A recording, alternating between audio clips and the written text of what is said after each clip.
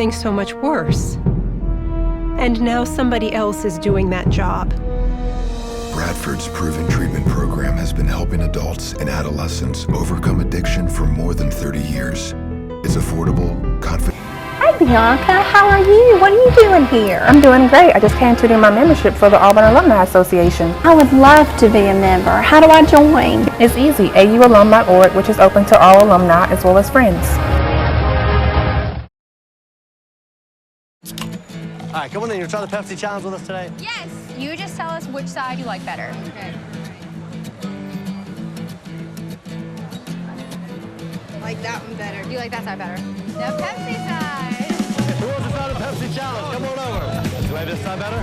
That is a Pepsi. Pepsi. And you're from Atlanta? I'm from Atlanta. You're going to go home and spread the word that... You're going to go home and hide. Pepsi tastes better. Meditate for the sake of confusion. Bear in mind the results are unclear. Best to rest all your laurels on a saint, cause we're all going down in a ball of hot fire.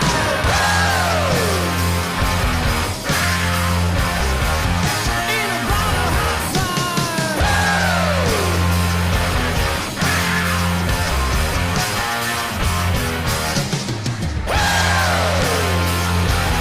Your Auburn Alumni Association wants you to join today. Join because you love Auburn. Join because you want the Auburn magazine. Join to save money with a variety of local and national retailers. Join us, the Auburn family, at aualum.org.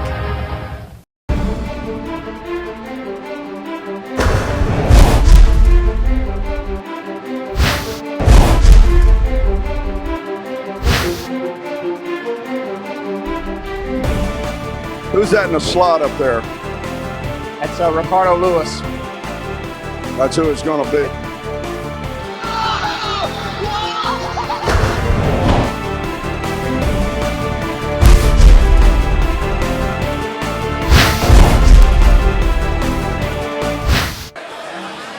And welcome in and War Damn Eagle to the Iron Bowl edition of the Game Day Bunker. I'm Rob Pate alongside Coach Jack Crowe, and we're here to call this Iron Bowl. Auburn versus Alabama, the #1 team in all of America against the number 15 team, the Auburn Tigers, looking to go in this rivalry game and upset the apple cart here.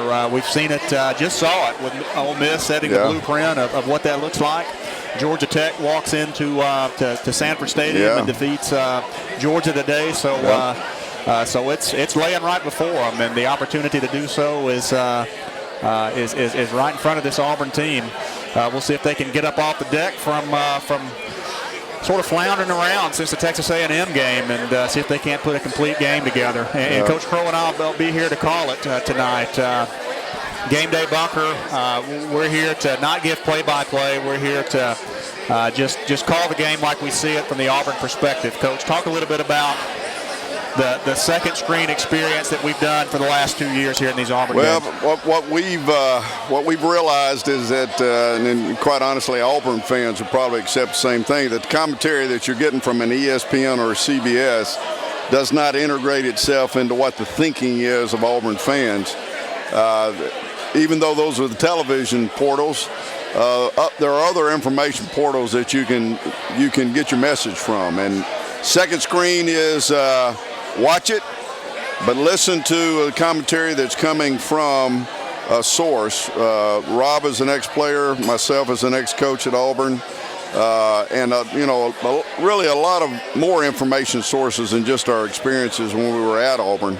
To bring you the other message, the more integrated message into and what's happening, knowing the coaches, knowing the players, knowing the tradition, and we feel like it's been well received. And we're just hoping to build on it, and we're trying to do it inside of a venue. It's full house here.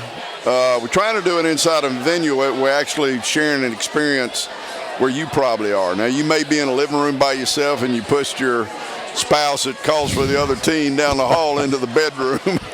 There's a lot of ways you handle this day. But this is a mixed environment too. And however you set yourself up, you're probably not a whole lot different from this.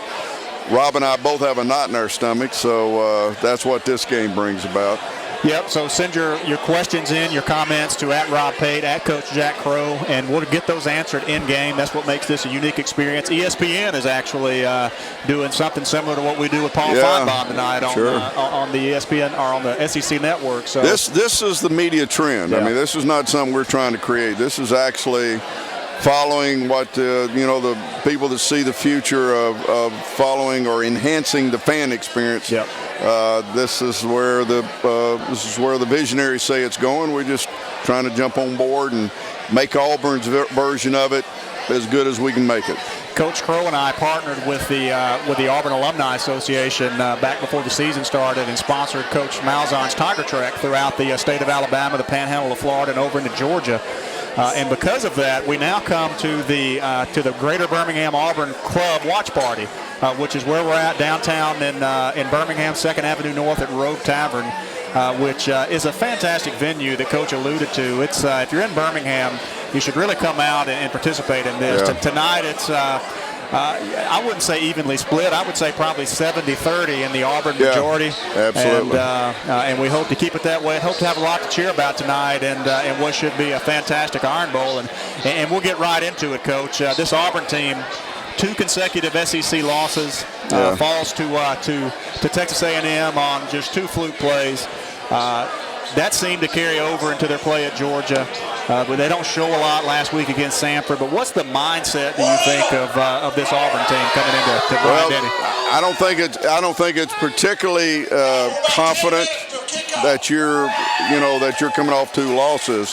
But I think what you have an opportunity to do is bring emotions that come along with this game to raise the level of your game emotionally. And so the mindset is somewhat of a confidence factor, but the emotions to be able to bring you, I think, above maybe some doubt that's going to be in your mind a little bit because you haven't had that immediate past success. So, but I do think emotions are powerful. Is there an intimidation factor at all for this Auburn team walking into Tuscaloosa? No, I don't think so. I think it could be. I think the first 5 minutes there's going to be such an emotional swell from those fans and even those players. I mean, they're going to know that. But we've got to endure the first 5 minutes of this to make sure that we can get it down to just playing football. Yeah. But I don't think there's any intimidation factor. I mean, we're not that far removed from playing for the national championship, and there's a core group of guys here that are beyond intimidation. Confidence, yeah, intimidation, a little confidence. Intimidation, no factor for intimidation in my opinion. Yeah, I don't think so either. Auburn 7-2 at Bryant-Denny Stadium since they resumed play there. So a place that Auburn's had a lot of success with, and we'll see if that can continue tonight. One of the biggest things that Auburn people are fearful of with this Auburn offense is turnovers. And in the games we've lost, we've turned it over innumerable times. In the games we've won, we've been pretty good protecting the football. That's it. Is that the key to the game in your mind tonight, is turnovers? Yeah, that's it, Rob. 1982, we bring an Auburn team in the Legion Field that is going up against 10 years of true probably intimidation against Alabama. And the number one theme was don't turn it over. Yeah. And they turned it over 3 times. And we don't win if we don't have that turnover differential, along with an outstanding kicking game, by the way. And I think that's the same formula tonight. It was a formula for Ole Miss today, quite honestly.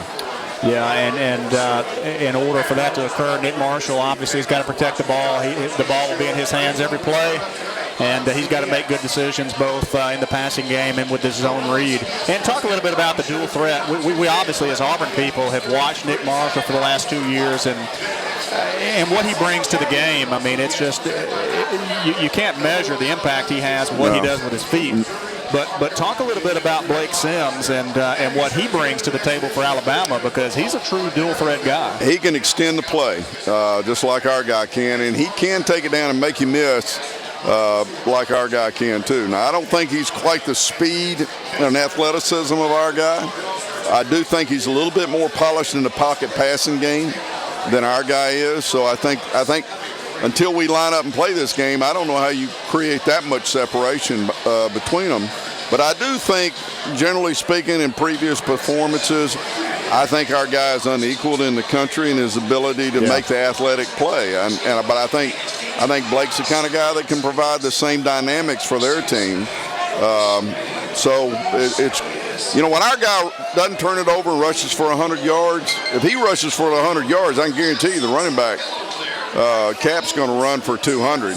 Yeah. And I don't think their guy really can add 100 yards to their running scheme like our guy can.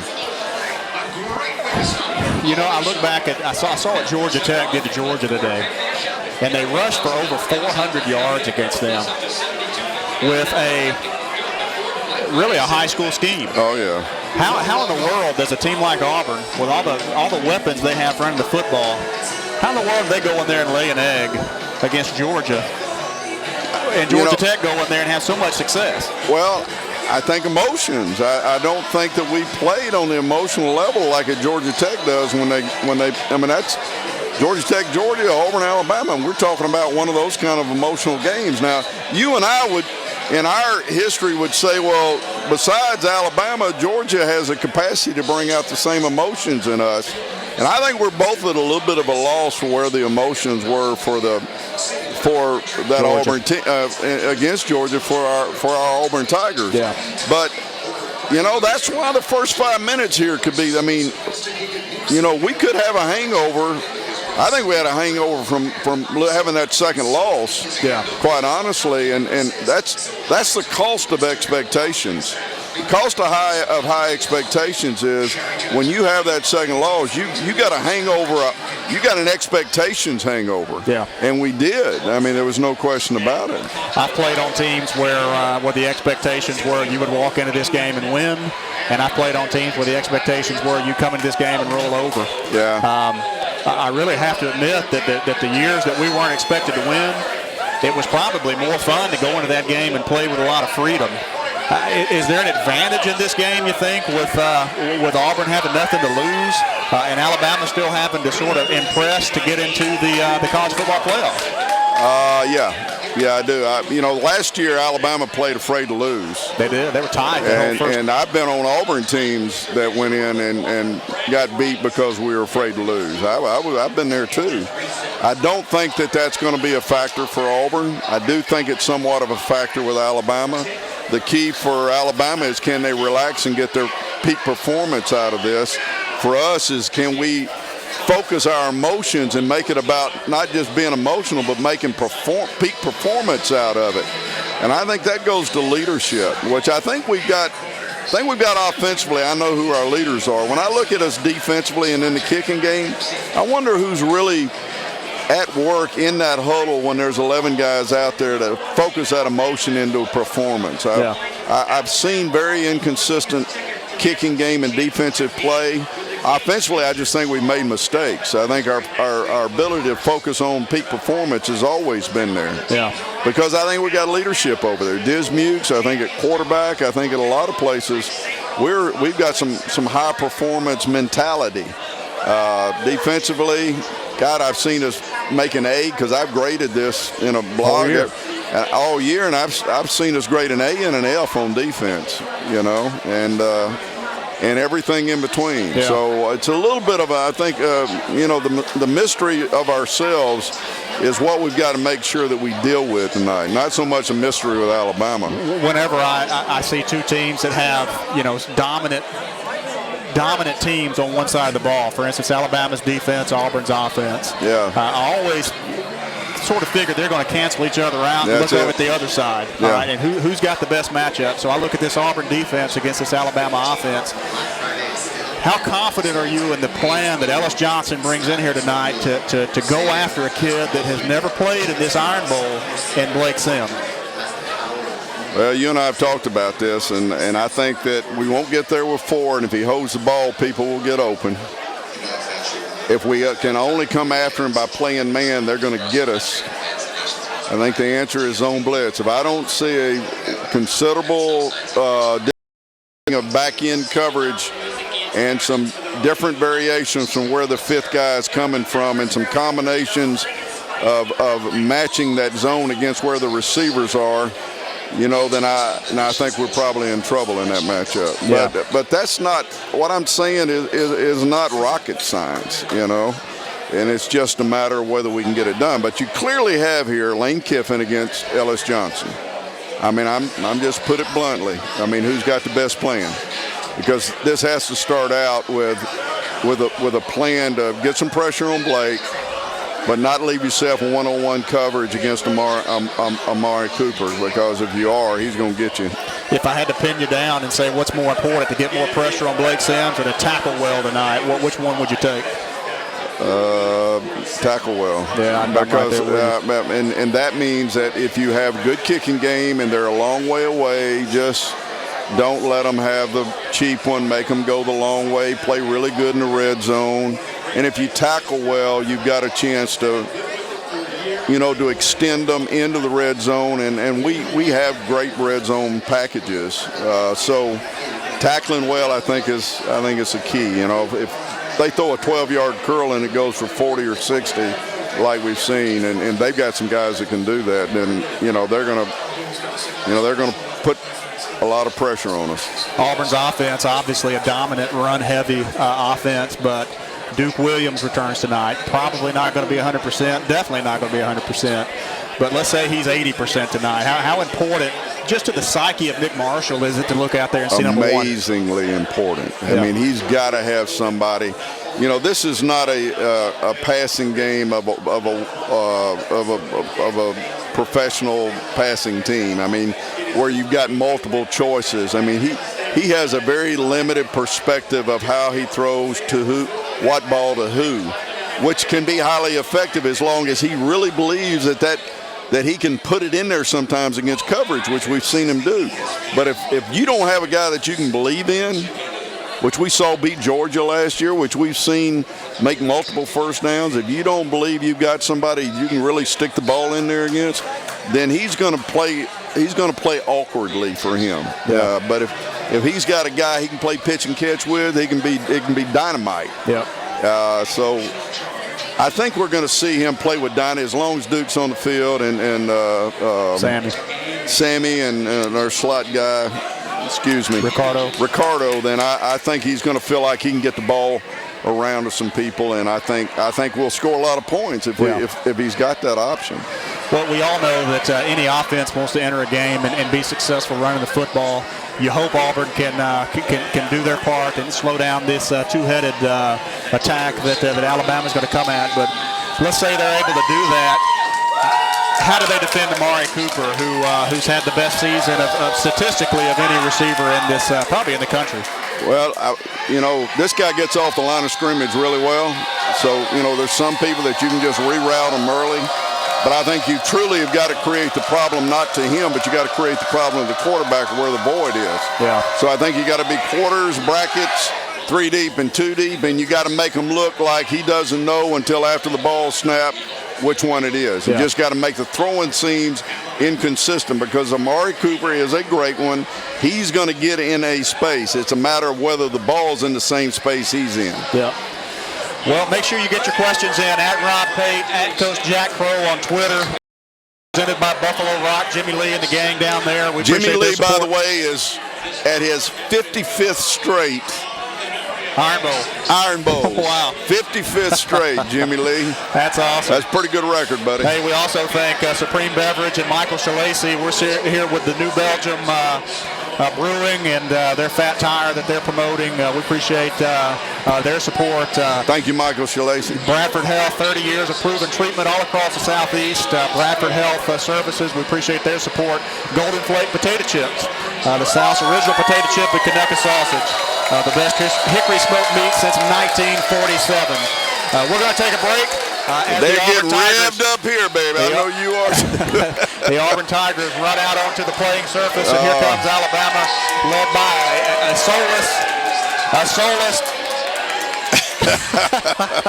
We'll just leave it at that. So hey, that's what I'm looking for. If we get a coach standing with his arms folded on the sideline tonight, we're in good shape. Just look at his body language. Absolutely. So Alabama is going to be the SEC Western Division representatives in Atlanta with Mississippi State following tonight. We'll see if Auburn can take a cue from Ole Miss and knock off a top 5 team. We'll be back with more Game Day Bunker after this. Everybody was trying it.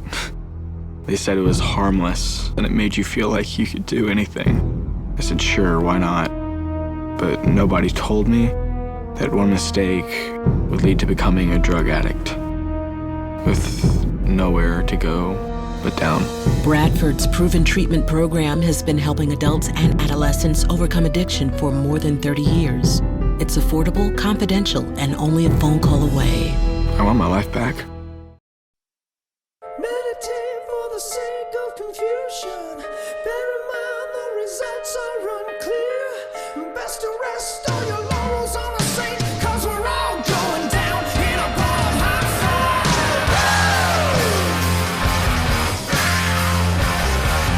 In a ball of hot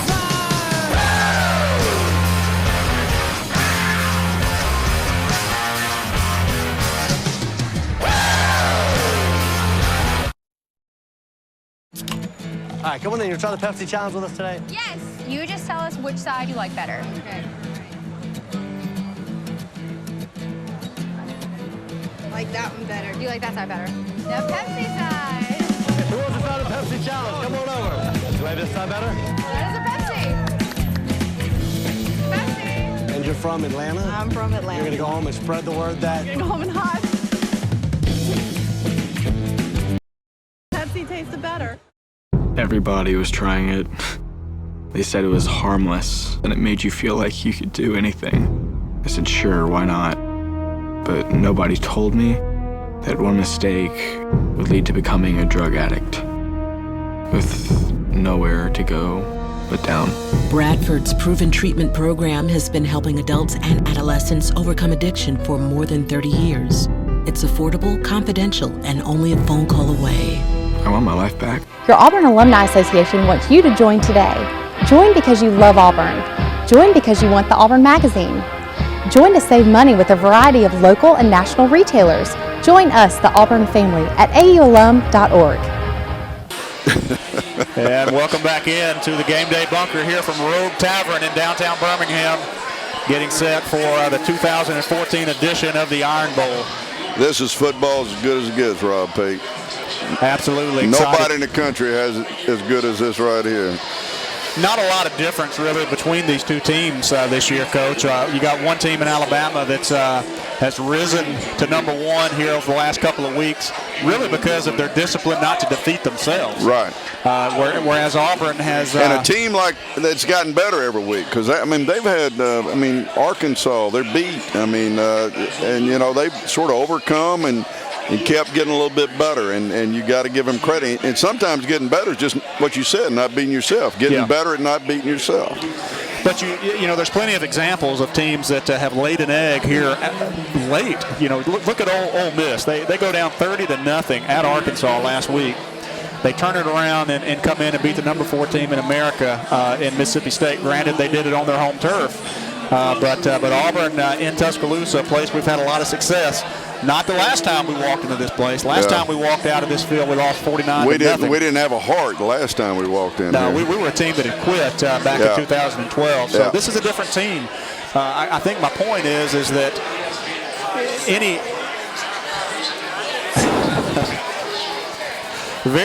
a bounce here, a call there, and these two teams could swap records. No really question. The talent gap is what you go back to. Yeah. The talent gap is not that big between. In fact, it's a very small talent gap, quite honestly, between these two teams. And what it is becomes a leadership and emotional gap, you know. And when I say leadership, I mean head coach all the way down to the seniors, you know. First 5 minutes of this game, very important. We know we see Alabama's going to kick off. What do you expect to see Auburn do right here to open up this game? The last couple of weeks, we've kind of thrown some and really just tried to attack the perimeter. I think we'll come out. And try to run the football and pick up 2 first downs because this place is crazy down there, and I don't think we want to let anything get away from us. How about that? They kick it out of bounds to start the game. What's the thought process there? We see it nerves from the very beginning.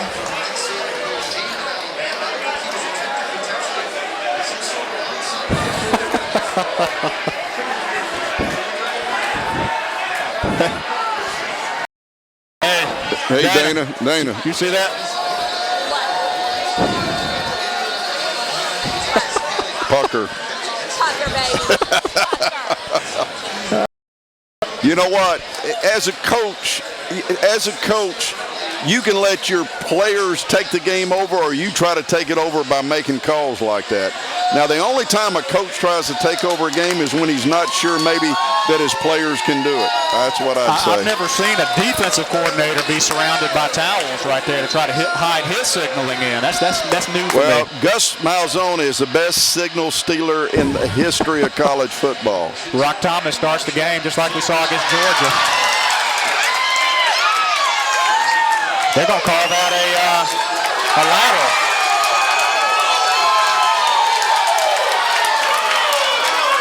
That's going to be reviewed, surely. What do you think? I couldn't tell. I couldn't tell either. Just remember this. It has to be definitely backwards. Or it's backwards. Yep.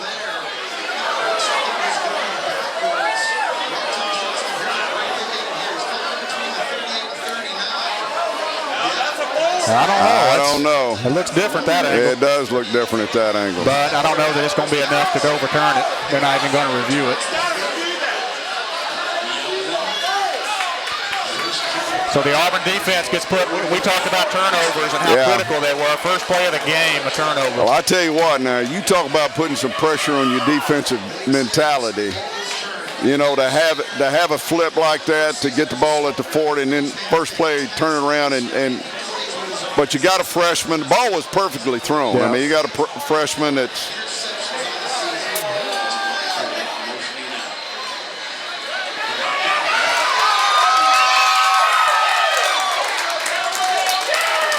And Alabama into the red zone on the second play of the game. So the defense has to come out and try to limit this to 3 points. Absolutely. Now, red zone has been one of the strengths of this football team. You take that. Yes, that's. But we're out there on that guy one-on-one. Yeah, that's true. And anytime we're out there with him one-on-one, I'll promise you, this quarterback's eyes, if he's got an option, he's going out there. And they call a lot of running plays with an option, even with the run being blocked, to him just standing up and throwing the ball out to Amari when he's in one-on-one. And they just let him be the runner. It's just a slight adjustment to the running play. Like right now, we got a safety out there with him, and that'll keep him away from doing that. We never played man coverage in the red zone, ever. Remember, red too. It's a combination of bracket, and they play a lot of that. You know, Ellis is part of that same concept, and we had a safety inside of the corner right there, which means that we took the quarterback out of the ability to throw the ball out to, because a lot of this is a chess game with Amari Cooper. This whole game is a chess game. Big play here on 3rd and 3. This defense needs to get a stop right here. Simple Georgia play right here. Tall sweep. We look like we're outflanked. We didn't have enough people out there. And here's what people in Georgia established this. When you're bringing blitzes in the inside, you lose your pursuit. And if you, again, I think we lost some linebackers inside, and we don't have enough to get linebackers in pursuit outside. We contained it decently. Yeah. We just didn't have any kind of, and that's a scout report from the Georgia game. Oh yeah, no, we didn't stop that at all 2 weeks ago. It's the same play, blocked exactly the same way. So Alabama makes the first mistake of the game, and Auburn goes right back and gives it up, and Alabama makes us pay on the first turnover. That's a shame. That is a shame, and this will test our mettle right here, Rob, because if we're capable of cracking it'll start the line of the crack. Yeah. In our mentality. If we are full of the emotion to fight, it'll actually take the lid off how hard we want to fight in this game. So, because I mean, we were put in a tough situation by the field position. Had more good plays in that drive. We did bad plays, but I think we got out schemed on the sweep. To be honest with you, I mean, if they're gonna toss the ball to the back of the eye, we cannot be running linebackers through inside A and B gaps because. But here's the issue. That's the way you stop the zone blocking schemes. But that sweep is man blocking. It's block down, kick out, lead through. And whenever you've got the threat of a man blocking scheme, you've got to play contain and pursue defense, not penetrating defense. Well, zone is completely different. When people are just zoning you off, and Alabama does both of them, and they've been primarily a zone blocking team over the years. Now, I can't tell you I got their scouting report on this one. But, you know, getting that penetration against the zone blocking scheme, quite honestly, is the best concept of it. But you got a chess game going on. Yeah. And some of this you've got to call the right play against the right formation or check, particularly when you got a fullback in the backfield against two backs. That's not a zone blocking formation. So when you get the pure eye formation, that's the formation that Georgia hurt us with. They play with a fullback almost the whole game, and we've got the fullback there. And you know, bringing a zone defense designed for zone blocking is not a matchup against that formation. That's the third time this season that Auburn's turned the ball over on the first offensive play. And every time we've done it, we've lost the game. Well. So if I think back, that was A&M, that was Mississippi State. Yeah. And now this game against Alabama. And what you've got is a freshman that had the ball in his hands with blockers out in front of him. Oh, he had it. It was open. And a chance to really take what would be just a pass that becomes a run, a catch and run play. And you go the other way. Now, I'm a Rock Thomas fan, but you know, if there are people that have a hard time handling this environment, it'd be a true freshman. So, you know, we started out last week against Georgia trying to get the ball to Rock Thomas outside. Yeah. Remember that? We did. First three plays. Yeah, so we're looking at a pattern here where you're really searching for somebody to run the ball out in grass instead of bringing, you know, the power running game and all the reads that come off of that. So that follows a little bit of a pattern. What we've got to do right here, Rob, is answer. And the best way to start is to get this ball out past the 30-yard line. We're going to take that one into the end zone and kneel it.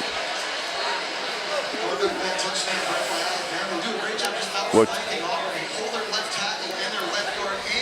So they man block us. They're in a two-back set, and they man block us, and we lose. I thought we gave up our linebackers, but what we did was our backside linebacker didn't flow with the play. Did you see that? Yeah. And actually, the number one tackler on the tall sweep should be your backside linebacker. I've run it enough where I've charted. He is the number one guy, and we actually lost to recognition for some reason, the number one guy to defeat that play. Yeah, that was Chris Frost. There you go. Take what they give you. One thing I'll say about Alabama now, we talk about how tackling in space is not our strength. This is one thing that I think they have shown over the years to be really good, and that's tackling in space. One thing we need to avoid is loss of yardage on first down. First down vitally important for this offense. Well, we lose two right there, Rob, so that's not a good sign. That puts us in a predictable situation where there goes Cap. Atta boy. First down. Yeah. That's straight up the gut. There's nothing fancy about that. And we are physically capable of really pounding them. This is counter trade blocking. Kick out, pull and lead through.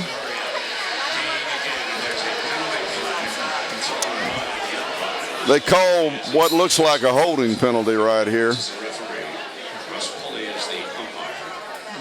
Well, that's a drive killer, too. Yeah. All right. Oh! Boy, you don't get that too often on a running play. You get that a bunch on a. I mean, I don't know the last time I've seen hands to face on a running play. You get it on a pass rush sometimes. Dang, man. That must have been. That must have been brutal. That must have been brutal. But you see Alabama's aggressiveness with their safety off the edge on first down. Absolutely. They know what Auburn's doing. Yes. Good pickup. Auburn's going to take a deep shot. Woo! They had him. He's not well, I can tell you that. Yeah, he's got a little hitch in his step there. Yeah. Hey, but good to see him take a shot. Yeah. And get him out of there. He's not that far off, though. He's not that far off. That's, you know, he's not the blazer anyway. No, he's not the blazer anyway. I mean, that was pretty good acceleration. That was pretty good acceleration. Well, flipping the field position's big already, so this is a positive drive. Absolutely. Whatever happens at the end of this. There goes Nick at the gut, coach. Get in there, boy. Ah! There we go. This.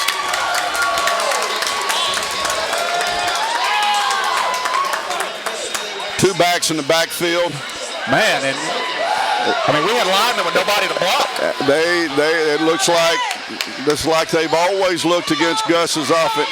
Don't turn your shoulders. Get north. Hang on to that ball, too.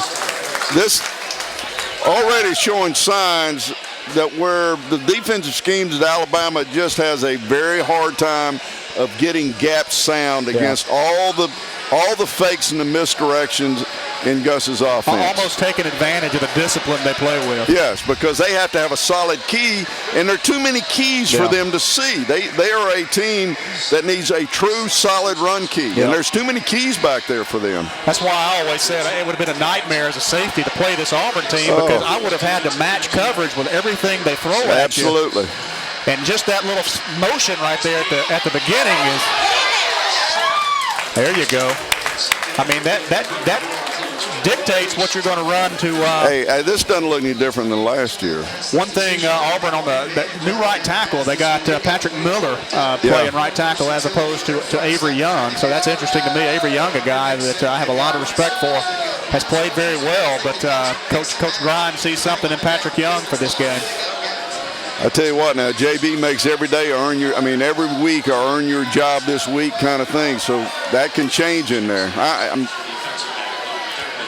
This looks like a motion somebody in the backfield, 3rd and 1. Bama's going to come with the outside blitz, and we're going to crack off the edge. 1st and goal at the 5, having our way up front right now. Big holes for Cameron Artis-Payne. We're right back to where we were last year. And that's a lot of pace there. They cannot find the ball, and this has to be very encouraging. What we've got to do, keep doing this on offense and not turn the ball over. And I think there are plenty of answers we can come up with on defense, to be honest with you. You can't lose your backside linebacker by letting his eyes go where they shouldn't be on a dang I formation. I'd have to look at Frost and say, what the hell were you thinking, boy? He was doing on that. He was going to be blocked, it looked like anyways, but he still got a pursuit of the football. Tall sweep out of the eye. Your fast flow. Auburn down to 5 seconds on the play clock. And I think Gus is going to call timeout. Yeah. So what a drive right here. I mean, after literally the worst start you can possibly have. I'll say this now. I had a couple people say, do you think their heart's gone away? I don't think so. No, not with the way you answer that. No. Because I'm telling you what, you had a knife stuck in you right there. You couldn't have made it any worse. And I tell you what now, that guy playing quarterback is a heartbeat of this football team. And when he fights, they all fight. Yeah. And so it looks to me like, like this is going to be a hell of a football game. It's what we pay. It's what we paid the price of the ticket for, isn't it? They punch this thing in, and it's a street fight at that point. Yeah, we just got to not beat ourselves and be consistent in our discipline everywhere on the field. Yeah. God, you wonder why Rock didn't just jump on that ball. Looked like a freshman. It was moment's a little too big for him. But you know what? When you sign a 5-star player, it's like we took Bo. I mean, heck, we tried to win the ball game with a 5-star Bo Jackson, you know, and you bring those guys into those big arenas. You say, it's why we brought you here. You can't be afraid. Yeah. And you know, sometimes it's going to go the other way. You know, people don't remember this. I hope Bo's not watching this, but you know, he went over the top. He went over the top to score in 1982. So it comes down to a 4th down situation. We go for it to keep them from getting the ball back at the end of the game. Pat just demands that we go over the top. He really liked what that looked like. Well, you know what Bo does? He goes over the top, doesn't turn, he leaves the ball exposed, and they knock the ball out on the ground. Only turnover we had in the game. And so, you know, freshmen are freshmen. I don't remember that. I wasn't but 3. Oh, God. Sometimes I'm worthless in this because I've got too much longevity of information. Some of it doesn't relate, I know. But freshmen are going to be freshmen is the point of all that, you know. No, you said you guys used to practice the over-the-top play. And never ran it until that one time that it was captured for history. We ran it for like 3 weeks. I knew when we were going to use it. Yeah. I hope maybe Gus has got some things here that he's been saving, and you play him and you save him for critical downs, you know. Yeah. And I'm sure Gus does. I mean, hell, I don't know who is his dang equal in offensive thinking. So I know he's got some stuff.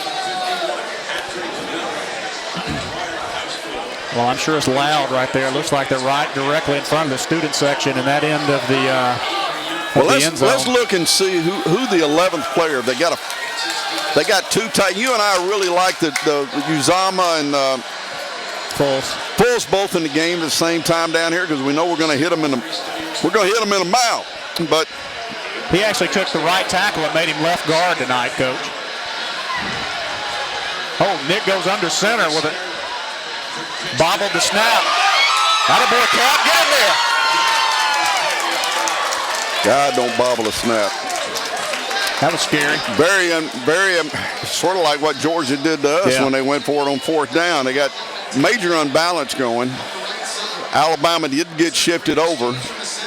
I think if he hadn't bobbled the ball, it might have hit a seam a little bit quicker, and I think the bobble ball slowed the whole thing down, and we didn't quite get the edge. They had great pursuit. Yeah.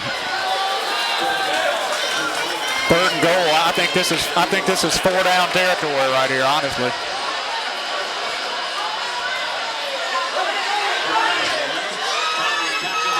He had him.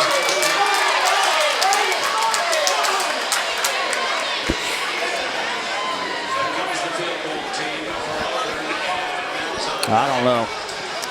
I think you kick it. I think you got to get something out of this. Don't give. And if you're at home, you go for it. I don't think on the road, you just got to get on the board, Rob. That's what I'd say. I think there's no reason why we can't get back down here based on what I've seen. Yeah. So don't hurt your own momentum. You've had that whole dominance, that whole drive, though. You got 2 plays to get 3 yards. Well, I think the bobble snap kept the Cap play from being. I'll be honest with you. I think the bobble snap. I think Cap would have been in. Yeah, I think you're right. Could have been, no doubt about it.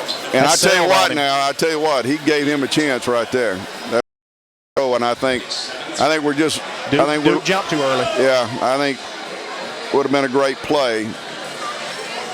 But we're on the board. We saw, and a great drive. I mean, 12 plays, get a field goal after the disastrous start. But we saw Alabama do something silly on the initial kickoff. Special teams wise for Auburn tonight, you expect to see anything tricky like that? I hope we do. Yeah. You know, there's a guy that comes in and holds for us an extra point and field goals. That's the backup punter, the one that played for the Braves. Yes. Stovall. Yeah. If that boy is in there holding, he can make plays. Yeah, he was Mr.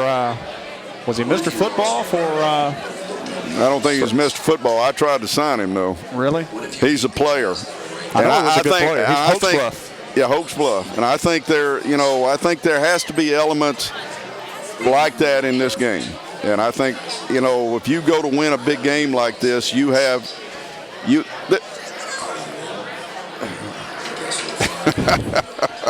an Alabama fan. What can I say? I know. But I think you have to have some plays that are momentum plays like that, and whether it's a fake from field goal and extra point, or whether it's a fake punt, I think you've got to have those kind of things in this game. I'm with you. I also think that when you get a team down in the red zone, you got to hold them to 3 as opposed to letting them punch it in. Well, let me tell you, the backside linebacker was the guy that was by design the guy that should have been. He's here, that tailback 7 yards deep. And we did get containment. It was stretched a little bit too dang far, to be honest with you. But when he met that center coming out and he stopped and went underneath him, I mean, that's not very good linebacker play, to be honest with you. And if the I formation is a issue for us, then we're going to see a lot of it.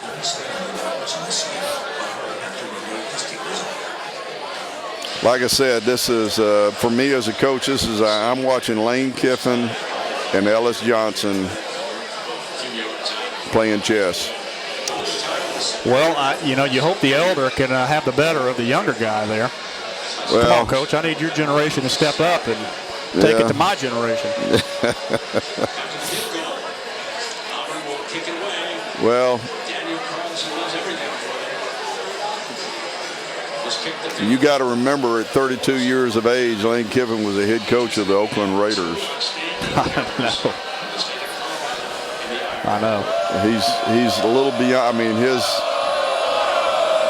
he's pretty good at what he does. That looked like that got pushed far right. All right, that's big right there. That could have been out at the 35-yard line easy. And he touched it? Yep. Well, that's a bad judgment on their part. I don't know whether, and he probably was, he's trying to kick at an angle to reduce the field. Yeah. But a lot of respect for the return guys. Yeah, I mean, that's like you... just kick it out of the end zone. Yeah. Is there a wind blowing out there? I don't know. I got a comment and kind of a question on Twitter from Greg Blackman. He says, way too many times inside the 10 and no touchdowns this year. Maybe we need Jeremy Johnson in the tight red zone. Yeah. What do you think? Well, I'm not a... They get Amari Cooper going here. They're gonna 11-yard gain on first down and a there's flag. A flag. I mean, he had him on the sideline and then let go of him. He didn't hit him out of bounds, but they're going to get Whitehead for not letting up, and I think that's a damn. Surely not. I think that's what they got for not letting up. I think that's a tic-tac. That is a tic-tac. I agree with you, man. That should not have been called. He had him inbounds and then just let go of him. Look at him. Well, he did extend himself at the end, but I mean, there needs to be some level of intent there. I mean, my gosh. That's bull. Excuse my French. That's.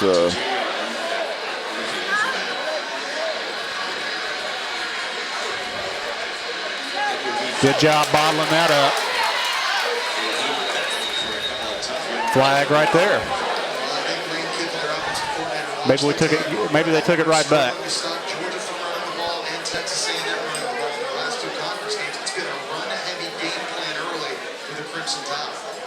Yeah, this is. Golly.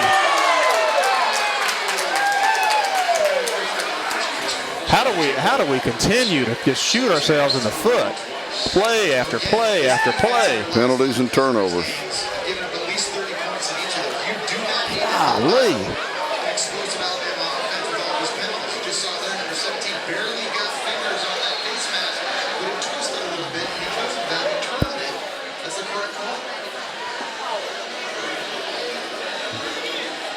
we have made it awful easy for them to get to this point on the field right here.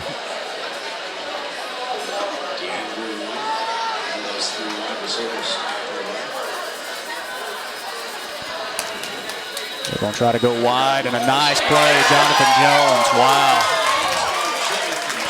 He was taking on a fullback there. Yeah. That was a tremendous athletic play there. Put the formation into the boundary and really created a short edge with a wide, and that's what you do to give somebody just a chance to run with speed. But this penetration by Jonathan Jones underneath the blocker. That's just a missed assignment by Alabama. Well, he slipped him inside. Yeah. They had a blocker on him, the fullback. It's a great job. See, Alabama hides Amari Cooper in the backfield to try to get the matchup they want there. From backside, and he's just wide open. We got nobody within 5 yards of him. They created the tight end back still with a lot of field, just one-on-one on a safety that was leveraged inside. We had corners over there, which meant there was no corner on that side of the field.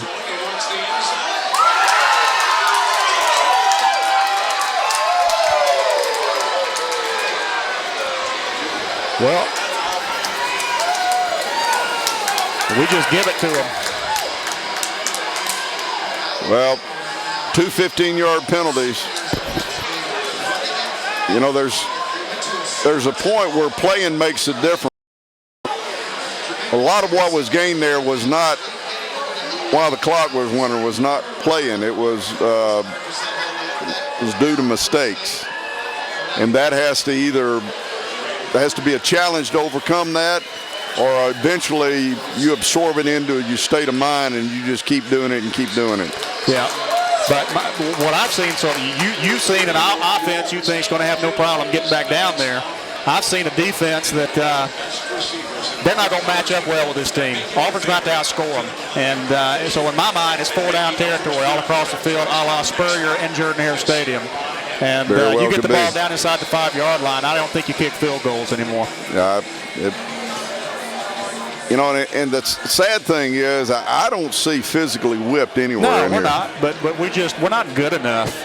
We make too many mental errors. We shoot ourselves in the foot, and you just can't trust them. A lot of mental errors, and the penalties, the gap responsibilities are not the kind of thing that you can develop consistency in stopping somebody. And I don't know, quite honestly, this is not a lot different than what we've seen leading up to this, and my expectations have been that we'd draw to a focus, quite honestly, that would be beyond that. And that right now it doesn't appear that we are beyond that. Still, it just gives every indication that with a clear focus that we can do what it takes to keep them to control their scoring. But penalties are a lack of focus. Not playing gap responsibility is a lack of focus. Those aren't calls. Yeah.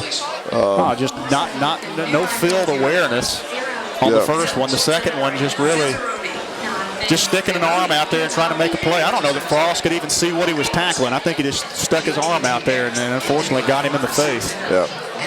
But, well, let's track it, Rob, and just see if there's any indication that this is reversible, because it's not a good pattern reestablished here that we've seen,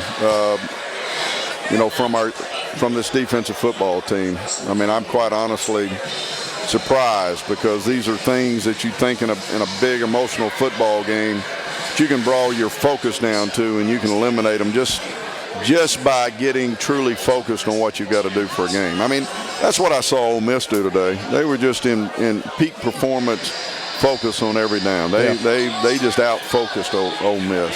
I mean, Mississippi State. Well, you got 2 Alabama possessions and 2 Alabama touchdowns. Auburn's got 2 possessions, 1 turnover, and a field goal. What's he griping at, you think? That's not a good sign. What in the world could he have been talking about? I don't know, but this stuff burns from, from within.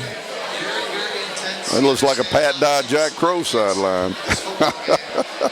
I mean, offensively, they've done everything they want to do. I don't know. They got a new kicker.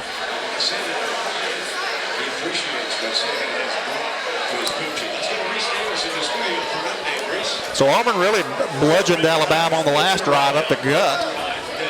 I don't know that they threw hardly any passes. I don't know if they completed any. That might be, what are we looking at statistically? Passing, yeah, we're -1. Yeah. Did it all on the ground, which is a very, very good stabilizing factor when you can assert your will running the football. You just got to stop them from running the football. Interesting that what he did with what JB did with the line this week, mixing those guys up. Quan Bray comes out in motion, and Auburn's got one back in the backfield. Nick makes a great read and picks up about 15 yards. That was a late pull he had there. Yeah. But they were all over Artis Payne. It was definitely the right read. Yeah. We just gotta. We gotta play some damn defense. We gotta tackle. We gotta use our eyes with discipline and tackle, and not be reaching and grabbing.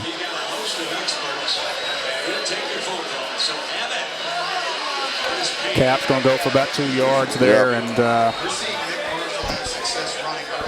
put the second down.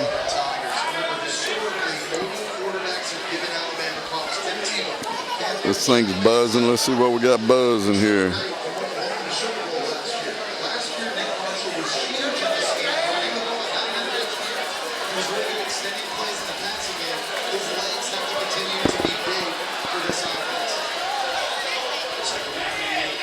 Nick's going to go deep. That's one up for grabs. He got deep. There you go. There's the difference maker. There you go.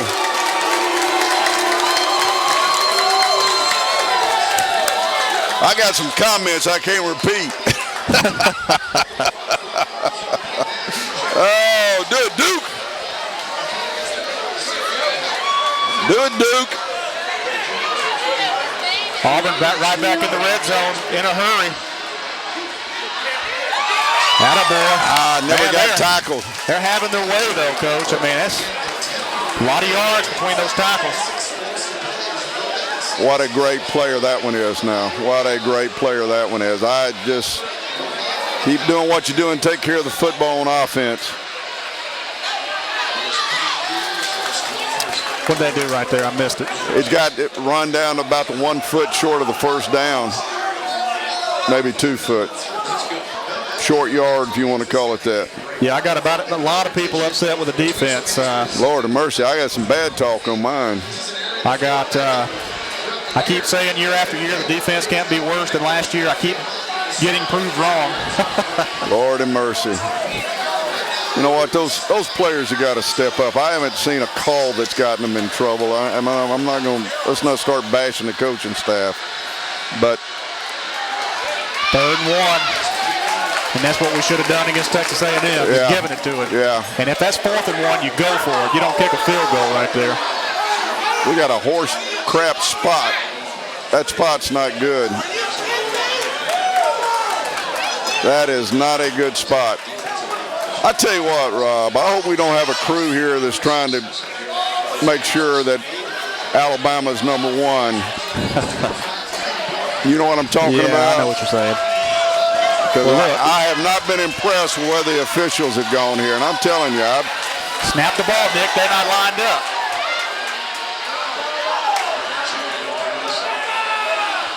Call timeout, yeah.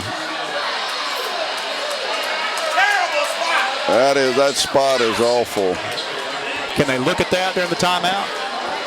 Yeah. You got to challenge it? Yeah. And I think there have been a few things here that, can be disconcerting for players and coaches and fans. But I think everything we're looking at right here is within our control. There's every opportunity to get this first down, put these points in, not to be disconcerted by a bad spot, a penalty that really didn't have to be called on Whitehead out of bounds. I mean, yeah, was there technically a way to call it? If guys are looking for something to call, they're going to find something to call. And that's the part about being cynical about sometimes officials will get in a game. Here we go. Officials will get in the game, and they think they represent the SEC, and the SEC, if they have the #1 team in the country at the end of the day, that raises the brand of the SEC. Now, that's what becomes sad about ISA. Okay, where do they play golf at? Which basically is what's the personal side of this guy. Right. And the personal side of some of these guys, I hope does not show bias. Yeah. And quite honestly, I'm pretty sure it does. But I tell you what, it's still right now up to Auburn, score these points, kick, cover, start tackling on defense, because we don't have to give in to that bullshit. Well, you'd like to pick up a yard anyways. I mean, if you want to win this game. You see this on the sideline, screaming at his offense? I think there's puckering going on, boys. What do you expect to see right here? Artist Payne up the middle or in Nick Marshall's hands? I think it ought to be a read play. It's another toss sweep. Quarterback sneak. He got it. Lord have mercy. Hey, that's a tendency break. Lord have mercy. I didn't think I'd ever seen that. Have we seen that before ever? Well, we should have been a lot further than that. I mean, dang. That spot's terrible.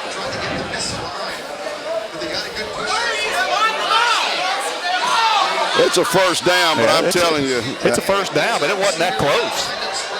Have we ever seen this? No. Good push up there by Reese Dismute. Damn, it ain't even close right there.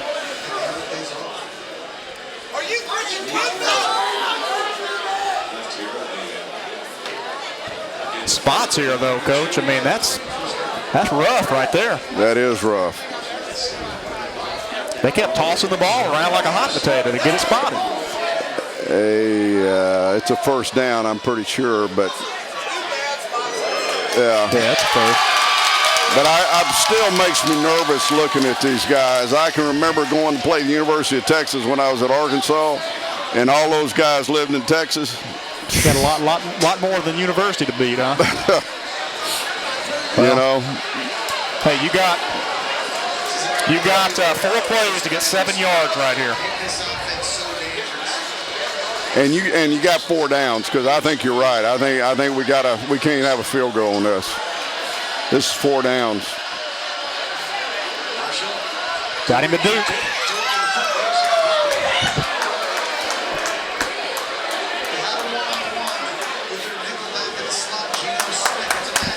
I tell you what, Gus is always going to keep the mixture in.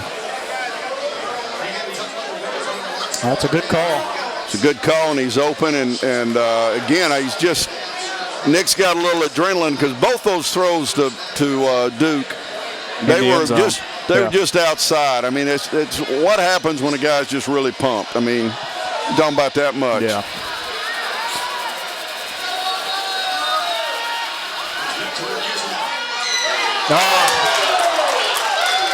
I don't like to play call it now, Coach. Well, I don't like to question it, but it's man, certainly beyond what you. Now we got to throw it. Well, I think he's going to run it on this down. We'll see what we got on 4th. You think he's going to run it? Yeah. I definitely do. I think that was a good throw. I think both of the plays had a chance. They just, in fact, I don't know if he dropped it or the guy got his hand in there. Yeah, but it's I hard think. To see. Yeah, do you think this is going to be a run or a pass? I think it's going to be a pass. I think it's going to be a run. Let's see.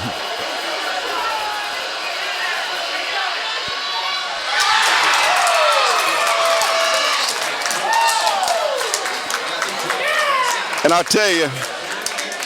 And now we're going to kick a field goal.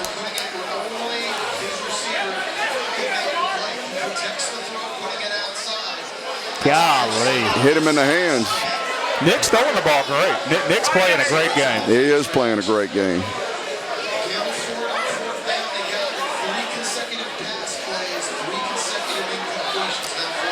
I don't like 7-yard line and we throw it 3 times. Well, you keep putting it back in your defense's hands every time you take points like this. And I'll tell you, this may play out. This may play out, but because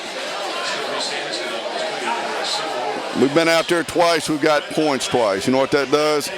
That keeps your offense totally focused in the game. But you are basically saying that we can win with our defense on the field when you do that. And there's been no indication of that so far. But I think Gus knows more about this than I do. Okay? So if he made that call, there's reason for him to think, unlike Spurrier when he started the go for on 4th down deal, he knew his defense couldn't do it. Something in Gus. This is what I'm reading out of this, okay? As a coach, looking at a coach, the head coach, looking at a head coach, he thinks he's okay in the matchups. He thinks he's okay, or he would not have done that. I don't disagree. I mean, with the ease but they got what down does there. he know that we hadn't seen? Yeah. Because we hadn't seen it. Well, Alabama's winning the red zone right now. I mean, their 2 trips have gotten 2 touchdowns. Our 2 trips have gotten 2 field goals. That's the difference. That guy, you're absolutely right. Both teams have had it twice, got down there twice, but I'll say this. They got down there with a lot of our help both times. One was a turnover on a short field, and the other one was 2 15-yard penalties. They haven't gone the length of the field yet. Right? Yeah. Auburn's had and maybe Gus knows that if we put them behind the 30-yard line, they can't get down there. And you know what? They may be 14 points into only scoring a few more points in this game if we get the field position straightened out and don't get the penalties. And if Gus has made that assessment, you know what? He's the head coach.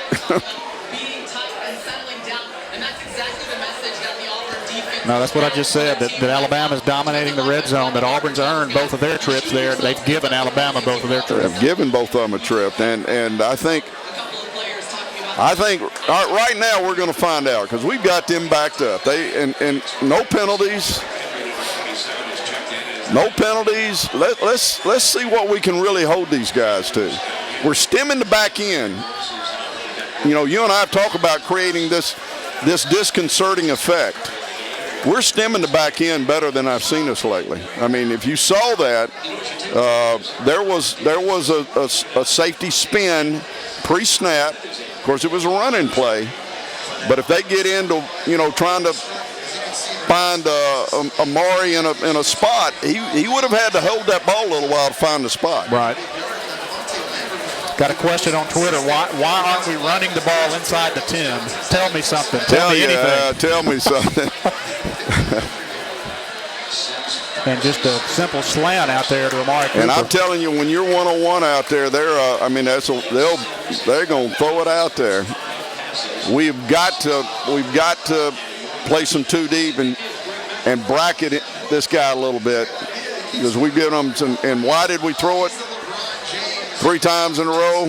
I think we had a chance to complete all of them. So we had opportunity, and that's the opportunity we chose. Why are we not double teaming him? Watch that safety over the top. Yep. Make a tackle. There you go. There you go, defense. There you go, defense. We're playing defense. We're going to get a 3 and out. We're going to get a 3 and out. Maybe Gus knew something we didn't know.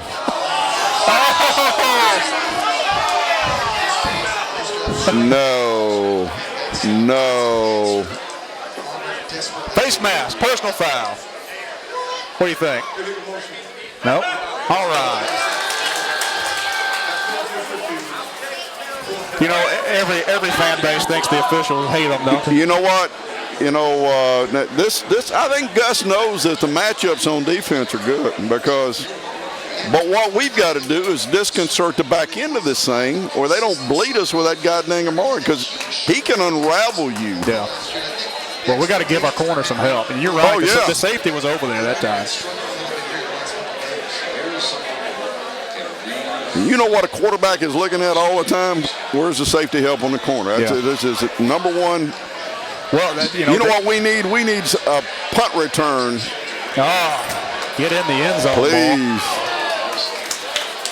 Now, I'm telling you, I don't know how good their kicking game is, but their punter is a game breaker. Yeah. I mean, is a game definer. You know, you talk to any Alabama fan, and they'll tell you their kickers are no good, but they've got a punter. They got a punter. He's very good. And if it comes down to punts, then they're certainly going to be favored because they far out surpass us in that part of the game. You know what? Our matchups aren't bad.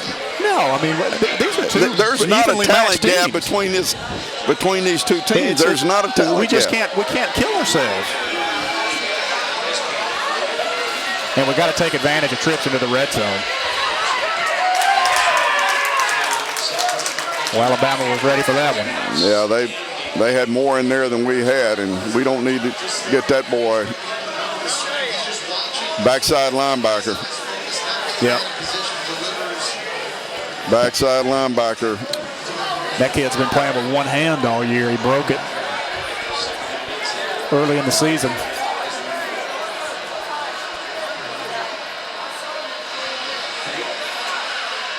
Oh.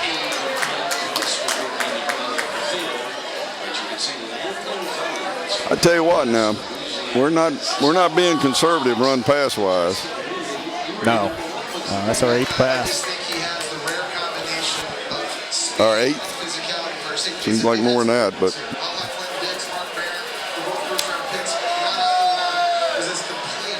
All right, now here's where you know the magic has to happen, which is Nick Marshall buy some time, break down the defense because we're not a rhythm throwing team. Get rid of it, Nick.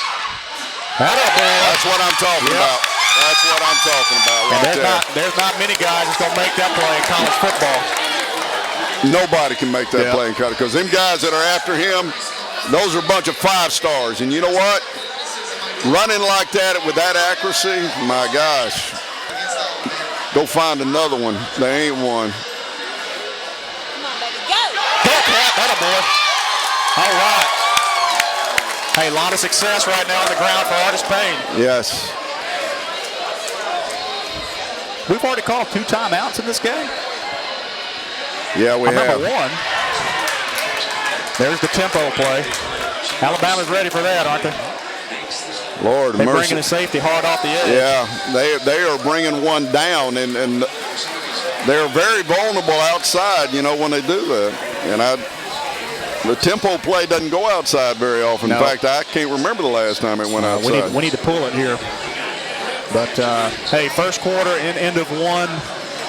I think we've weathered the storm. What do you think? I think we're playing on a big stage with a big heart right here. I think defensively we're not tackling in space. I think physically up front, I think we're playing smash mouth. I think this is the thing. I think we got to hit them in the mouth. I said we have hit them in the mouth now. Yeah. We just hadn't played good in space, and we got to keep disconcerting the throw to Amari Cooper because that's where they will unravel. He's going to make some plays. Yeah. And he caught a slant. He's going to do some of that. We tackled him. Yeah. It's a good thing we tackled him. But I think our linebackers have got to play better, in my opinion. Well, and our receivers have to help our quarterback. I mean, Amari Cooper made an outstanding catch. We drop a pass in the end zone, you know, we gotta match what they do. But Alabama's got the lead, 14-6 at the end of one. We'll come back for the second quarter of this Iron Bowl. Auburn moving the football, and we'll see if they can't put points on the board. We'll be right back with more Game Day Bunker. I was doing the work of 3 people. The pressure was unbearable. I said it was enough to drive anybody to drink. And it was. But that just made everything so much worse. And now somebody else is doing... The treatment program has been helping adults and adolescents overcome addiction for more than 30 years. It's affordable, confidential, and only a phone call away. I need help. Meditate for the sake of confusion. Bear in mind the results are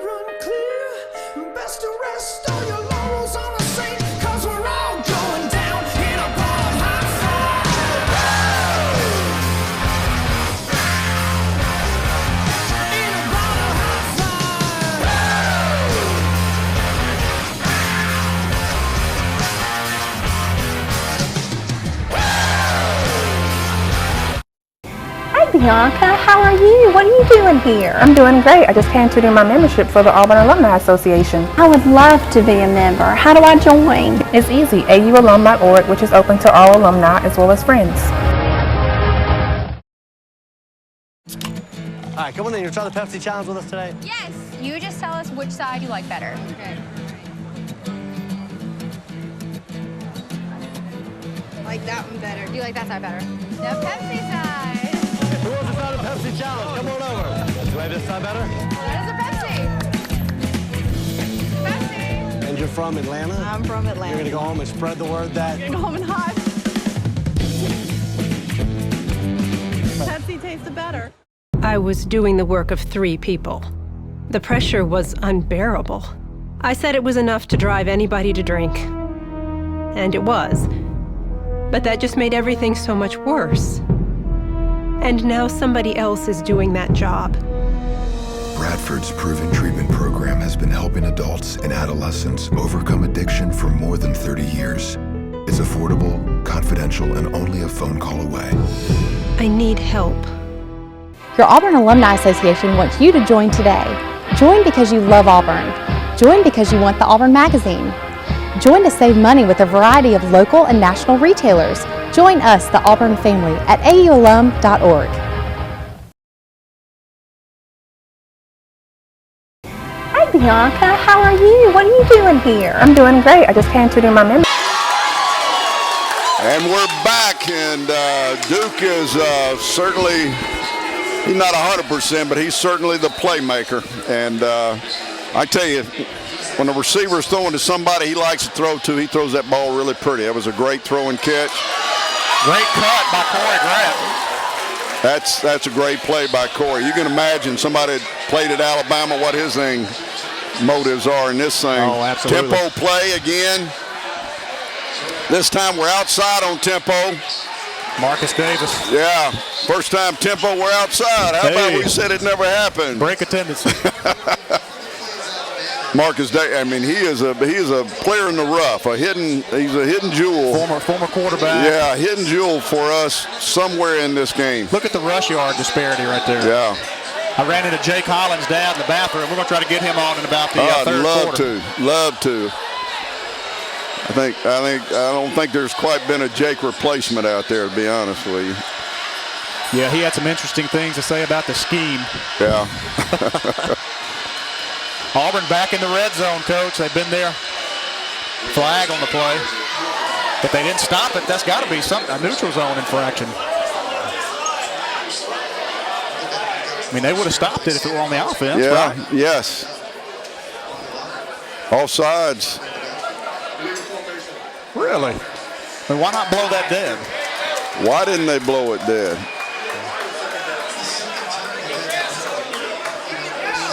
You know, that's where you have somebody that's supposed to be on the line of scrimmage that doesn't break the plane of the waist of the center and that kind of thing. Lord, the mustard was splitting hairs, boys. Let them play. Let them play. They ought to warn you on that kind of stuff. That ought to be like a sideline warning. There ought to be, any official ought to be talking to the people that are out wide about their alignment. Yep. And look, we looked at the official that time to check with him. Speed sweep. That's just a design quarterback keep. Yeah. Alabama defended it well. Yes. It's going to be a third and about 7. This is a big because we're getting to the field goal touchdown ratio.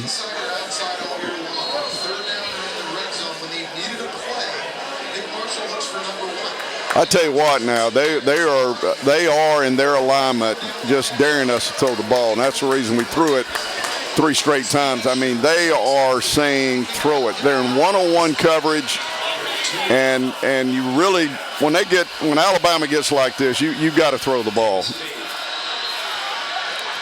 There you go, Duke.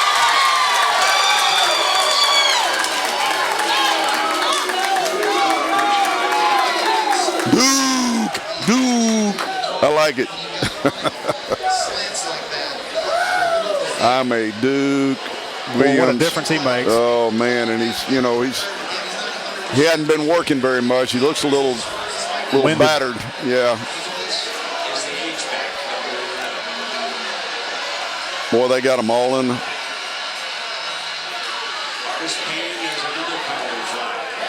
Like somebody moved early. Yep. I tell you, I don't know where we're at on penalties, but it's up there again.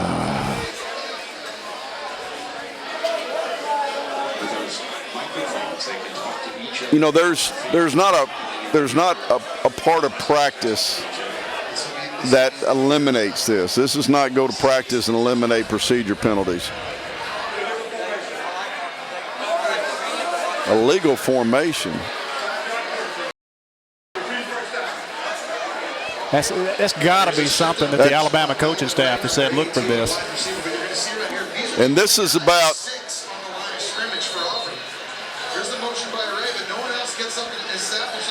Yeah, if there's nobody else on the line of scrimmage, it's right.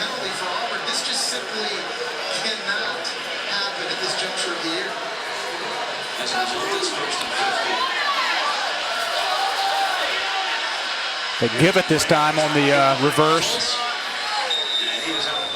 Hey, Auburn attacking them everywhere, though, Coach. Yeah, they're giving them misdirection. They're giving them a bunch of eye candy, you know, things to look at and giving them something else. And but I think, you know, I think there has to be some success in red zone throwing the ball, because I can see now why. Get a little better picture of it. I mean, they are clearly got safeties in now. They don't right now at this juncture, but this is pre-snap. But they have really brought their safeties down in the perimeter, sort of like Kansas State did. They may be lined up back there, but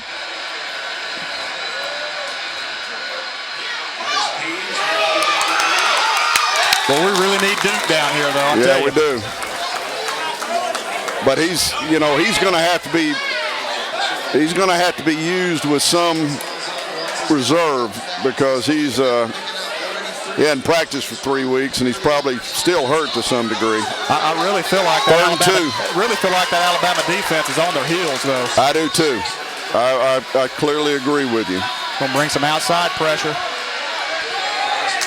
Dadgummit.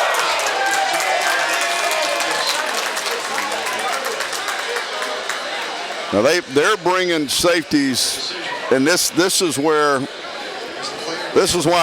Gus the last time down there threw it so many times. I mean, when we get inside the 15-yard line, there's 9 folks up there, and it's one-on-one everywhere. Yeah.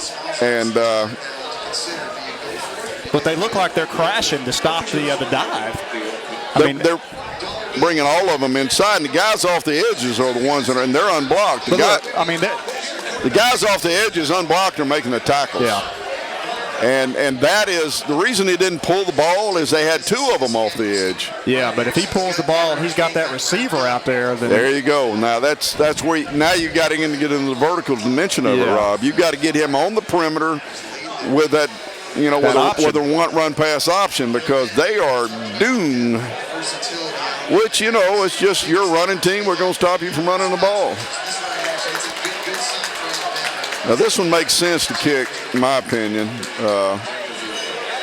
but we haven't answered the problem in the red zone of getting the ball in. They're coming off the edge. Now the only way that, quite honestly, is the formation where you have Fultz and Uzama both in there and protect your edges. Then you can get the power game on them. But we haven't run that formation. You know what my point? Because they've got them in there. You either got to throw it or bring somebody in there to take care of them. It's an either-or scenario. And we haven't brought the blockers in there to do it.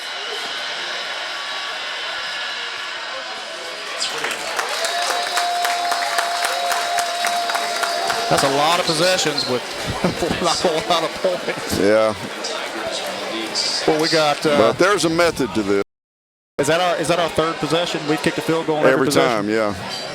There's a method to this, and it can play out, because we're gaining some things, even though we haven't gained what we want. We're gaining some things here. Oh, I agree. I just feel like that. But we need to bring Uzama. 81 and 11 need to be standing in the backfield the next time we get down there, because when we played spread, you either got to throw it or handle extra guys coming off the edge. The guys coming off the edge, Rob, have tackled us when we've tried to run the ball inside the 10, 12-yard line every single time.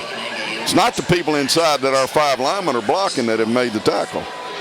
It's the guys off the edge. And that means that everybody, they've taken their people that help in coverage and brought them inside on the run, basically to stop that quarterback from running the ball. It means they're weak somewhere. Yeah. We got to find where that weakness is. Well, I mean, one approach is, okay, you're going to bring them all down here, we're going to throw it. And we've tried it, and we just hadn't hit them. Yeah. It hadn't worked.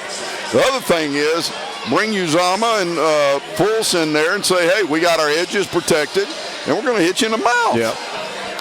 Now, I really feel like Nick could pull it and outrun that angle out there. That defender out there. He would really have to be just right. No, but I'm saying then you either bubble with a receiver or send a receiver vertically. Now that guy's got to make a decision. I mean, he's got to either come up and force Nick, or he's got to go cover you a receiver. Dang sure asking for some magic by him, which I'll be honest with you, he's got it. But you're putting a guy that's not used to defending a quarterback in space, because the safeties are the guys taking away the running back. Yeah, well, there were 2 coming off the edge. One of them took the dive, and the other one was there. With Nick? With Nick. There are 2 out there.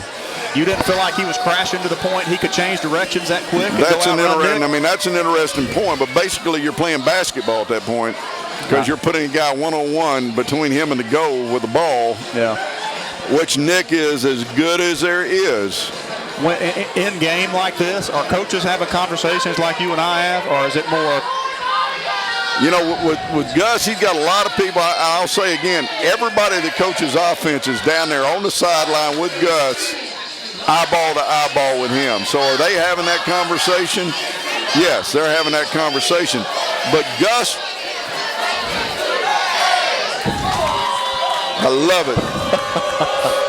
All right, here comes the other side of this. Oh, they're going to come in here. I don't know if they've got the leadership in the house that we got. They don't have the passion.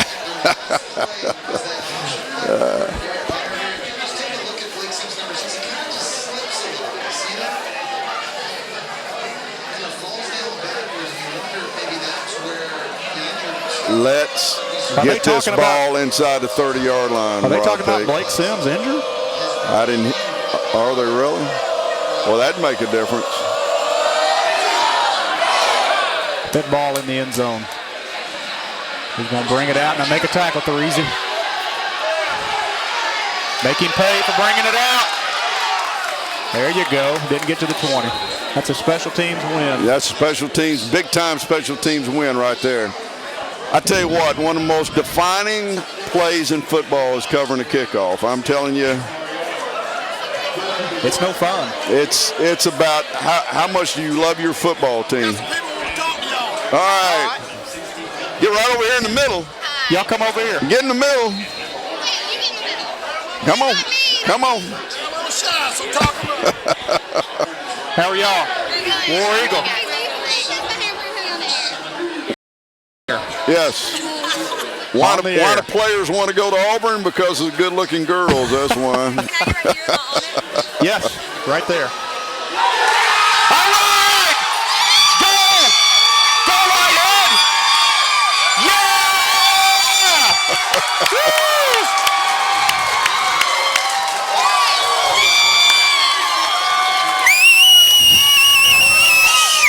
You're good luck! They're good luck! Good luck!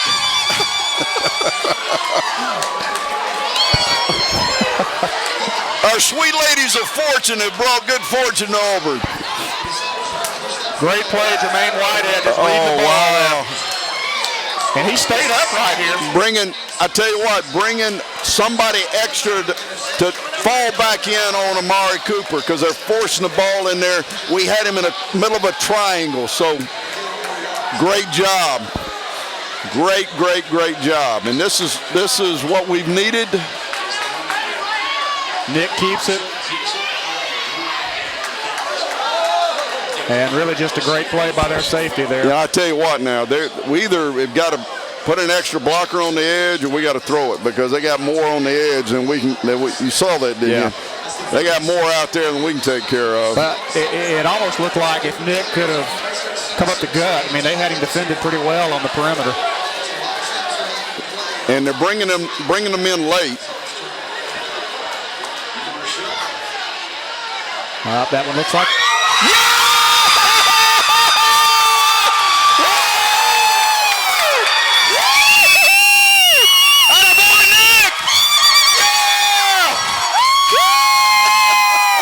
Let's do it! War Eagle! Attaboy, big boy! Yeah! They go 7! Hey!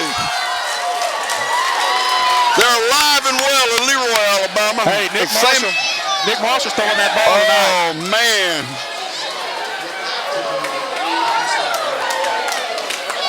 Fold your arms, Mr. Saban. Fold your arms. I tell you, you get this game. Y'all did a great job, ladies. The deeper and deeper this game goes, the more that pucker factor that really starts to play into it. No question, because they have shot the emotional beginning of this game with every bullet they had. They don't have any more bullets.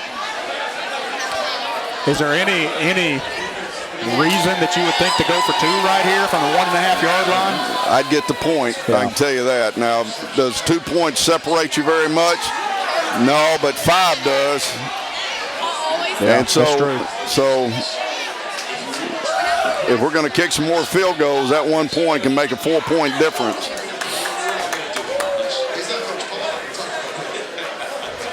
And again, Auburn scored on every possession. Boy, it was a great job. Gus is believing in his defense, and sometimes when you're struggling, you just need to know your head coach believes in you. Kicking those field goals was a message to the defense.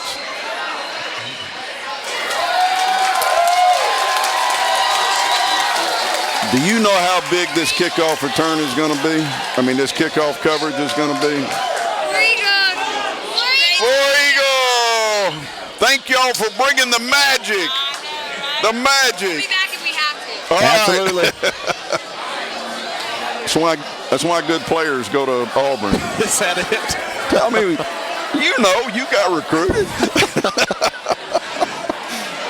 That's what they invented Tuscaloosa for, isn't it? To capture the ones that don't look pretty. Rest of them end up in Auburn. Go somewhere. Rest of them end up in Auburn.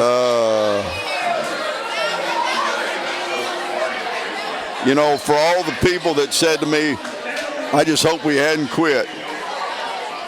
We hadn't quit. You don't quit in this game. Yeah. I mean, we were 3-7 my sophomore year entering this game. Playing the last one in Legion Field with a coach that had quit in the middle of the season and another coach that had told us he wasn't going to be back at the end of that game.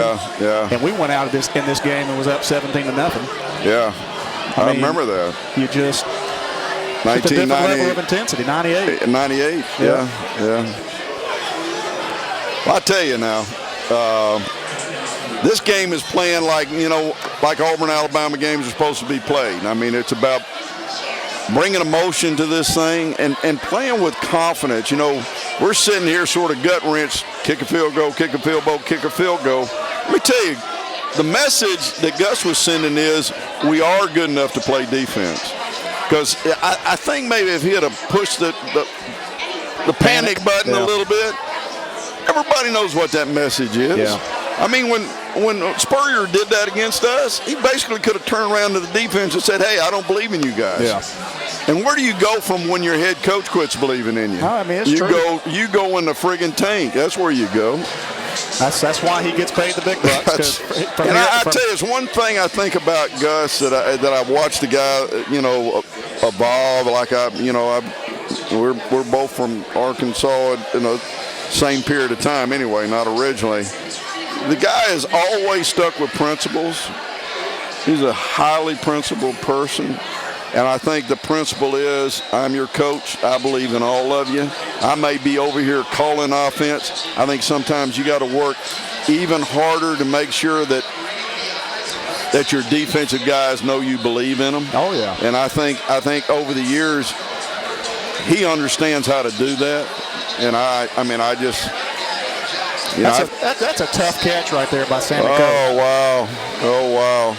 But John, I'm with you. I mean, that's important for that offensive-minded coach to show that faith in his defense. I heard you do a commentary on Whitehead coming back from where he was and making a difference on his football team. Yeah, when it mattered most as a senior. I remember the commentary, and you did it with passion about believing in this guy, knowing that something happened that wasn't right, but you're still an Auburn Tiger. We believe in you. I'm glad he got the opportunity. I think that means a lot to this football team. Oh, look at that kickoff. Hey, I see adrenaline going up in this game.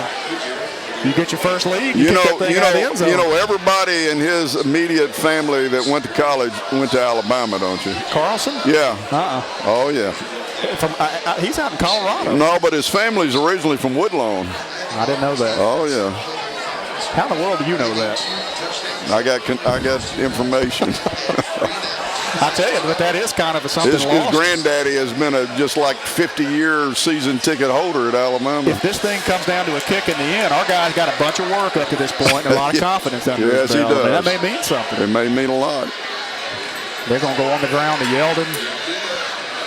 They pick up about 5. Nice little push. He had a big hole there. Yeah, he did. Had a lot of room. And I think there's a rhythm to this. Don't let him. You got good field position. Don't miss a tackle. Don't let them get over your head.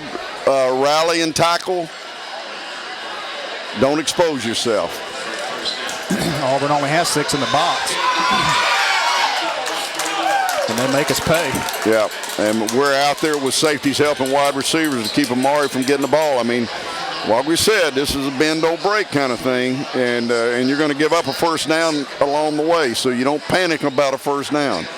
Alabama goes with some pace here, which is sort of against the They got rules. the big back in there. They got the big back in there now. Calling it from the sideline. We're bringing pressure off the edge. But we miss a tackle behind the line of scrimmage, not bringing our feet. Because we had a great call against the run. We had more than they could block. And we didn't right there. And that's our best tackle, our leading tackler, Casanova McKenzie. And you got to bring your feet. You got to bring your feet, man.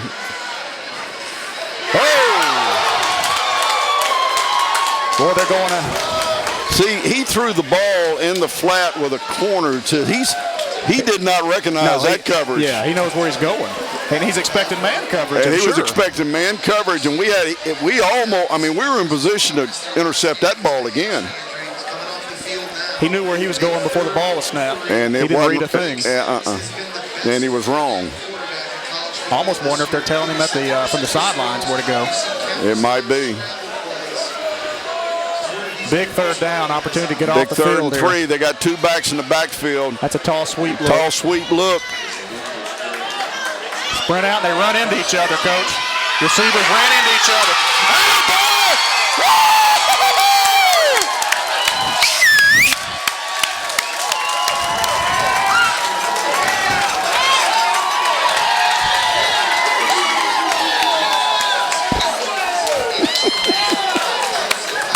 That's Gadsden City. Watch the receivers run into each other out here. 45, you see that? Yeah, there was a fullback in the flat, but we were in zone coverage and had every zone covered. And doubled Cooper there. And he shanks that one. No, attaboy, good pickup. He must have fair caught it.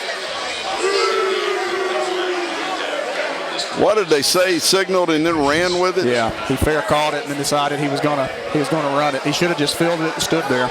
Come on. That's composure now. All right, let's just. I'm willing to take that one for the 3rd down stop.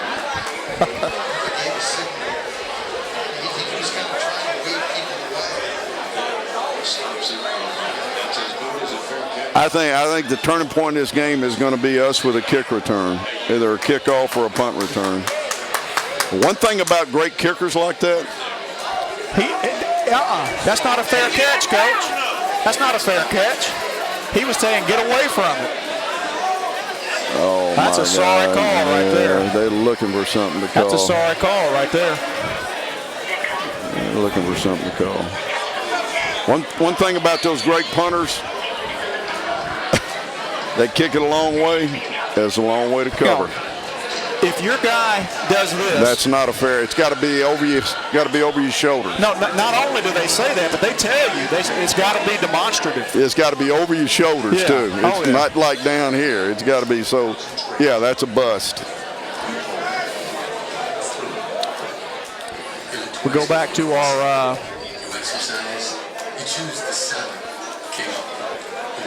There was a lot of space back there when that ball came down.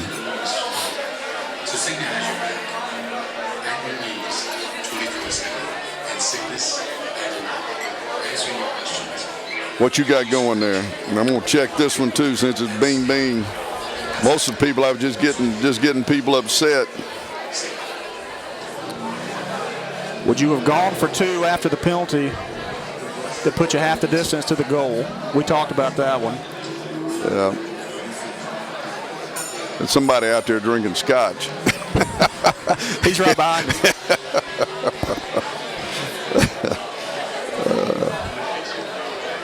You know.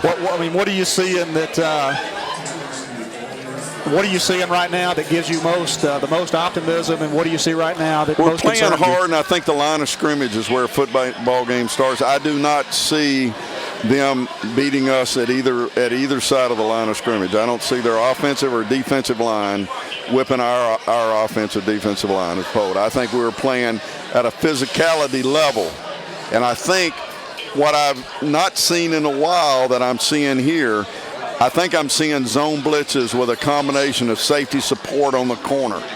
Yeah. And I think that is where the disconcert. I see a quarterback that's becoming disconcerted about what he's throwing into. Yeah.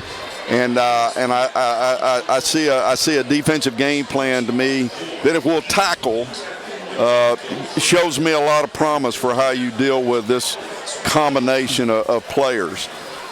I think we still got to have great field position to handle these guys, and I think somewhere in the game we've got to break down field position.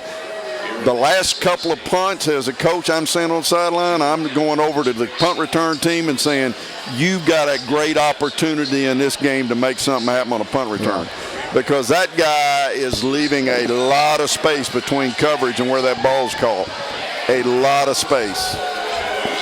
Sometimes having a great kicker is great when it's not caught. When it's caught, you're still 15 yards away from covering the thing. That call to back us up 5 yards here was terrible because he was going to return it. I mean, that's a 30-yard penalty potentially. Yep. We've got both big guys in the backfield. Uzama and good block. Attaboy, Corey. Nice block. We had Fultz and the formation that I really like against what Alabama's doing. They were in there, which is Uzama and Fultz. We had 2 edge blockers, and we had both of them on people, and we got the edge. Well, whoever that was that led the way blocked 2 of them.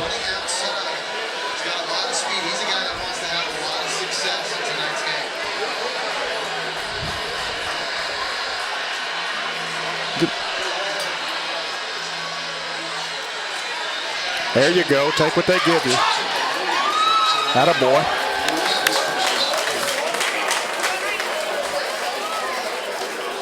You signing a bill already? Signing a bill. Is it a big one? Pretty big. That's what happened when you invite the house.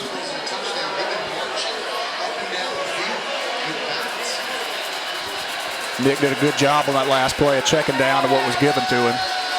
They sent 2 guys deep and had Ricardo Lewis as a safety valve.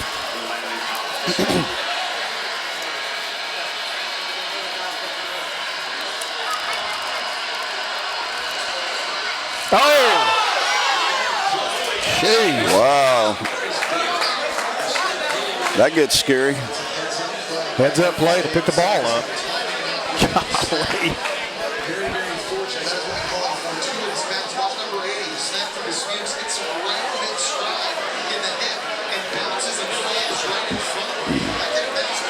I don't think he thought he knew what he was actually supposed to do on that play. 3rd and 3, big down. Big play. We're in bunch. They're confused, too. That's a huge mismatch up there at the top. Huge mismatch. Yep. Great job, Nick. Atta boy. There's a linebacker on Quan Bray. That is when you're in man coverage about to blitz and you can't switch assignments, is what you end up with. An outside linebacker playing outside on a wide receiver. And as soon as he came out of that break, that ball was there. That was it. There again, they're getting in the backfield off the edge. On first down. On first down, and that's where the Uzama and the package with the extra blockers back there to protect your edge. Well, there's a simple solution here. Just run something else. I mean, we just run it up the gut every time on first down. He can get there.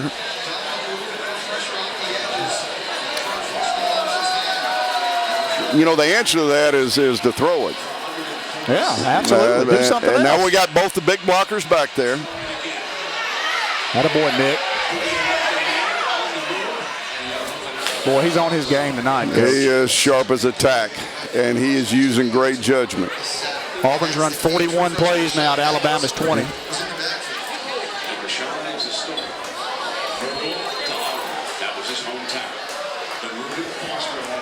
Big 3rd and 12, though. My gosh, got behind the sticks big time here. Yeah. And then that first down play does it. We lost 2 yards on first down, maybe 3. When they brought somebody off the edge unblocked, he tackles in the backfield for, you know. See, they don't line up in that look on any other downs. They're going to bring 5. Uh-oh. Good play by Davis to knock that one away. Yeah. Punt it and play defense. Punt it and play defense.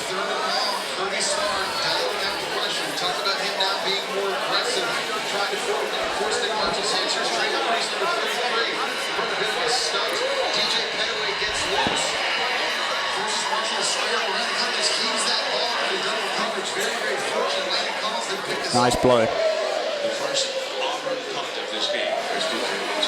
First Auburn punt of the game. We need to cover it. We need to pin them inside the 10-yard line. They've got a pretty good punt return. Yes, they do. But he's had some problems catching the ball, too. Golly. Jeez. They're just going for it. That's basically the line of scrimmage. Yep. I mean, absolutely no hang time.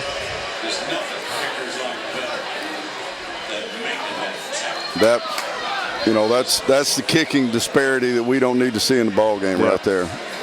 Those are the hidden yards that don't show up on the stats, but make a big difference at the end. Absolutely, starting from midfield, gives them the whole playbook to call.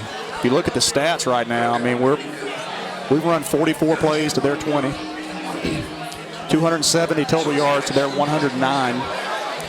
We're balanced with 147 passing and 123 on the ground. They've got 65 passing and 44 on the ground. We've held the ball for 17 minutes. They've had it for 8 minutes. So, offense is doing his part, keeping the sticks moving. Turnovers are 1-1. And that disparity is going to ultimately decide, going to be the first critical difference. The other is going to be with the hidden yardage, where each team starts with their possession due to field position. Yep. And what we just saw there, you know, we don't need to be playing on a long field and playing on a short field. But has Duke come back in since he? No, Duke hadn't been back in. And as he was over there bent over, didn't look like it was necessarily a re-injury of a knee. It looked like he just was wore slap out. That's what it looked like. And maybe he got nicked, but there's no way you go through MCL rehab, which is what he's been through, and have sustainable explosiveness, because you've actually experienced some atrophy through that. You've lost some explosive, muscle mass. Yeah. I mean, we're talking about microscopic. But all the difference in the world. But all the difference when it comes to hitting that I mean, once you hit it, and then it'll go away for a little while. They're very smart not to have him in the game right now.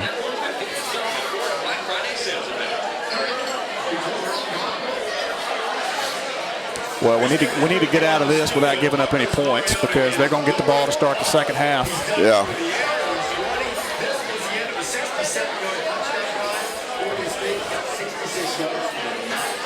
We are, we're playing good football. I think we're playing like a team that, quite honestly, was, a top 4 team for most of the year. I mean, that's what we're playing like. We have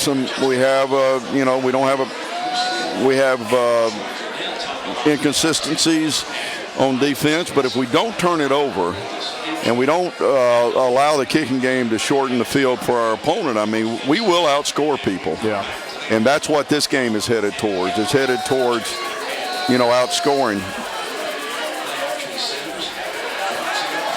Throwing the ball to the fullback. Out of the I formation play, which is basically trying to throw the ball on the linebackers. Yeah. Particularly, take advantage of the linebackers overplaying the run. Big fullback, hard to put on the ground. You got a month to heal. You got to get that kid on the ground. Oh, ain't no question. Hey, that kid actually played tailback for a while. Well, he's a big old load, I can tell you that. Now we're disguising the back end of this thing pretty good.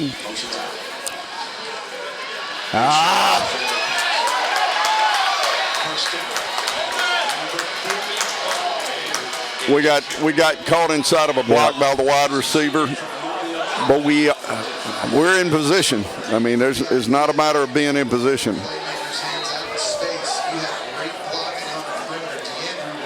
Right here, I think we've got to make sure we don't let them break away with something. Yeah. Make them earn everything.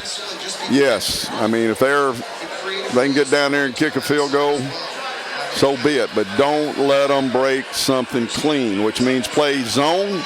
There's Cooper in the backfield. So, again, they're trying to get the matchup they want. They're trying to get him on a linebacker.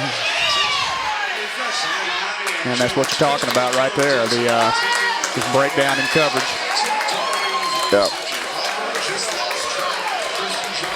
And I think that has more to do with where they put Cooper.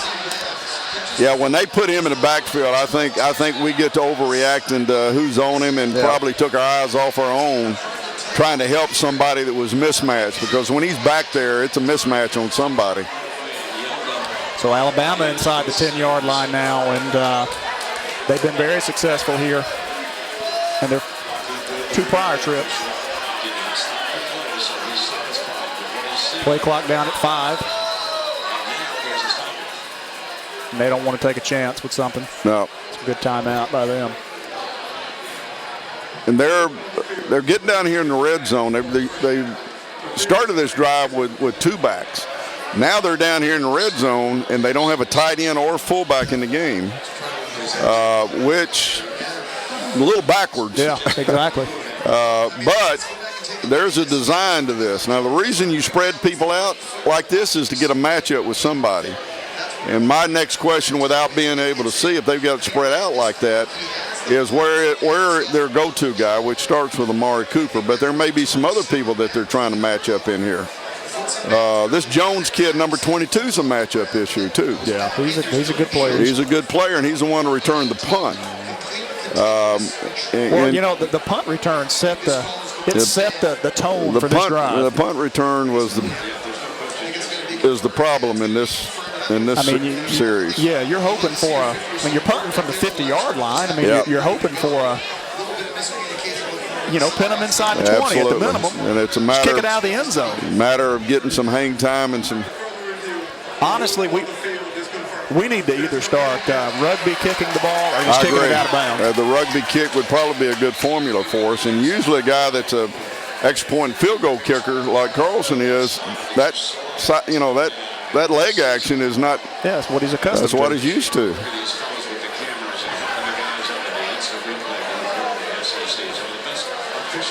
Well, this matchup, they do have a tight end in the game. I was wrong, but unless they brought him in during that series. But they're in 3 wides, 1 tight end, 1 back, and looking to the sideline to get the matchup they want, because this is a matchup formation right here. Well, they're going to run it. They see those safeties back there. Yep. Come up, make a tackle. Attaboy. I mean, that's easy. You look back there and you got safeties over the top. You got safeties over the top. You know, you got some numbers in the box. You got a hat on everybody. You're trying to create space with a guy like Yeldon to find a running lane. And basically, but we had pursuit, and we're inside out with him right there. They're back to the same formation again. But now we're man up. Now we don't have safeties. We got man, and they would throw the ball outside in a smash route combination outside right here off the sprint. Oh, that was a great job by Whitehead. He knew exactly what they were doing. If he'd have just grabbed the dang thing instead of swiping it looked like he could have caught it, didn't it? Hey, that's just a great play, but yeah. He's one-on-one. But he golly. Lord have mercy. No. It was probably only a one-minute play when you see it from that angle. But he did a great job. But that was a great job because we knew we were one-on-one out there. They had their primary player in the slot. Now they got him on the weak side away. This is the matchup down here. This is the fade route. This is a slant and go. Nope, he's short. That's a great job by Ford. What do you do if you're Saban? You better kick it.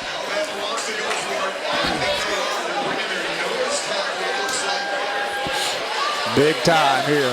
That was a great job, quite honestly. I mean, when they put him on the backside of trips, that's where they're going to go. And, you know, it looked to me like we've known where the ball was going every time in that series right there, every time. Now, we played that series well. Lord, I think they're going to throw it.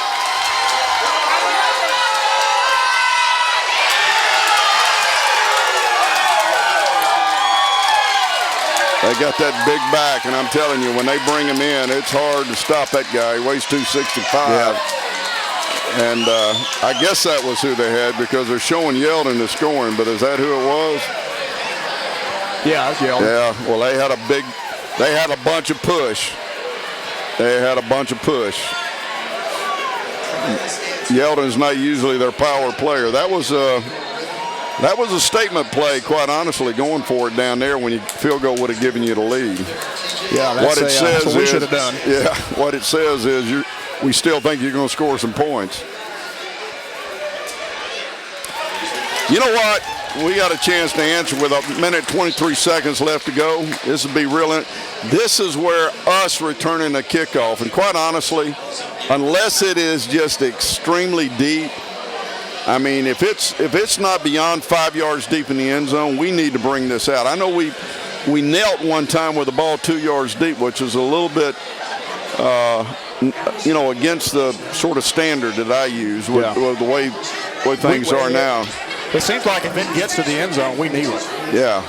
And, it depends. That just tells you how confident you are you can return it or not. It's not very aggressive. Right. But I think in this situation in the half, we've got to free that up. If that's our rules, fine. But I think we've got to, in this situation, give ourselves a chance to bring that out of there. Hey, we got Corey Grant. Is Rock still the other guy back there? No, Rock hadn't been in since play 1. Is that right? Yeah.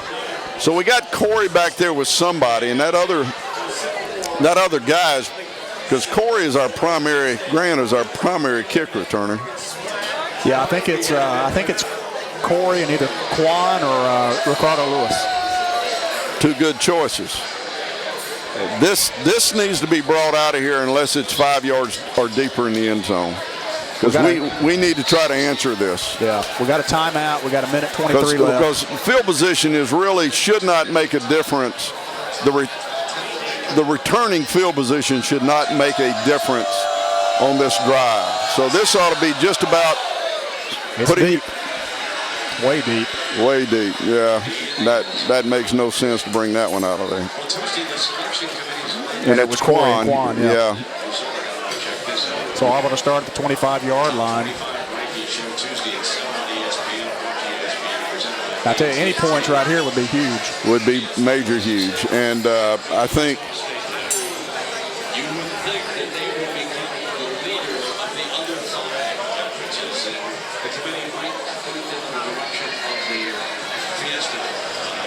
be interesting to see how Gus calls this, whether he really comes with a high passing ratio or he's still, because they've been blitzing off the edge. Quite honestly, be a pretty good time to run it because they won't blitz off the edge. Well, how to say that? That's a good call. Oh, little late hit right there. Quit hitting on our quarterback, boy. They faked that edge pressure again, but they didn't bring it. They played a really safe umbrella look back there. Why the clock stop? Somebody must be hurt.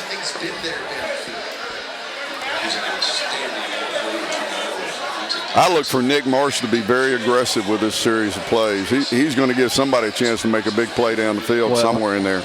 In that aggressiveness, he just needs to make sure he takes care of the football. Yeah. Well, you know, an interception under a minute is like a deep one is like a punt. That's true. So it's a little different scenario. What's the hold up? I would free him up to be aggressive down the field.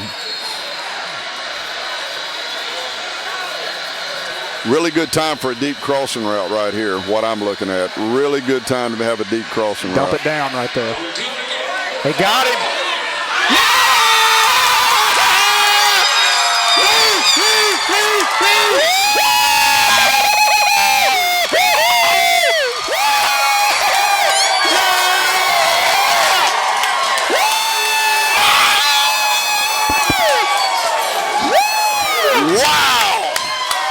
That was a double move.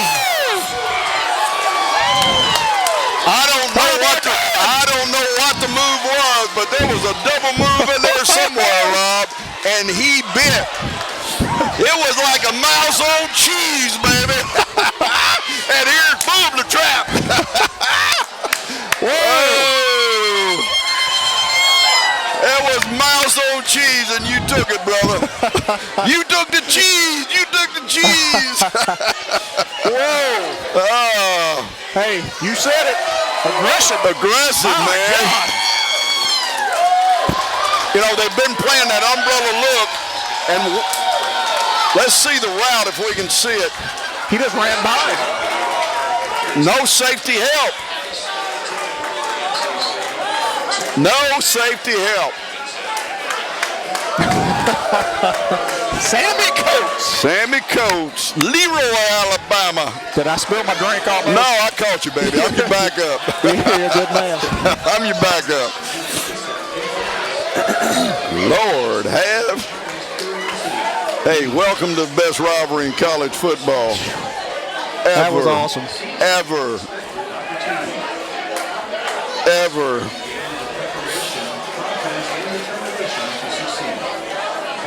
You know what we probably need to remind Auburn people of, and you remember I mentioned this, but, you know, Auburn leads this series in every one of the years you break it down in the last 30. 2 for 2 in the all the way down to the last 30 years. I mean, we are ahead in this, and we're playing with a confidence. As much as Alabama folks would like to treat us like little brother, that ain't the truth of it. No, there's no doubt about that. And we're playing with a confidence level like we're supposed to win this game. I mean, that was an aggressive, highly poised maneuver. What about Nick Marshall's deep ball? It's got a little better, hasn't it? That's on point. I may have lost my voice in the first half. That's all right. We'll bring you back. We'll resuscitate you here at halftime, brother.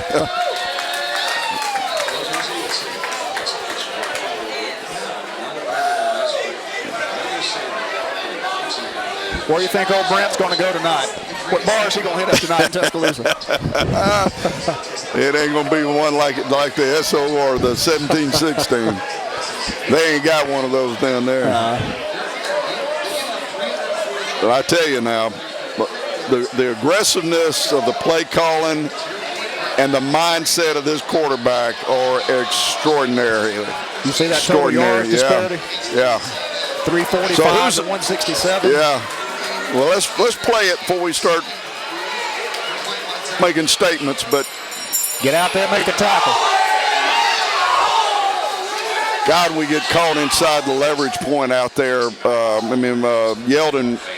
Yeldon got the edge on us one time because we're getting caught inside of the outside receiver's block. Well, this guy's dangerous now. We need to take the lead in the half here. Yeah, this guy's dangerous. Where is 9? Banged him off the line of scrimmage. Yeah, he got a knee brace on too. I wonder if we're going to get Duke back second half. I just submitted my question in to ask. Yeah! That's the reason. He can run. He can run. Oh, that ain't the reason. That's, who was that? Ford. 2-1. Just count the turnovers, baby. We got a chance to kick a field goal right here and add to this.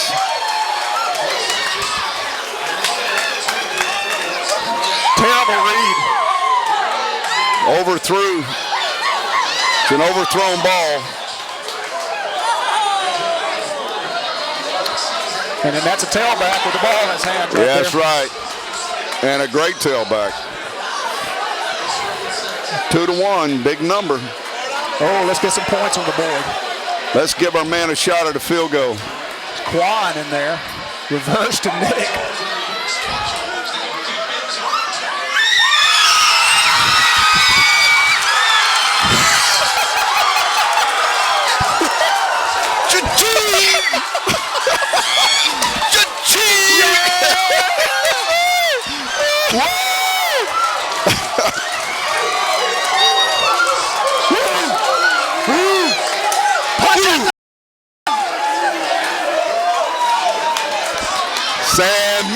Sammy.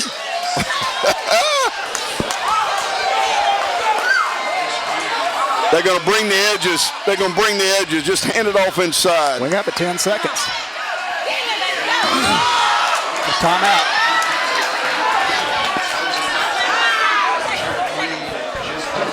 We got to kick the field goal. We got to get the points. Kick the field goal.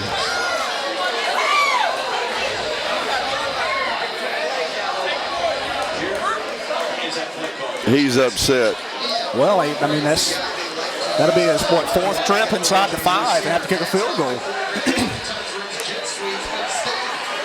Hey, we talked about. God, what an athletic play by Sammy Coates. We talked about emptying the playbook. Guys making plays. What an athletic play.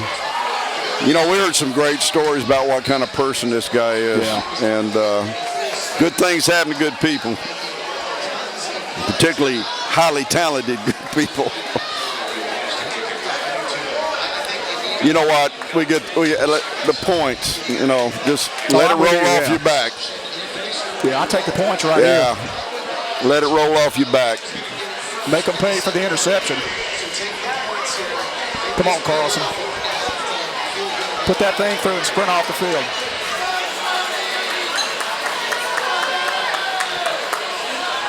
But if you're Bama right now, I mean, you're lucky to be in this ball game. Yeah. A little different angle here. A lot of football yet to be played. But I'm going to tell you, the job that the coaching staffs on each side have going in at halftime is completely different. But just know this.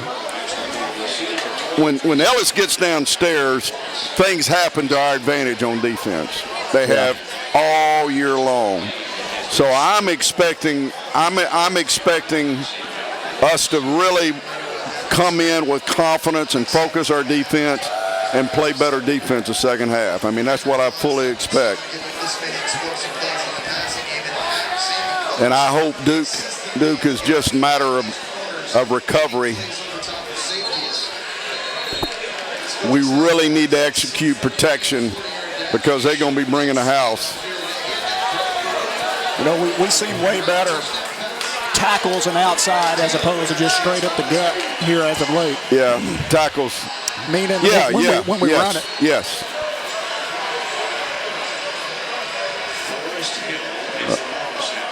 Just all about we're a tackle over to protect the unbalanced, the wide side of the field, which is what you do down here when you're this close on the hash. Atta boy. That's big. I tell you, those 5 points eventually go to 8 with another field goal. And 5 points has always been a magic number. Hey, they're getting right in the house. Nick going there and let me look at the stats here, and then we'll take a break.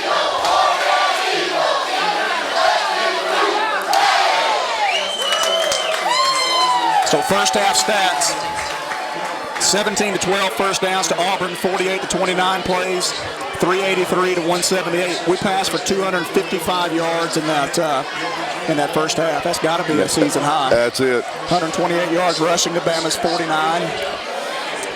18 and a half minutes to Alabama's 11 and a half. And then, of course, we got the turnover battle. The turnover battle is where it starts. And the other one is this kicking game battle. And I can tell you that there needs to be a punt return with that guy. We got to back him up, hold him, and we got to bring one of these punt returns back. They have gotten points out of their punt return, giving them field position. The one battle that we've lost has been red zone. We got to get better offensively in the red zone. And I still haven't seen Gus go to just truly protecting his edges with Uzama, and he's more or less kept the spread concept to keep him spread out, but they're bringing them off the edge because we're not protecting the edge, and we're sort of relying on our ability to sprinkle the ball into the man coverage behind it. But it's a four-quarter football game. Absolutely. We're going to take a break. Auburn up 26-21. Let Auburn, the Birmingham Auburn Club, do their thing here inside of Road Tavern. I'm going to get my voice back, and we'll see if Auburn can come out and finish this thing off in the Iron Bowl. Amen, brother. Right, we'll be back for more Game Day Bunker. Well, it is Iron Bowl week, and coming up on Auburn Intel, we'll talk about the Tigers' chances this weekend as we break down the game from multiple angles. We'll also hear from a couple of guys who have participated in this rivalry, as former Auburn coach Jack Crowe and former Auburn player Rob Pate will share some of their best Iron Bowl memories. All that and much more coming up on a special Iron Bowl edition of Auburn Intel.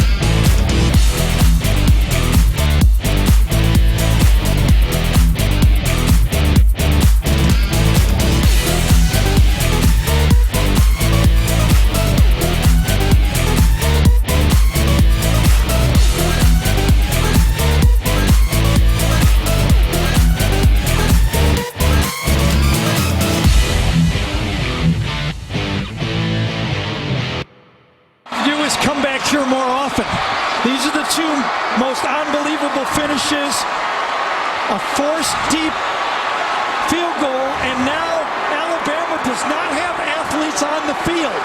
They've got offensive linemen on the field. And once Chris Davis turns the corner, the only thing that was going to stop him was he fell down. Well, when you talk about the Iron Bowl, the memory that comes to mind the quickest is the kick six. And there you see it from last year. Chris Davis returning the missed field goal at the end of the game, 106 yards for the game-winning touchdown. That was the difference in the game, 34-28. Auburn defeating Alabama last year and, of course, ending the Tides' chances at a national title and enhancing their own with that win. Well, what a difference a year makes. Welcome into Auburn Intel. Mickey Shadrick sitting in this week for Justin Hokanson, joined by Rob Pate and Jack Crowe. And guys, when you see that video, what do you think? We were jumping up and down to 17-16. We were grabbing children, mamas. We were having a heck of a time. Oh yeah, spilling drink, knocking tables over. I tell you, it was the capping of a reclamation project that took place with this team last year. I mean, it was a complete renaissance that Gus Malzahn ushered in, and that play was the epitome of their entire season. Never quit, never give up, always find a way. And team of destiny. It was a team of destiny, and that was the ultimate play to sort of end that season. And just a terrific play to watch. The unfortunate thing is now Alabama that's been brewing and stewing for 300. That's what Coach and I were talking about before the show. There's a lot of talk before this starts, by the way. So, I was at the Sanford game last week, and the loudest cheer I heard the whole game was when they showed a replay of that. So the Auburn people have reveled in it. The Alabama people have had to stew on it for an entire year. And I think that's going to be an advantage for Alabama this week. That's what we said. There's two things that really move a team. One is pain and gain. And if you were to say which one is the strongest mover, and when you have pain for 365 days, gain does not equal what that pain represents. Yeah. And I've always wanted to say this, but I tire of people calling that luck, though. Well, guys, we're going to obviously talk a lot about the big game coming up in just a moment. But before we wrap up this segment, I want to just quickly flash back to last week and ask you very simply, does the Sanford game mean anything? What did you take away from what happened last Saturday? I don't think so. I mean, I think that they used the time to prepare for Alabama, to be quite honest. We talked about this last week. If that game went down to the wire, who cares? Because at the end of the season, nobody's going to look back and say, how bad did you beat Sanford? It's how did you prepare? Did they use this time wisely? Other than not having anybody get hurt, and which we did lose a guy in this game, which could mean something. You just want to fine-tune for Alabama in this game, and I think we did that. Yeah. Last game I coached was Jacksonville State versus Florida, 2012. They scored one touchdown against us. They get ready the next week after us to play Florida State. I knew who they were getting ready to play. Yeah. I mean, it's the same story. Well, that's why we're spending so little time on it. I think I knew the answer to that question. By the way, Rob referenced the injury situation. Give you a couple of news items here before we go to break. Good news is Auburn gets Duke Williams back this week, the wide receiver who's really been the best receiver Auburn's had all year. He will play in Tuscaloosa. Ricardo Lewis will also be back. He did not play last weekend, but the big blow, it may be a big issue before this game is done. Defensive end Devontae Lambert will not play. Had season-ending knee surgery this week. We'll take a break, and when we come back, we will have a segment called Quick Six in honor of the Kick Six. We'll explain when we come back.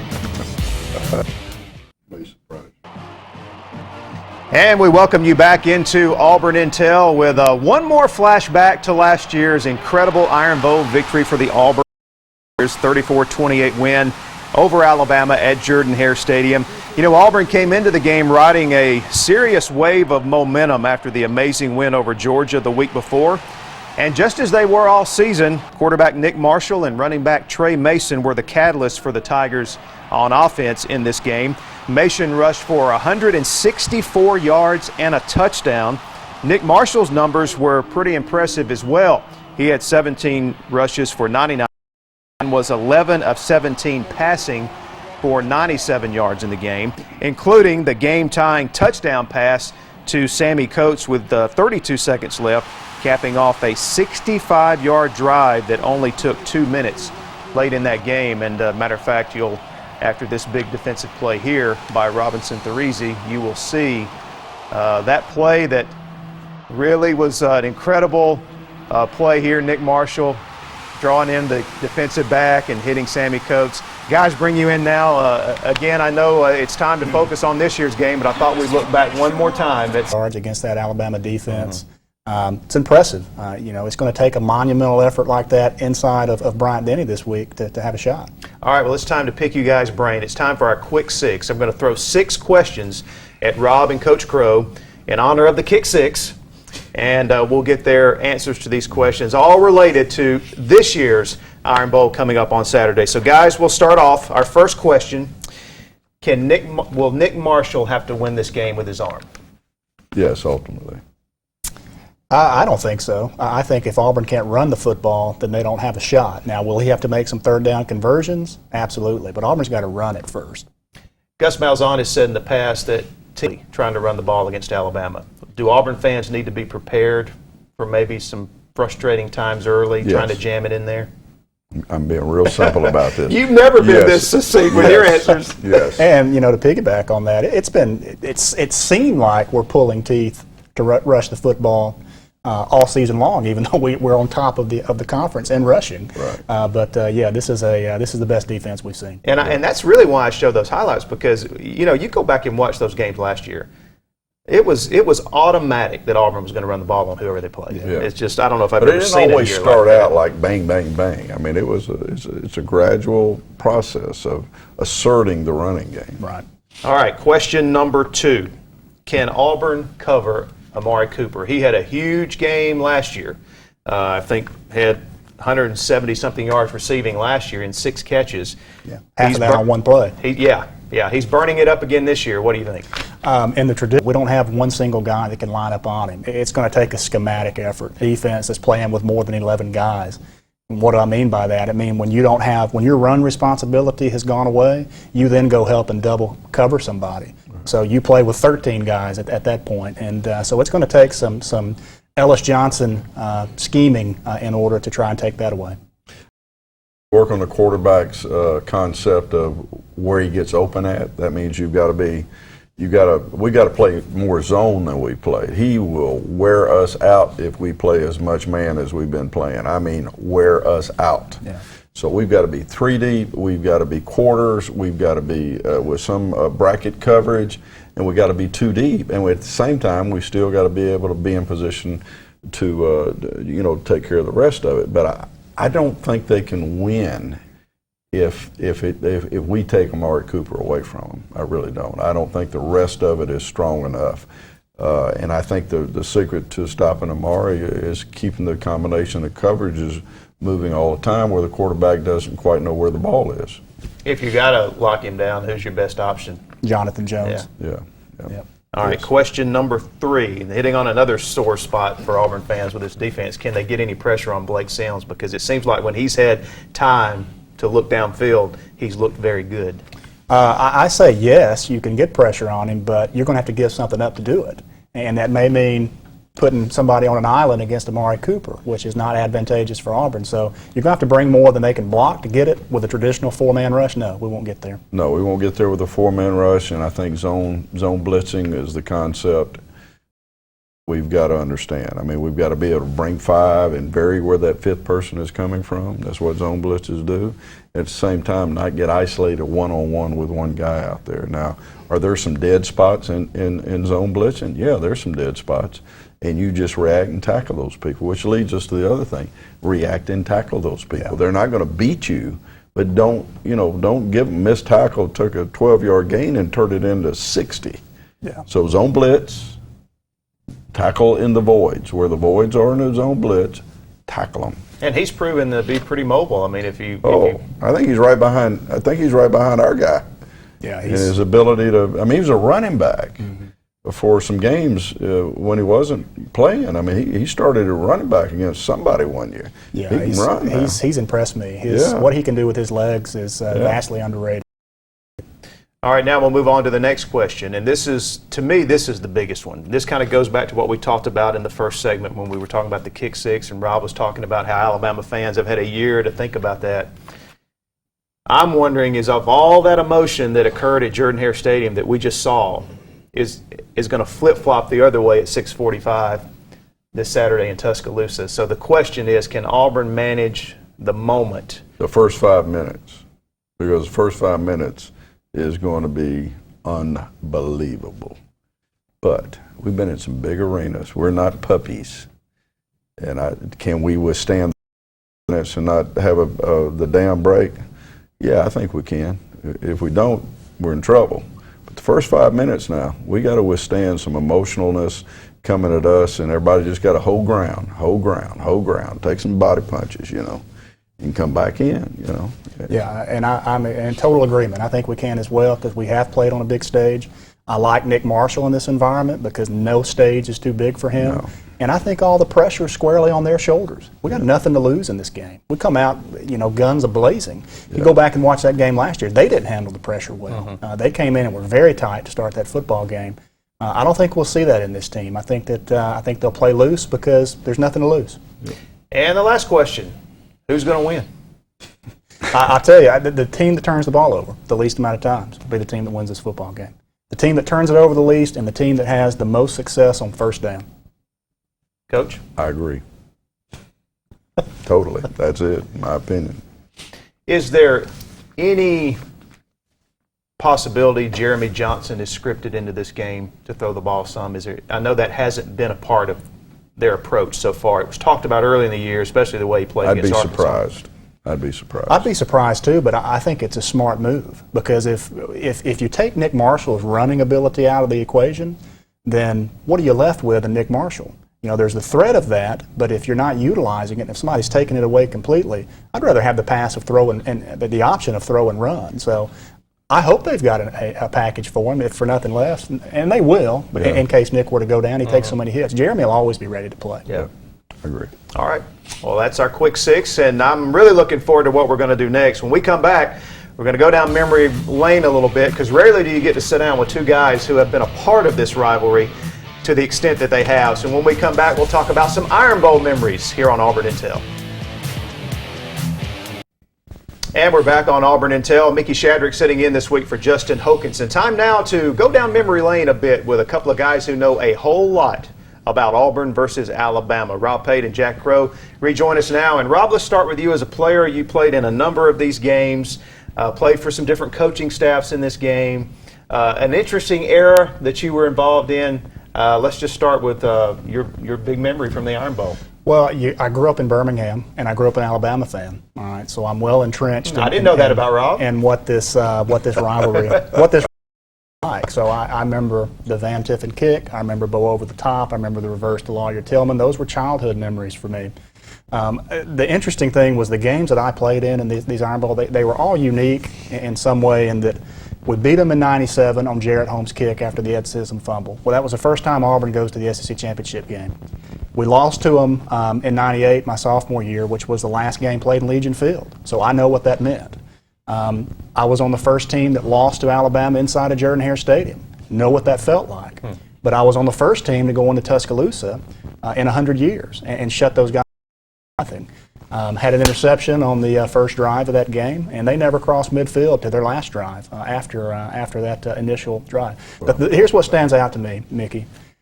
When I got on the interstate, and we left 280 and got on 459 and went down 2059 to Tuscaloosa, just taking that familiar route to Tuscaloosa and having that police escort and seeing that interstate part and seeing people on one side shake their Auburn shakers and people on the other side shake their Alabama shakers, there's nothing like it. I mean, you know what it means in the state, and it's just a thrill and an honor to have the opportunity to have played in that game. Coach? Well, I'm right here. I'm just a different version of this. You're a fan before you're a player or a coach. I grew up being able to hear Simpson Pepper as the voice of Legion Field from my bed. That's how close I lived on Cotton Avenue. So I was so engrossed in just what the fan experience was, climbing over the fence, selling programs and all that. So my biggest memory is more about 1983. There was a moment in this game where Simpson Pepper comes on in the game and he says, "It is my responsibility to announce that tornado conditions exist for the area of Legion Field." And I mean, serious now. And F3 came down in Oxford and killed people, okay? And I can remember hearing that. My children are in the stadium. My wife is in the stadium. And I remember hearing that, and I got my headset on with Larry Blakeney, and I said, "Larry," because I can't ever remember the difference between a watch and a warning. And I said, "Larry, does that mean conditions exist or one has been sighted?" He said, "Jack," he says, "that means there's one around here somewhere." And he said, "I'm looking east and I think I can see it." I looked up at them stands and nobody moved. Now, it's like the fan experience is stronger than the experience on the field. And that moment told me something. Nobody got out of their seats. Well, and I did have the opportunity, I tell you, winning this game on the opponent's turf, nothing like it. All right, had the opportunity to win one in Auburn and win one in Tuscaloosa. Wouldn't trade that for anything. As a fan, watching that game from the stands in 2010 when Cam Newton led that team back, being down like they were, greatest experience I've ever had as a fan, even surpassing the kick six. Absolutely. Well, you both, I didn't know what you were going to say, but you both touched on what I was thinking about for both of you. For Rob, I remember that 9-0 game. It was a kind of rainy, drizzly, and you guys just defensively sucked the life out of them. Yeah. I mean, it was almost, by the end of that game, you could tell that. I don't know if I've ever seen a game where it felt like Alabama wanted to leave. I mean, did you sense that as a player? You know, well, I tell you, you sense that if you could just extend it to a 2-score game, it was over. Because they just weren't, it was one of those where they weren't going to score a touchdown. And we were having that much success. And but they had a miserable season, you know, and I'd been a part of that too. They only won 3 games that year. They had been embarrassed in a couple of games. So, and that's what makes this unique. You watch these guys, up with them. You know, at the end of the season, you're going to battle with them. You know them from all-star games. You played with them in high school. You're getting a scout report every day at both schools. Yeah, I mean, we had coaches. We had coaches who worked every day to defend Alabama. Yeah. I mean, that was their job, defend what Alabama does. I remember walking in defensive meeting rooms, and you know they had a box for all the different teams we play in the year. We might be in week 3, and week 4, 5, and 6 were empty, but the Alabama box was already full. So you know, now were there really things in that? Was that a mindset? But I'll throw I think there are really things in there. there. In 1982, when we had to overcome that 10-year, I put a play in every week from week 1 that we weren't going to run until we played Alabama. So our players would be so familiar with plays, like Randy Campbell, you say, why don't we run that play, Coach? I didn't tell Pat, I didn't tell Randy, I didn't tell anybody. But we were going to come up with a combination of plays that were significant in critical situations, red zone, third down, they had never seen before. And so, yeah, do you plan this one 365 days a year? You plan this one at both schools? You were really a part of a key time when I was growing up, because I remember the domination of the 70s. Oh, yeah. That was and tough. then it finally there in the early 80s when Coach Dye came. Oh, yeah. And it was, if you weren't an Auburn fan, you didn't understand what that. Your Auburn Alumni Association wants you to join today. Join because you love Auburn. Join because you want the Auburn magazine. Join to save money with a variety of local and national retailers. Join us, the Auburn family. And welcome back in the second half of the Iron Bowl as Daniel Carlson kicks this ball off to start the second half. He knew he mishit it. It'll be returnable, and they get a seam. And Carlson makes the play. We got a third edition here. Jeff Pollen makes the trip down to Road Tavern with us. So Jeff, how you doing, man? I'm doing great. Glad to be with you, Rob, and Coach Crowe.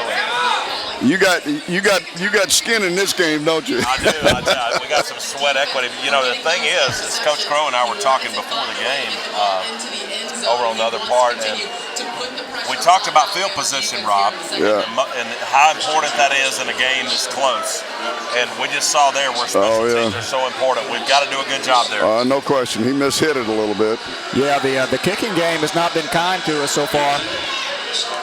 Beyond that's good physical play. That's somebody at safety, and I guess it's Ford. I mean, at 2 yards inside the tackle area.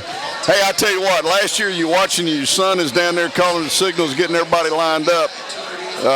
Is it more relaxing since you don't have your blood out there in the trenches?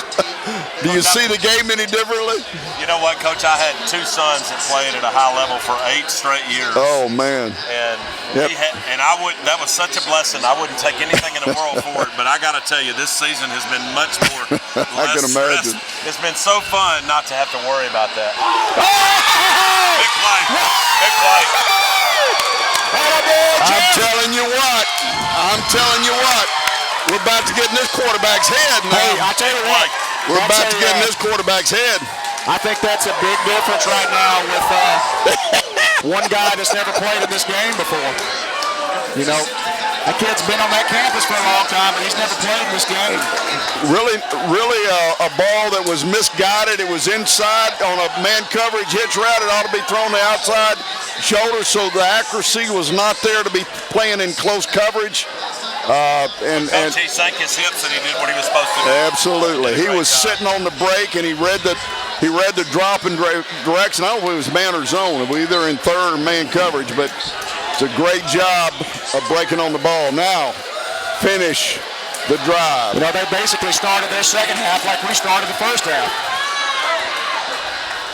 Here comes this edge pressure again. Well, yeah, but we combated it with a speed sweep action. Yeah, but he's still up in there. I don't know how we're going to contend with this.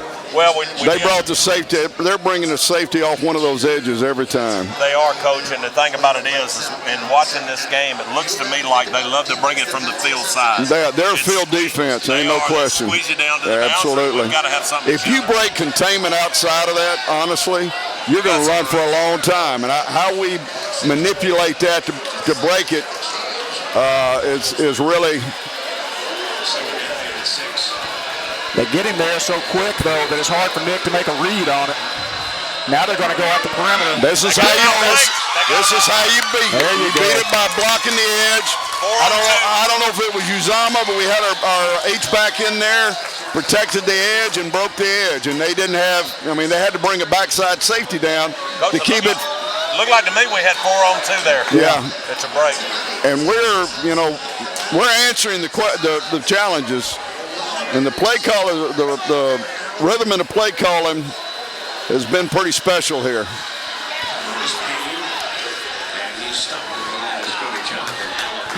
The only thing I've seen tonight in terms of play calling, and this is being quite a bit. You got some coaching, and I know you coached for. How long did you coach for? 16 years. Okay, so hell, you're part of the fraternity here. Well, I don't know. I don't know how good I was. We won some games. But, it looks to me like that Alabama loves to run blitz quite a bit. Absolutely, and they're a field. And the ball's in the middle of the field right here. Gives us the field blitz comes out of this, but we are. Oh, that's a good call. That's a great call. Yes, that's a new call. Yeah, that's a new wrinkle. It's a new wrinkle. Did he come out of the backfield? Yeah, he did. Did he? It's a wheel route, Coach. Yep. Faking at it. No, it wasn't a wheel route. It was a straight seam. Yeah. Good throw by Nick, too. God, he stuck it in there. He stuck it in there. And Auburn's right back down inside the red zone for the fifth time tonight. Really need to get 7. Boy, that would be big. The late draw. Keep those feet running, boy. Yeah, that's half of it right there. Hey, Jeff, let me ask you, we shifted up our offensive line here. We put Pat Miller out at tackle. We took Avery Young, put him over at left guard. That surprised you any for this game? It did. It did. Yeah. I thought, we haven't done that in, 6 weeks now? 5 weeks, 6 weeks? I think there have been some injuries across there to some degree. Miller was hurt, remember? He did get hurt. Yeah, and maybe Danzig came in at left guard. Yeah. Typically, we go wide out of that set. That's a good play by Collins. They're playing man coverage, and you hope they squat on the run fake, but they didn't. Very disciplined football team they are. They're in man. They keep their eyes on their man. It's a big play here. When you watch Alabama's defense, and we're not here to give Alabama compliments, but like you said, they put their eyes where they're supposed to go. Oh, absolutely. They're not. You got to beat them. You got to beat them. They're not going to give much away. I can tell you that on defense. You got to block them and you got to out execute them. He's wide open. Yeah! Boy, that was a pretty pass. That was really a pretty pass. That was a great play. That was a man beater. That was a man beater. Man coverage. The old under route, under smash. Slide guy on the flag, and the outside man running a smash underneath. Smash under, as they used to call it in the old days. But now, Coach, that's, if I'm not mistaken, that's 2 picks. and those picks have been converted into 14 points. Is that right? That's usually the way it works. I mean, the scoring percentage off a turnover is usually twice as much as the scoring percentage normally. Sure. Let me give you our drives here. We went fumble, field goal, touchdown, punt, touchdown, touchdown. That's what we've done on offense tonight. Damn. Okay, but two of the three touchdowns have come off of interceptions. Yeah, the turnovers in the kicking game are big now. Colson really mishit the first kickoff, and you could tell it when he read his body language. He just dropped because he knew he didn't find the middle of it. We've got to continue. You and I both seen what I think everybody's watching this on television. They had Coker taking snaps, and I'm telling you, for them to change quarterbacks at this time is almost a victory in itself because they're not going to do that. They're going to try to establish the running game here on this drive. Yeah, I agree. I agree. God, underneath smash route. Why do you think Coker was warming up? Because I think Saban's pissed. And he's impatient. You may have already. I mean, Saban has turned on his offensive coordinator there early in the game with some degree of discontent. I don't know what it is. Sooner or later, what that turns into.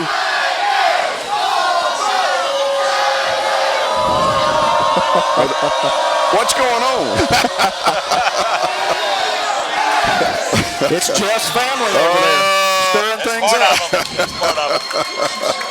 Hey, I'll tell you this: when the fourth quarter ticks off and we're still winning, then I'll run around with y'all. I coached too long. It ain't over to the whatever.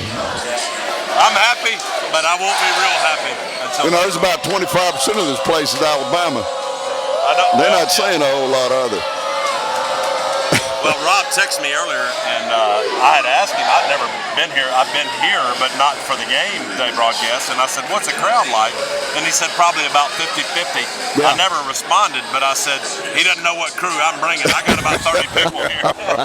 Well, I'm glad you did. I think we're 75-25. Yeah, because we've been here where it's there's both games going. It was kind of split. Yeah.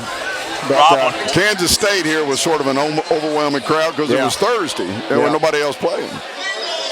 When I was young, Rob, I'd walk up in the middle. Now I hedge my bet.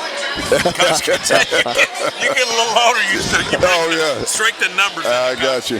You want to be with a friendly foe. Yeah. I got some pretty big guys right over there. I tell you, how they come out and respond and what we do with their response right here is quite honestly, are we still within 5 minutes of the first 5 minutes, second half is a lot about momentum because, you always have halftime to go to in the first half. Yeah. You are addressing finality when you kick that thing off in the second half. There ain't no.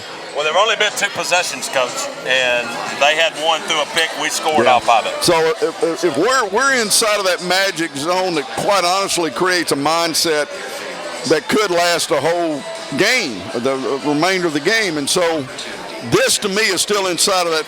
This series here is still inside of that first 5 minutes. Well, that made it a 2-score game as well, so that's that's another big thing in this. How we cover this, how we kick it, and how we cover this kickoff. He'll kick this one out of the end zone. I hope so. He didn't hit that last one right. It's always interesting to watch how coaches decide to manage tempo and cadence.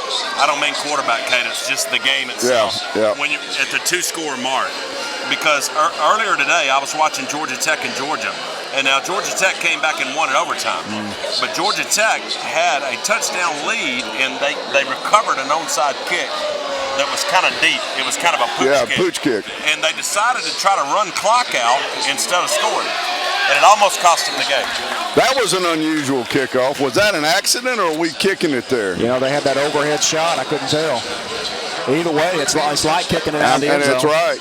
I mean, it's inside of the effect of it is what we need. If we got them behind the 30-yard line and we don't let them throw it over our head, they've yet to prove that they can put enough things together to get down the field against us. And their guy is Amari. I mean, they've got him in the backfield in the slot. That's what they're going to try to do right there. Establish the running game. You know, the thing about Auburn's defense this year is, Rob, when you have perhaps a deficiency in edge pressure guy, that skill set of a guy, people don't realize they think about pressure on the quarterback, but really that's pressure on leverage on the outside too. Yeah, and contain. We have to stretch our linebackers to help that, and sometimes it makes us deficient in the middle. Absolutely. Safety come tackle. Tackle. That's all right. Because I tell you, Jonathan Ford's he's playing really good right now. Yeah, I agree. Well, he's going to have to tackle well tonight. Yeah, he did there. Yeah. Let me tell you what, Nick. This guy cannot call a game with you chewing in his damn ear all the time. Coach, let him. Look at him. Yeah. If you think that's the way you handle an offensive coordinator, Lord have mercy. Tackle, that away. Yeah, you talk about a guy. Now, I'm going to take a stance for a minute since y'all gave me the headset. You talk about a guy that gets a lot of heat, and I know how that works. Okay, let's just leave it at that. Jonathan Mincy, we leave him on an island on everybody's best receiver. Oh yeah. And you know what, Rob? Sooner or later, that's a pretty good job. Sooner or later, that's going to get you. Not only do we leave him on an island, we leave him on an island without the ability to get pressure on a quarterback. Yeah. Yeah. So on an island that lasts for a while. Yeah. Yeah, I just think the kid has played hard, man. Yeah. And it's hard to maintain your confidence when his confidence has wavered some this year because we saw him. He had a big game last week. Yeah. And I think that was important coming into this game.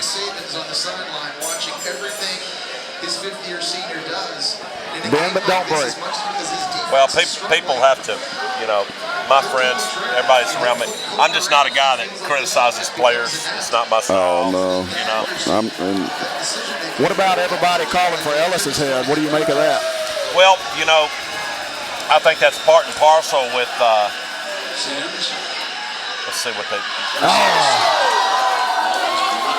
Rob, what happened is I think oftentimes we're all a victim of trends, okay? And we went the first 5 games and we didn't play any good quarterbacks, Coach. Yeah. And it inflated our statistics. Yeah. And everybody thought our defense was markedly improved. And I think in some regards that may have been. Yeah. Then we started playing good quarterbacks, Rob, and they lit us up. Yeah. I'll tell you what I think we're mostly missing. There's not a lot of glue guys on defense. I got you on that one. Hey, that's physical. That was just ripping somebody up front. That's it. But that was a great call. We slanted to that direction. We did slant to it because we were moving when we were moving to hit that guy before the ball was snapped.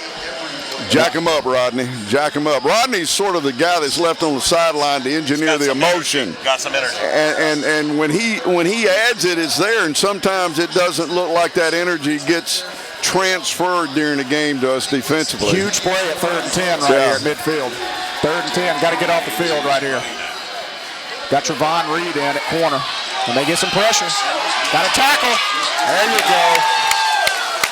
So Rob, to answer your question, I don't get into second guessing stuff like that, and I'll tell you why. I'm not in those coaches' meetings room, and I'm not close enough to know. And I no longer have a kid. Are they about to go for it on 4th down? Are they going? That's almost an act of desperation. Almost. Take the almost out of it. So I don't really know, Rob. I'll be honestly, I don't. That's a lot longer than 4th and 2. That's 4th and 3. Solid 3, Coach. Yeah. 3.5. Something to Cooper. We're going to go man up. Make a tackle. Oh! He didn't make it. He didn't make it. No! Quit scooting up! What's he doing? He's already pointing first down. That is bull. That is not the spot. That is not the spot. Let's see a replay. That is not the spot. It's hard to tell from the angle we were looking at. Let's see.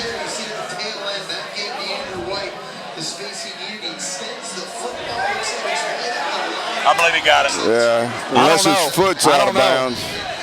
It's worth looking at, isn't it? Yeah, let's not even look at it. We're going Let's to pass not even that. look at it. That's bull. That's garbage. Yeah. How do you not look at that? Yeah, I think, yeah. We got caught with no safeties in the middle field on that one, Robert. It looked like we had a safety covered him man-to-man. Was it a safety? That was 23. It was. Was he in the slot? Were we in one high or two high there? I didn't see it. I didn't. If that was a safety, they may have just pressed all the way to the half coverage guy and wiggled him out and in. But he was out there. He wasn't close. Well, that can be helpful. I'll tell you, I'll give it to Saban though, because he's playing to win with that. Absolutely. That was anything but conservative. It was a safety zigzag. Yep. Well, that's what's called a snake route. You can't cover that. You get up on a half safety, and you've got time, quite honestly, to work in both ways. Yeah, you can't There's cover no that. safety that can handle that. That's a matter of time. If I were out there at safety trying to cover that, you'd have flipped your hips when he went outside, too. He'd have beat me 100 out of 100 times. Well, so will every safety against that guy. Rob, there's some things that are just a matter of physics. You know, but they quick snapped that after the questionable spot. I say questionable, I don't know, but it looked like it needed to be reviewed. But anyway. So we've got a 6-point game now. Yeah, instead of a 2-score. Yeah. So you obviously were a head coach during the instant replay period. I mean, the institution of this. Yes, we didn't do that in FCS. Y'all didn't replay? Not unless we were playing a FBS team. All right. Well, you're still knowledgeable about it. Oh, I'm knowledgeable about it because we played enough of them. Unfortunately, they review every play. Supposedly, they're upstairs looking at a play and they've got that guy's earpiece in. And they're supposed to substantiate everything they do. All right, there's no way that happens. No, it doesn't. No way. Or at least not correctly, anyway. No. They're supposed to substantiate every play that happens out there. Now, the game moves too fast for that guy to actually be certain that that's. But that was a pretty close play right there to not look at on a 4th down. Well, let me tell you what. If it's close, they leave it to the judgment on the field every time. It's like gray. If it's gray, it's what they said it was. You know what they say, undisputable evidence? And they mean undisputable evidence that they're going to leave it to the call on the field unless it's just a major,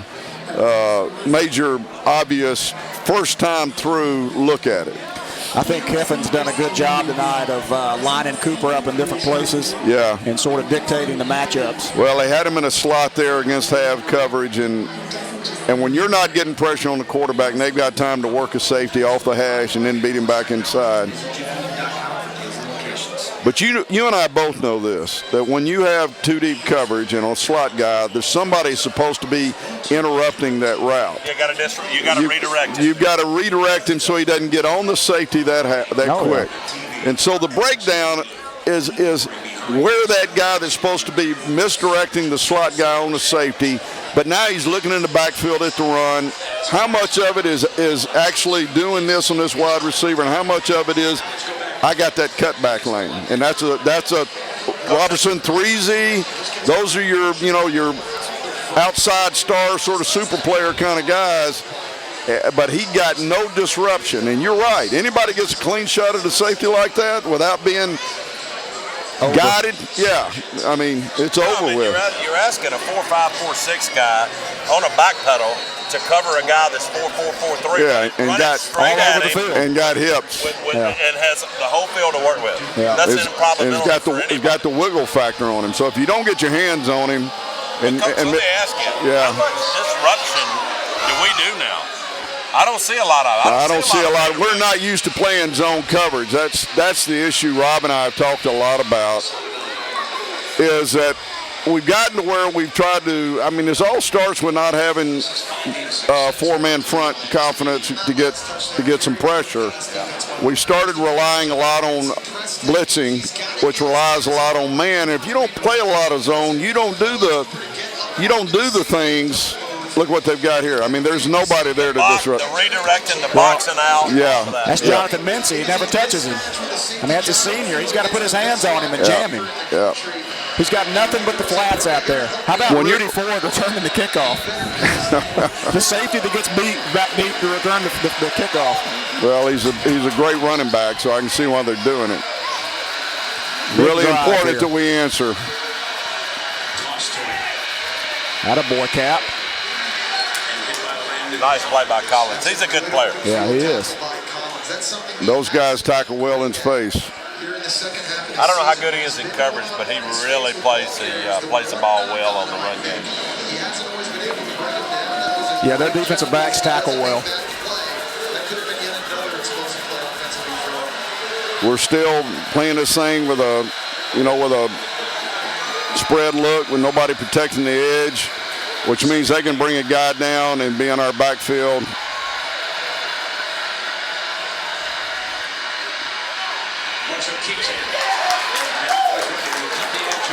Be third and long. This is not a matter of blocking being blocked. This is a matter of how many people are in the perimeter and how many people, because we actually, now right there we did have one beat a block and a freshman from Kansas. That one was different than what I thought after seeing on the replay. They did whip our tackle. But I agree with one-on-one. that. As a rule, it becomes a numbers game. It is. Once you get outside that tackle, it's all numbers. That one didn't get outside the tackle. They come with a delayed field blitz. Wow! That's Ty goes to the receiver. Goes to us. The catch. He looks like he's hurt, though, Duke. I asked Justin Hokanson if he's hurt, and he said he's tweaked his knee again. That's the end of it right there. He don't need to be back in there. What a catch. I'll tell you what now, he's a man. What a third down conversion. And what a tough dude to be out there doing this. That was a heck of a catch, Coach. Look at I'm telling you, that is a man right there. That's a man. And with the pain he's in, and he is focused only on that ball right there. Wow. That is a man. Look at that leg get turned underneath him. But he's still, he never. Dang. Oh, boy. He still fought for it, too. He's still fighting for that ball. You talk about courage. You ever see that guy, you need to shake his hand. Oh, Laplace, Louisiana now. It's a way of life for those guys. That's a tough kid. They'll friggin' die for you in Laplace. I'd take a whole team from Laplace and go play anybody. That was an unbelievable catch. I tell you, that takes Nick Marshall's primary guy away. Different now without him, that's for sure. Go Quan, attaboy. I tell you, when we get the edge, we're in good shape. It's just getting the edge when they bring that pressure, and it's been so inconsistent that, hell, we have that kind of play, and then we'll lose 2 yards. You a tough boy, Duke. I'm telling you, I love that kid. He's true. Yep. I mean, there's Dr. Andrews over there. Tell him what you think. Jimmy's from that part of the world, too. He's from Louisiana. Oh, yeah. He knows about Laplace. He's the LSU pole vaulter. He's the LSU pole vaulter. 2nd and 3. Let's get this thing. Attaboy, Cat. Attaboy. That's tough running right there. Just sometimes there's what you call great 1 yard runs because it could have been a 3 yard loss. That's one Nick should have kept. Watch it out here. Yeah, I think so. But was that a call play or a zone read? Nah, he was reading it. But that guy, anytime that guy squats like that. Yeah, but that's a 300-pound guy. Let me ask you this while this play develops. Is there a back in SEC history that has ever gone as underappreciated as Cameron Artis? Yeah, probably not. Coach, he's leading the SEC in rushing. Probably not. There it is. Ty goes to us. Yes! Attaboy, Quan!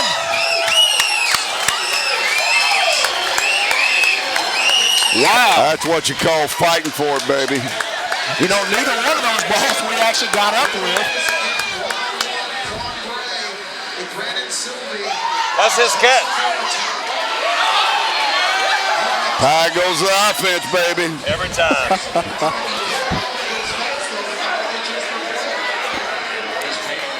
And a great job of snapping that ball early so they don't review it. Coach, let me ask you, though, what I was thinking about it. Wow, what a job. Of course, all we worried about is Iron Bowl right now. But let me ask you and Rob, do y'all know if we've ever, at Auburn, had to play 5 ranked opponents on the road? Oh, no. Within 7 Does that ever happen? What they say? They just said they're going to review the previous play. For what? After we ran one. I don't think, can you do that? That's what they just did. It's not going to, I mean, there's not indisputable evidence. But they're going to review that, but they don't review that 4th down play.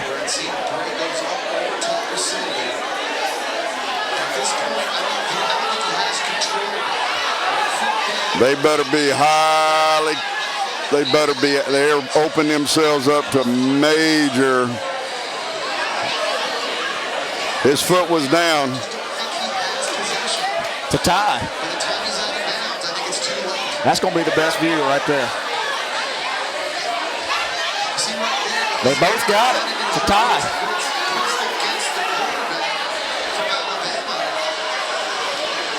They should have never done this.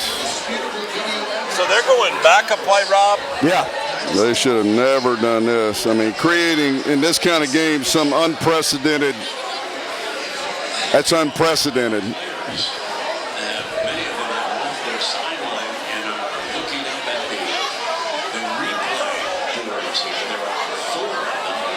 Well, let me ask this then. I mean, it's a fair question. What happens to the play after? They're in no man's land as far as I'm concerned. Has that ever happened before, Coach? No, I've never known of it. I'm not an expert in these kind of situations, but I certainly have never known of them going beyond the current play to make a reevaluation. Maybe they're looking to see whether his foot was down. If that's the case, they're wasting a lot of time. Don't matter. We already ran a play, though. We saw a similar play with Duke Williams earlier in the drive on a big 3rd down. Well, first of all, the call on the field is a catch. The call on the field is a catch, but let's look at it, Rob. Bottom line is, if they were to give number 3 on Alabama the possession, is that Cyrus Jones? Who is that? I don't know. Whoever it is. He's out of bounds. So it is either an incompletion or a complete pass. Right. Yeah, but what do you do with the play run after that? Well, they'll just pretend like it never happened. And what was the result of that play? 2 yards? 2 or 3. They're going to have to make a call that wasn't a tie. And did you see indisputable evidence? That was not indisputable evidence, no. The officials are so becoming suspicious. Of course, The ruling is that there was joint possession by both players. Therefore, the ruling on the field stands. They got it right. They got it right. Except there's no explanation as to why they waited a play. So let's see what they do where they put that damn ball. Excuse my friend. Well, yeah, because we got about 5 yards. Says 1st and 10. I guess they're going to say they just didn't get the whistle blown or something. Let me tell you what, this boy's in pressure zone. He's in pressure zone. Coach, the longer it goes, the more the pressure cooker. That's exactly right. He's in pressure zone. You don't make good decisions in pressure zone. And Auburn's inching closer to the red zone. I wish that somewhere in here we'd go ahead and just bring Uzama and both these guys in there. I feel like we're just becoming very suspect of them bringing that extra guy off the edge. And he basically can get both of them. I mean, because they're not just bringing one, they're bringing two. No, he's two off the edge. That's what I was talking about earlier, Coach, and that's why I asked you. When we're in a predictable run situation, they're run blitzing like crazy. And it's hurting us. Look at Cal. Hey, that right there is what took the edge guy away. Yeah. That motion. Absolutely. And we got a tight end on the backside, didn't we? We did.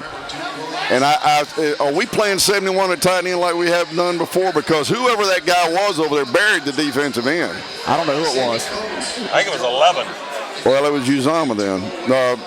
Fulse, yeah. I think we've got to have an edge protector, which we do again here. Got to get in the end zone. Golly. See, there they went with a full-on zone run blitz. Yeah. And it was predictable they outnumbered us. When they got more, we can block. It's amazing how much rushing yards we have. With that many negative rushing plays. The bubble play is good at some point. My God, he's back. Golly. God. Warrior, ain't it? He gets my red badge of courage. Come on, guys, pick this up. What a goddamn player he is. So, safety blitz. Oh! Nick, he's wide open, buddy. Come on, baby. That was close, Rob. Kick the field goal. I think he's worried about his feet. Yeah, you just how do you overthrow that guy, though? Come on, man. You know what? Really went right between his hands. It did. Nick's been on the money today. Yeah.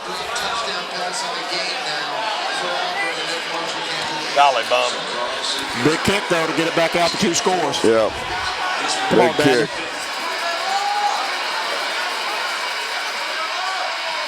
That up, boy. Right down the middle.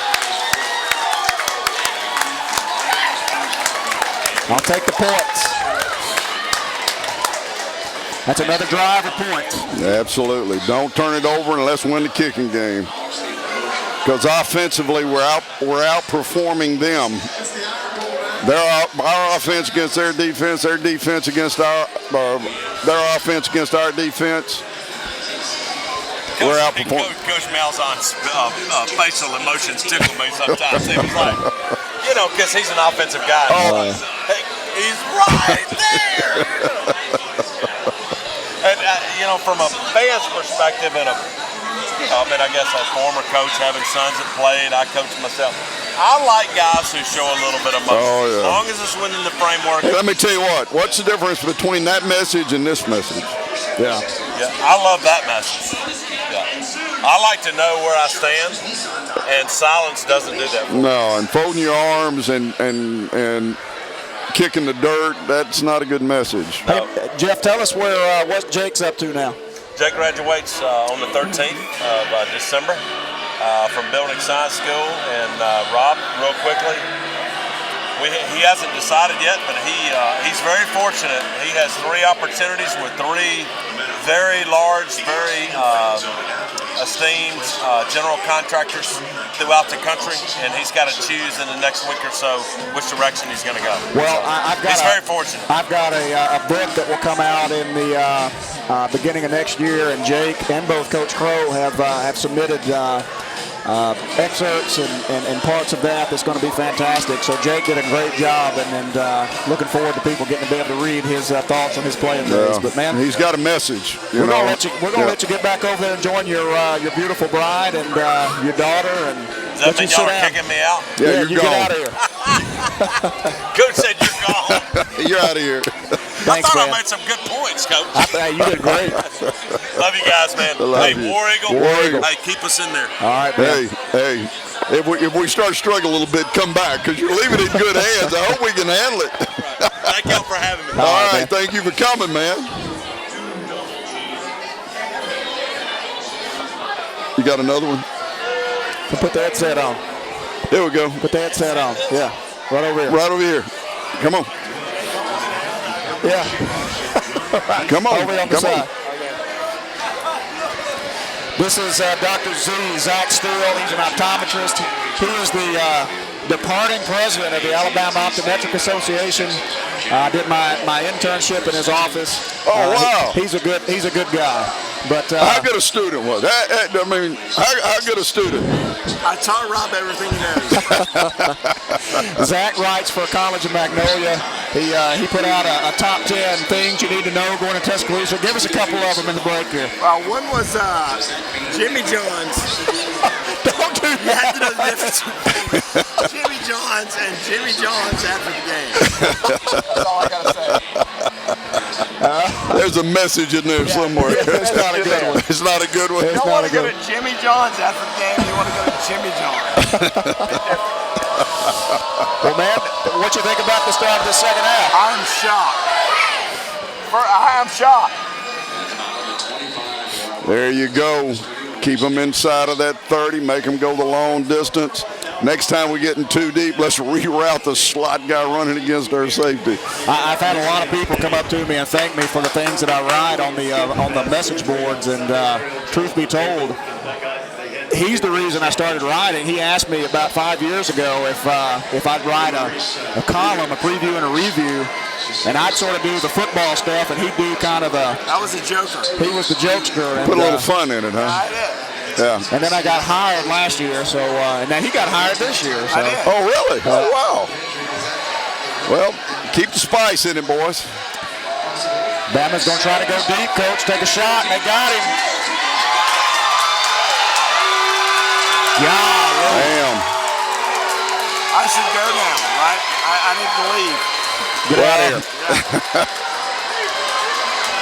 Yeah, get out of here. What was the coverage? You know, they're in two backs, and they probably brought us into one high safety. One play. But I tell you now, when the safety can't help on a vertical route, and that's just, is that straight up, or was that a hitch and go? I didn't have any. That guy can run. Well, if we're going to go man up on him, we either got to get pressure. Well, here we go, boys. Well, we've let them create some momentum for sure. It was zone. It was zone. They ran the slot guy through the safety to hold the safety, but it was 3 deep. And which, quite honestly, when you've got slot with a tight end on the backside and two backs in the backfield, that's what you got to play. You're going to give up on 1st and 10. Who would have thought that Auburn would have scored 36 points on Alabama? You know, I thought it was going to be a race to 30, to be honest with you, and it's looking like it's going to be a race to 50. There ain't no telling. I mean, we got a lot of ball to play. I mean, they cannot stop us. Now, Auburn's 12 yards away from 500 yards of total offense. I mean, they can't stop Auburn. Well, so if Auburn can stop the big play, they got a good chance to win this game. Absolutely. I think we kick them deep. We don't let them throw it over our head, which we just did. They have not shown that they can take the ball and work the ball through first downs, all the way down the field. But there, we just got that guy's just better than us. Well, the positive in this is that it puts the Alabama defense right back out on the football field. Yeah. I mean, they just had to defend us, and now they've got to be right back out there. So, you know, you don't want to give up 7, but at the same time, I mean, we're dominating time of possession right now. Well, that was a statement play by them, because we'd seen them look at their second-string quarterback. Now their quarterback, he's brought himself back from reprieve from the turnovers he's had. But how many Alabama fans' heads have exploded from Auburn scoring 36 points in the stadium in this game? It's amazing. Yeah. And that's a tribute to Gus Malzahn. Oh yeah. I think these guys getting ready to play like they have is because they've been kicked around a little bit here, and the last few weeks, and this football team is ready to play, that's capable of winning, and we're just going to fight to the last of this game, which is going to be an unbelievable finish from the looks of it. You know, they tried a funny kick at the beginning of the game. You wonder if he goes back to something like that. Look at all this. Yeah, doing some funny stuff here. We need a kick return. There he goes. That's Coy. Went sideways. Guys, I'm going to get out of here and let you guys do it because I'm bad luck. No. Yeah, get out of here. Thanks for coming.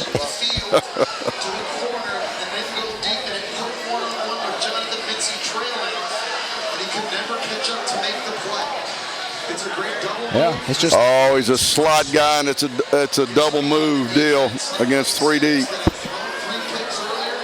And one 3 deep. Quarters. I don't know what it was. That may have been 3 deep. It was 3 deep. Golly. We need to come back with the same thing. I thought it was.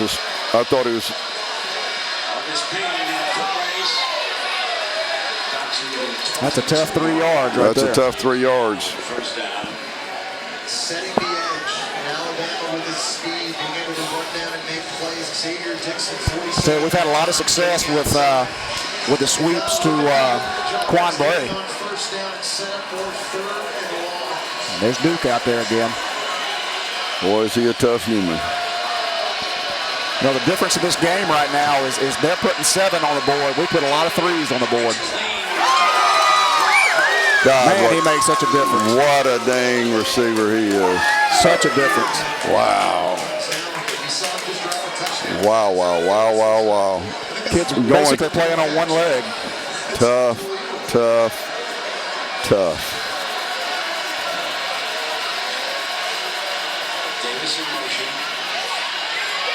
Can't run sideways. 2 yards, but it's a lot of running, but still it's positive yardage. And that's what you got to have is start off with just positive plays. It's just physical, Coach. He's just physical. He is so hurt. Very successful future playing on Sundays because you cannot teach that. Nearly 100 yards receiving now for Duke. 2nd and 8. 2 minutes left in this third quarter. Been a lot of scoring in this quarter. Yeah, there has. I'm just looking to see if they're going to bring cover 3 in the slot. No, they 4-man blitz. Yeah. That's almost a backwards throw. It almost was.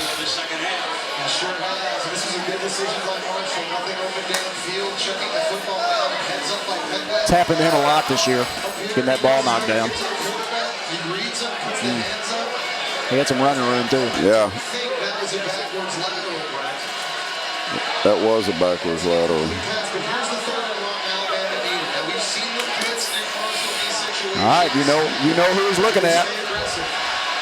And they look like they're bringing the house. They're going to back up. They bring one of them. Loop around. Dangerous. Yep.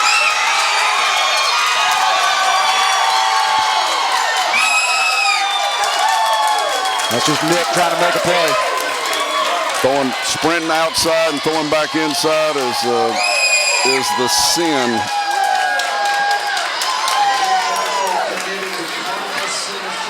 Calling on a guy to make so many plays.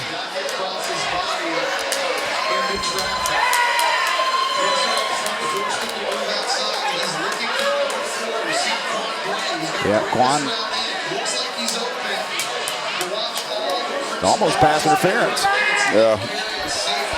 Just trying too hard to make a play. You see the way the ball is, he lost control of the ball. You cannot be running as fast as he's running one way and get anything on the ball back inside. Well, you got to limit this to 3 points right here. That away, clog it up. Yeah, that's a great job. You got to continue to win the physical battle as the game goes on and both sides start getting tired. One team will rise above the fatigue and start to dominate the other one physically. Now, somebody completes a pass or has a great completion, you've got to still stay focused on winning the physical battles. Gonna bring up a 3rd and 3. The physical battles ultimately is what's going to create separation in this. Not this hitch route or the great combination route where they just scored on. Make them one-dimensional, win the physical battles. Here's 3rd and 3. See whether they really believe whether they can run the ball or this is an automatic passing situation. What do you say? I think they're going to pass it. That's where they've been successful. They're going to play action here. Got 2 backs in the backfield, which means they're maximum protecting. Yep. We just don't have an answer for him.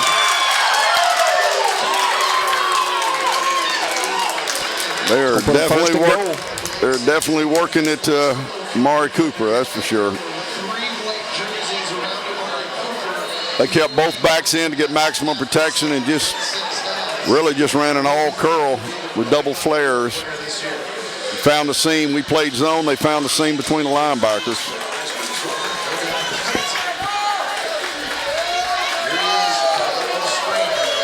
He's on the backside of trips here. Yeah, they're going to motion us.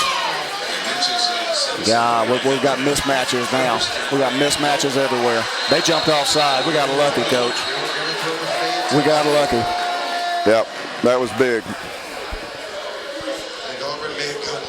They motioned Yeldon out, and we had a corner. We had a corner, which means inside. Inside, we didn't have somebody to cover because they were in a bunch over there. Yep.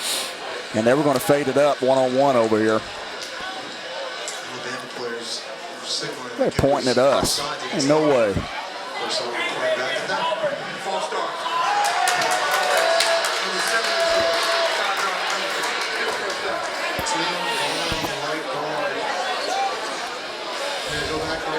He's up top here, 17, you can see his helmet. And a little flinch, he kind of gets started right before. It's a good call. Very lucky because I like Amari Cooper's chances of that fade had gotten thrown on Jonathan Benson.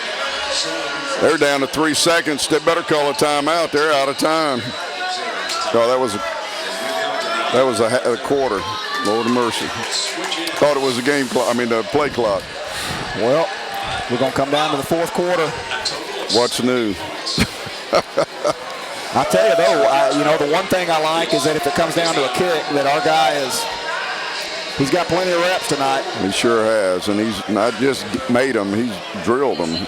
But that's why we need to make them kick a field goal right here instead of letting them get in the end zone. Keep it within a field goal. Yeah, this is where when you play the style of defense that we have become accustomed to playing, whether it's by choice or just by necessity,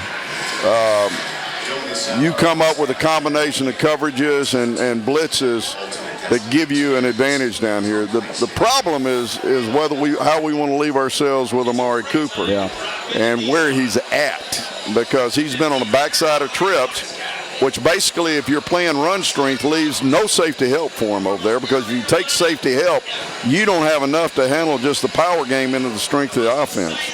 So you come over here to make a difference?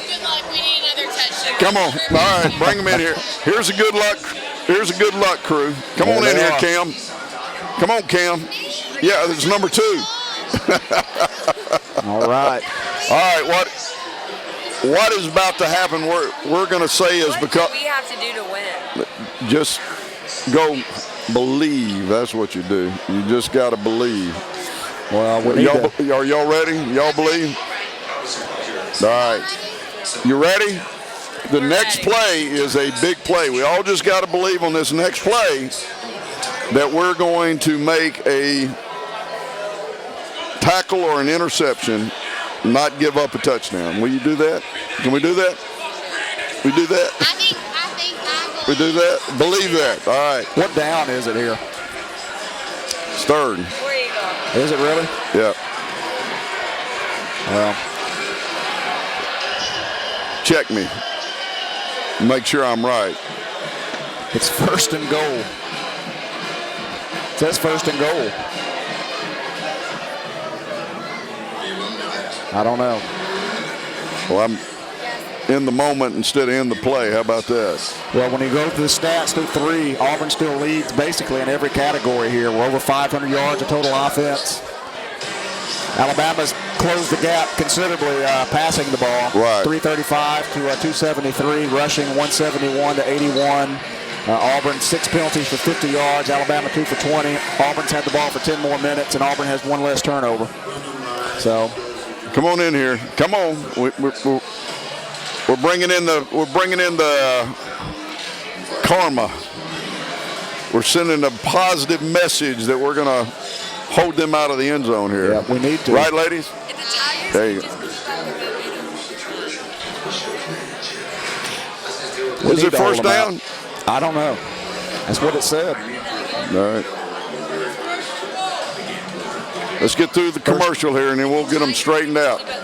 Yeah. Daniel said it's first and goal. All set here.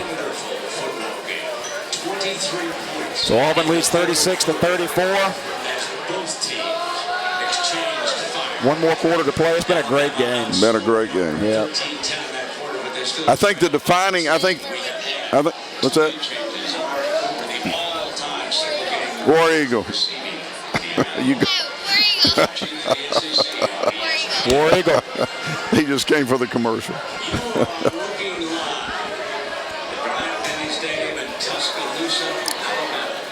It's a game we've waited a year for, and it's more than lived up to expectations.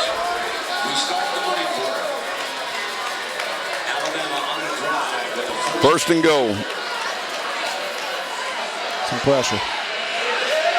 Hit him. Out of way.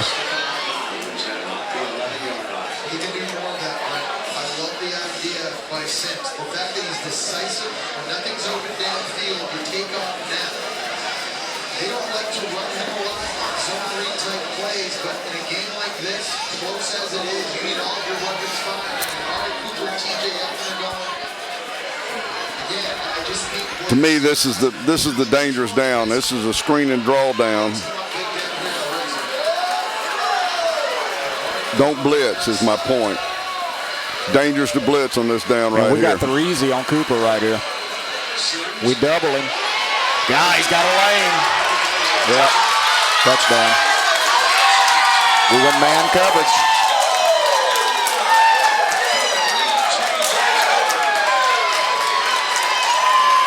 We're playing combinations of man, which means we had nobody on the quarterback. They may go for 2 here.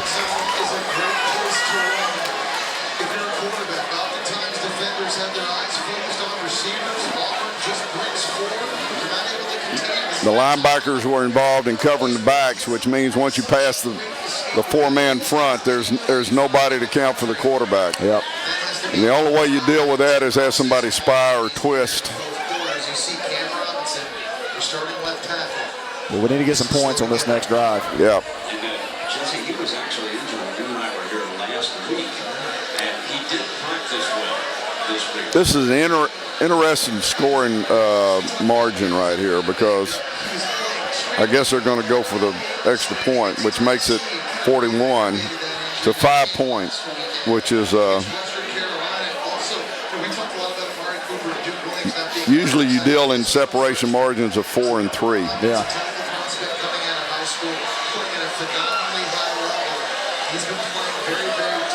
That's our true freshman left tackle walking off the field. Looks like he hurt his shoulder. Yeah.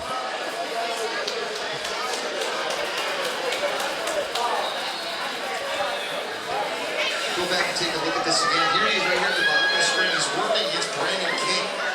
Yeah, we're tied up. We're tied up bracketing everywhere, which is really good coverage. But there's literally nobody to get him. They are going for 2. He's about to go to the corner. He's looking his way the whole time. That really doesn't mean much, though. I mean, what's the difference in 6 and 5? Nothing. Yeah. Not at this point.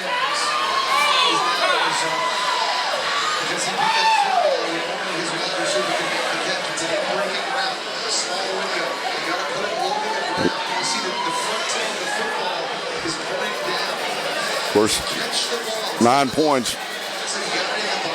Did he catch it? Looked like it to me. Well, it bounced. But it didn't come out from the looks of it. Well, here we go. Have we been here before?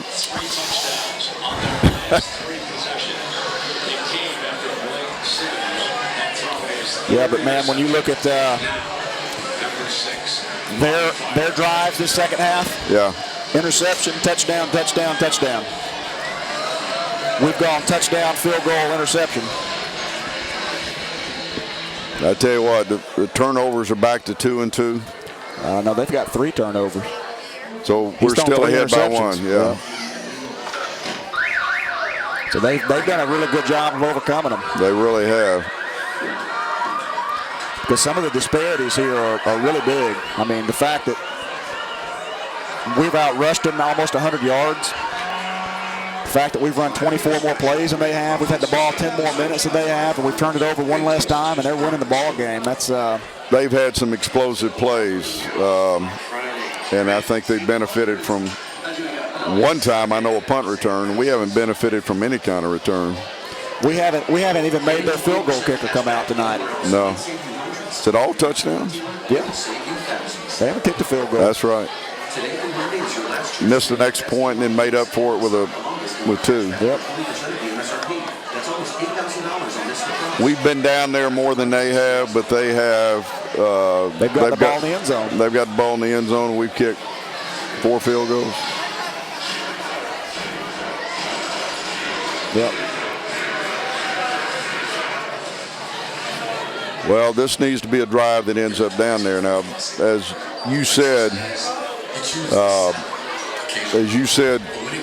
at the midweek point when we discussed this, first down, and you said turnovers and first down, and I think right now we've got to see, some consistency with first down.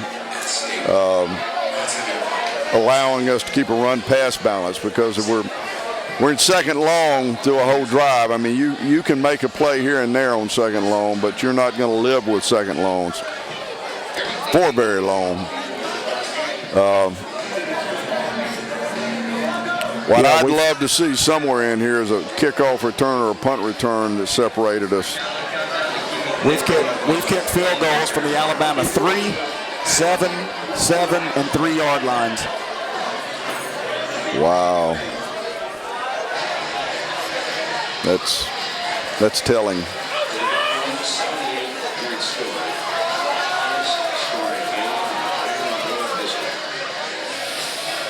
Well, we're seeing that this is the highest scoring game in Iron Bowl history already, and we got a lot more. Is it really the highest? The highest scoring game. What we're seeing is this is the highest scoring game in Iron Bowl history. Yep. Which is credit to the play calling and actually the talent on the field with both offenses. It's going to be returnable. Come on, guys. Make a big play in the kicking game. God, he didn't get tackled.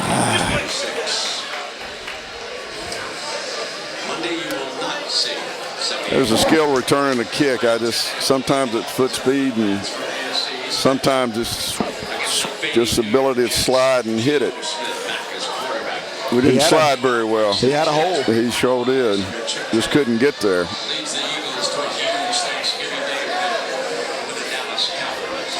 This series of plays and what we do on 1st and 10 is going to be very, very telling. 1st and 10, we have no tight end in the game. We're in 4 wides. They're bringing 5. Attaboy, Nick. Sammy doesn't help him much when he's close to it within 10 yards. I tell you, they're bringing 5. They're bringing 5 just about every time. It's just a matter of which edge they're bringing it off of. But we're picking it up pretty good. Still, we had decent pass protection.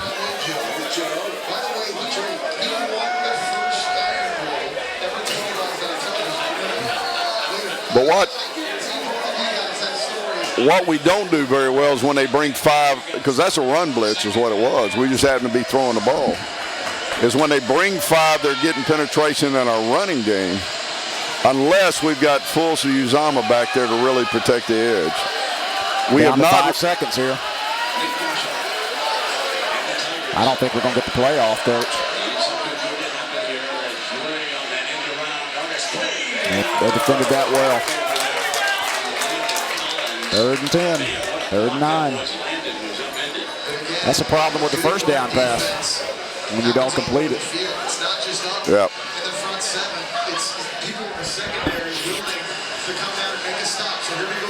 That's the first time they stopped Bray on that. Yeah. All right, let's see whether they're going to come after us or just play a pure zone and come with 4. They haven't come with 4 hardly any. But they're going to do it this time. And they got too good of a rush. Yeah. And their 4 was 4 enough. Yeah. Whenever you can bring 4 and play zone coverage behind it, you get that kind of pressure. Yeah, that's. And this is where the fourth quarter. This is where the fourth quarter becomes a residual effect of the previous physicality in the game, and some teams raise the level of physicalness in the fourth quarter. Right there, that was the best. Their defensive front, and they're probably rotating the heck out of them and keeping them fresh. Well, this is a problem right here, punting the ball. And we got to get a good punt here. That's good. That's the best we could have done right there. Oh, man, that was outstanding. Pin him into the sideline and then cut him off and coming back across the field. We got him inside the 30. That's the best we could hope for. Now we got to play some defense. But you look at our drives. Touchdown, field goal, interception, punt. We're moving in the wrong direction. Yeah, we are. They went interception, touchdown, touchdown. We built a rhythm around running the ball, and particularly on 1st and 10. And we really, I don't know what it looks like. We've lost some consistency in the running game. Yeah. Well, we'll take a break with a break in the action here with Auburn punting to Alabama. They need a defensive stop right here. So we'll be back to see what happens to the end of this Iron Bowl. Don't go away.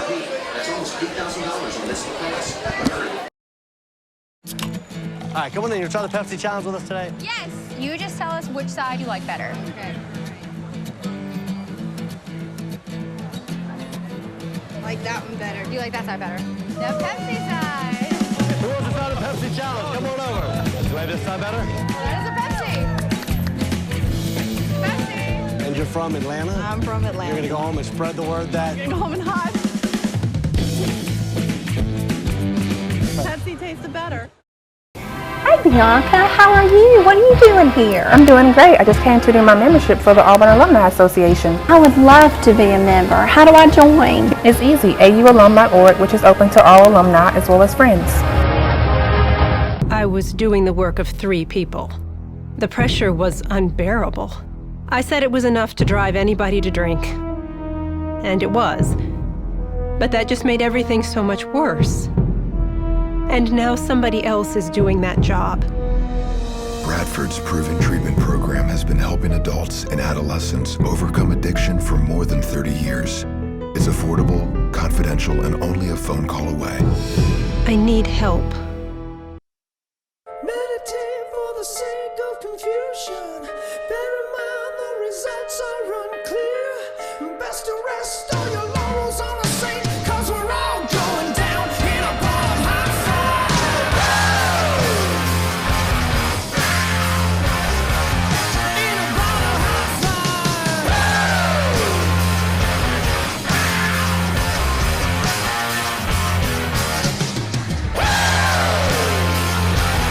Your Auburn Alumni Association wants you to join today.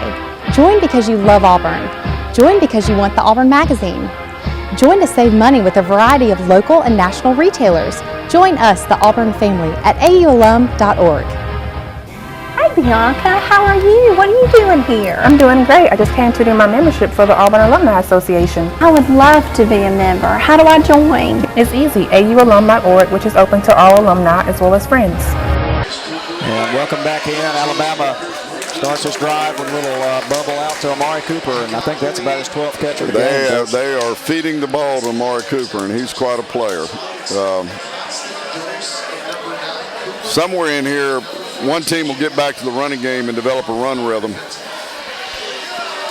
We got to have to stop here. We can't allow them to get points on this drive. Just outran our linebacker. Yeah. No edge containment there. Got a 7 technique. Actually, the linebacker, Frost, couldn't get there. Yeah, he was unblocked. That's the reason why they're on pace to set a school record for total offense in a season. They're averaging They're in 4 wides, 1st and 10.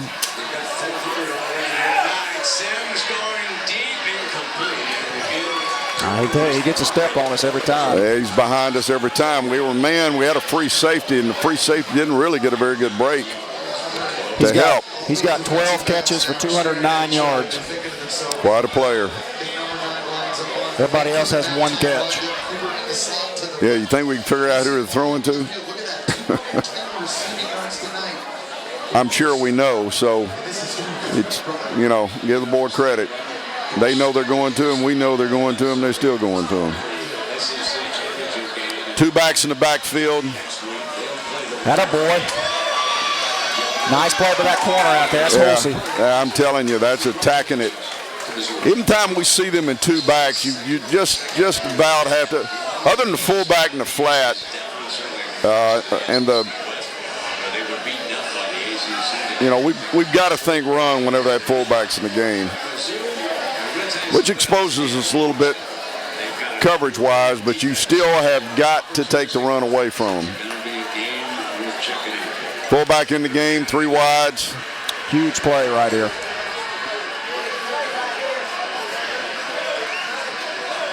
Get him. Damn. Unbelievable.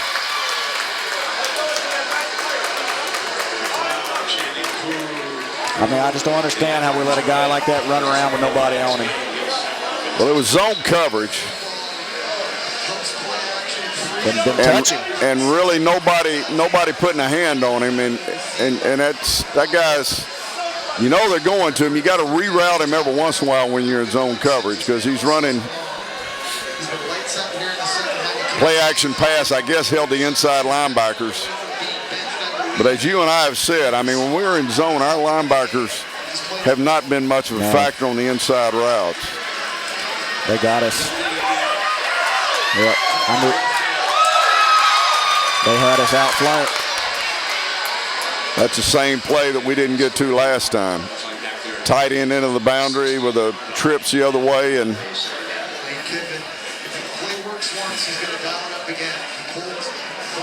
they got the tackle around on Frost this time. But this ends up being physical enough to take the running game away from somebody.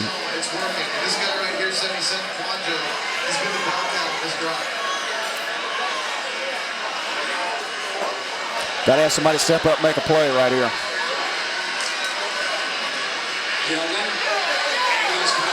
That's a hold. They call it, huh?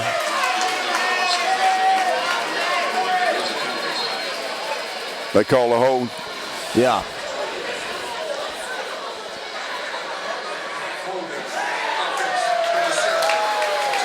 Number 70, which is the edge guy, which is how they got there. That's the first holding penalty of the game, I think. Center. I thought he was.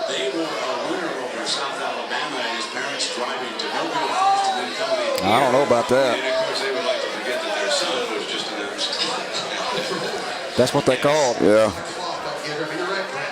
He got hurt against Ole Miss. He was out against Arkansas. When he was out, they did not run the football the same. He needs everything this offensive line getting the ball.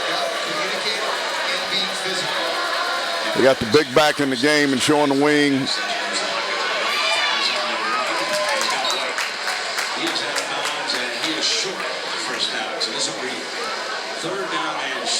What? He's not short.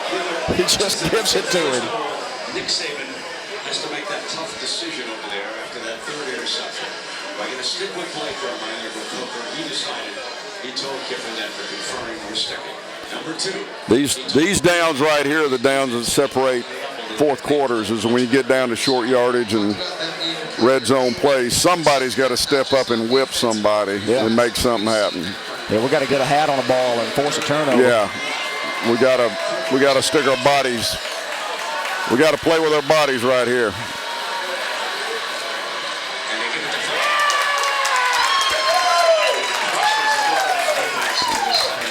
And we really, they knock us off the ball right there. That's the most movement. And again, fourth quarter who's most physical in the fourth quarter is a big defining element right here. And right there, they knocked us off the ball, and they were more physical. We were at the point of attack. Yeah.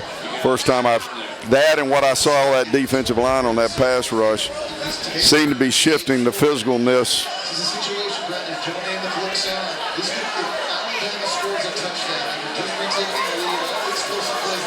To be big to hold them to a field goal right here. We don't have a receiver covered. Look at that. You see that?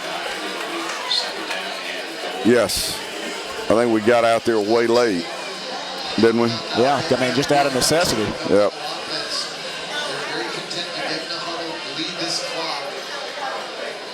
You know, that was a very, very big 6-point game here. because if they kick a field goal, Yeah, we got to hold them to 3. they turned this 6 into a 9 in a 2-possession game. That was huge on Saban's part. And now, just milk this clock. Take time before it's spent. Try to get it down. Limit the possession. Man across the field. They've got their power. Man up. There he is. He's wide open.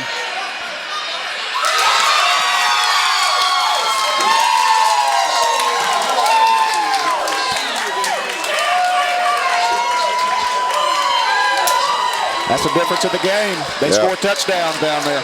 Yep. And they sprinted, had maximum protection, 2 receivers out into the short side of the field, which is unbelievable. I mean, sprinted into the short side of the field with 2 receivers out, and we just lost him. It wasn't. We got our back turned to the ball. I don't know whether they picked us or not, but I mean, we're there with our back turned on the guy, so no way to make a play on the ball with our back turned. But it looked like we lost him. We were trying to find him, is what it looked like. And they're going to go for 2 again. Surely we didn't call a timeout.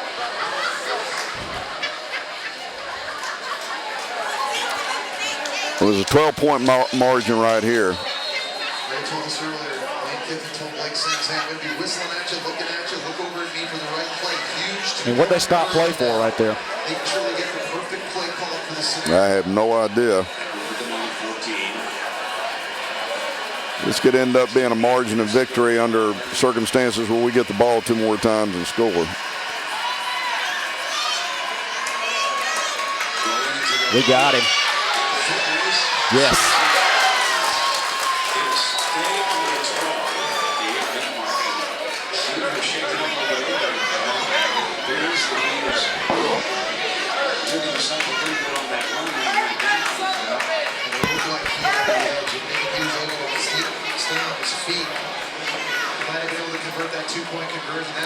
Well, we got to score 2 touchdowns, Rob. We're probably going to get it 2 more times if we can score and then get the ball back. Yeah, and we hadn't stopped them. And 4 touchdowns, but 3 interceptions. Now that's how fans can hold their breath. We'll get a report on ourselves. Yeah, I don't know. I mean, as a defense, you come in and, you know, you're really just wanting to obviously control the run. Right. But you've got to get some interception. I mean, you want to create some turnovers, and they've done that. They've gotten it, and what I'm seeing is the physicalness is shifting. I mean, they've actually probably thrown 2-to-1 versus runs, but they have made a lot of yards in the running game. They weren't making early in the game, and we're not making the yardage in the running game that we were making early in the game. So, you know, the ability to control the line of scrimmage and run the ball and stop the other team's run has shifted here in the fourth quarter. I still feel like at the end of this game, we're going to look back and say, no question. All those trips. We could. Yeah. And the difference is, how we match up when we get down there inside the 10-yard line, out being a spread team, and people just saying you got to throw it, and we didn't make the throws because we've thrown more passes in the red zone than we have runs. Right. And you think that's by what Alabama's alignment is? Or you think that's by game plan? I think it's by game plan because I think we know Alabama's style of play, and if you line up when you line up in 3 and 4 wides or 4 wides really just every time, I think we know they're going to load the box up and play man coverage. I think we know that they're not going to take safeties over the top to help corners and leave you those inside running lanes. Yeah. And I think we just elected to have the throws down there instead of the runs, and we hadn't made them. Now we formation to get some runs down there, but our ratio pass to run inside the 10-yard line has been over to the side of the pass, which, if that's what we chose, that's because we thought that was the best advantage for us. So.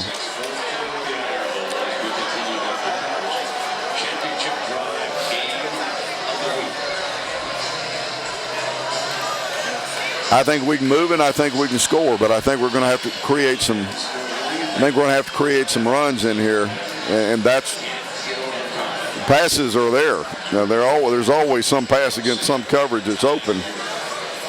The run has become a little bit of a mystery to me. How we fit the run in with a pass. I'd feel a lot better, like I said, if we consistently had a tight end in the game. Yeah. And one that we could throw the ball to, too, not just have him in to run it. Tight end, H-back. See if our kicking game can do something to help us win. That's definitely returnable. Come on, Quan.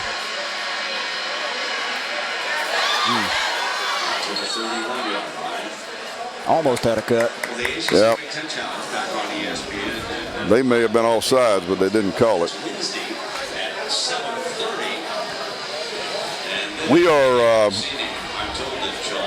We're in probably a 4-down situation all over the field right now. I mean, I cannot see us kicking it back to them without a score. So you need to know when you start whether you're in 4 downs. Yeah. Now there is a tight end or H-back in the game. No, there isn't. We're in 4 wides, trips into the boundary.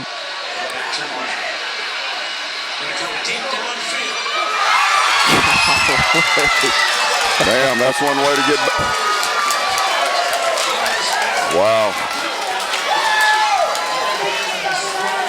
They take their shots and put him over 200 yards. Yeah. They make their shots, we make our shots. Come on, guys. The difference is getting in the end zone. In the end zone. Their big shots, they end up in for 7. Yeah. There you go. Go wide. Golly.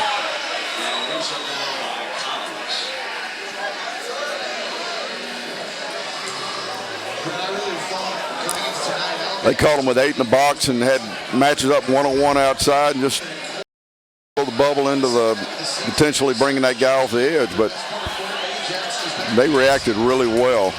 Yeah. We did have the advantage when he threw it out there. They tackle well in open field. Yep. 4 wides again. Bring a safety.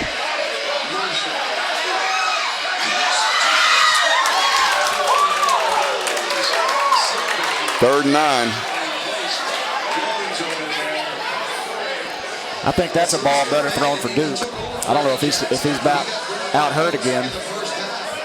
I don't think Duke's in there. Yeah, I don't either. That A way little just- underthrown. Yeah, underthrew it. Really should have been intercepted. Ball was underthrown. I mean, actually, Sammy was playing defense.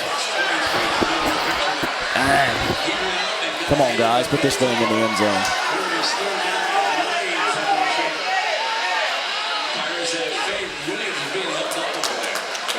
Oh, over, uncatchable. Again, we're down here. We're throwing it 4 times. Well, I know. And it's not, you know, and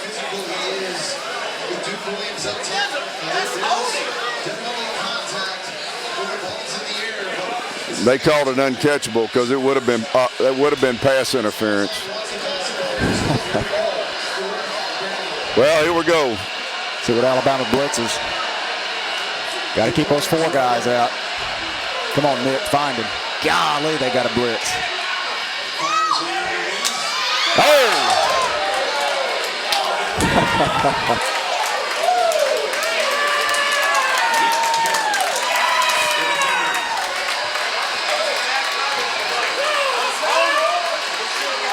Had some wasted throws in there.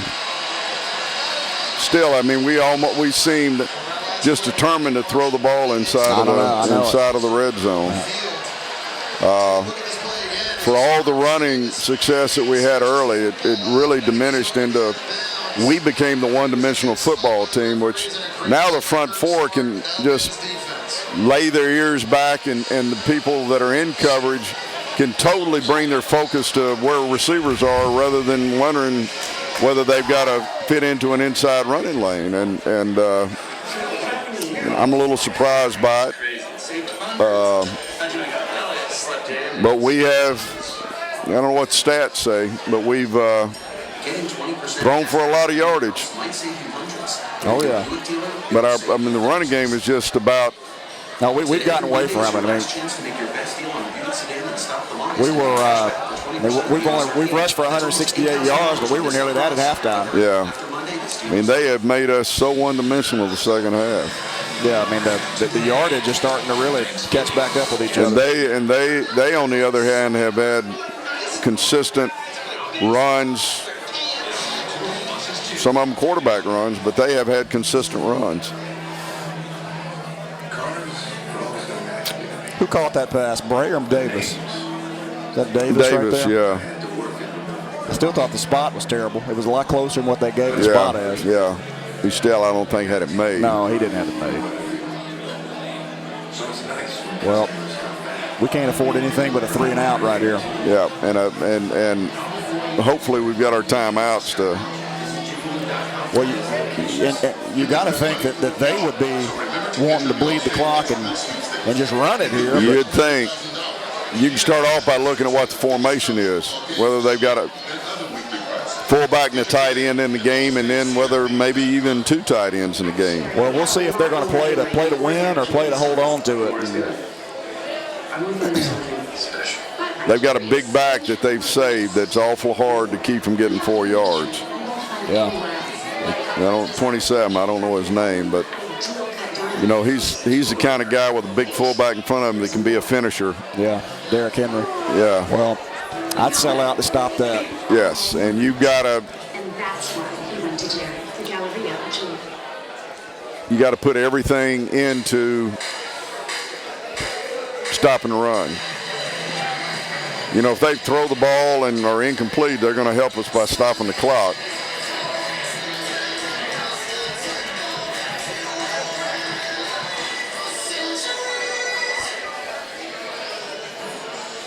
So already Mississippi State has fallen out of that playoff picture. If Alabama wins, you would expect the first 3, Alabama, Oregon, and Florida State, to stand pat. We'll welcome you back to ESPN College Football Prime Time, presented by Hampton Hotels.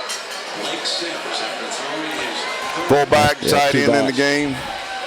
That guy up in the slot still dangerous, but we got to sell out over here. We got to sell out on the run. Golly. Can't come up and dive on that. They had somebody unblocked on the line of scrimmage that had a shot at him. That's you know, you gotta tackle better than that. And this guy's hard to tackle. It's not just a simple statement to say tackle, but no, I mean he's an NFL back. I mean they got NFL skill guys all over the field. But you got to be focused where your help is and attack the outside half of the man, and don't let him beat you outside because all your help's back inside. There it is. Hit it. No way. Get him out of bounds at least. Out of bounds. 3rd and short.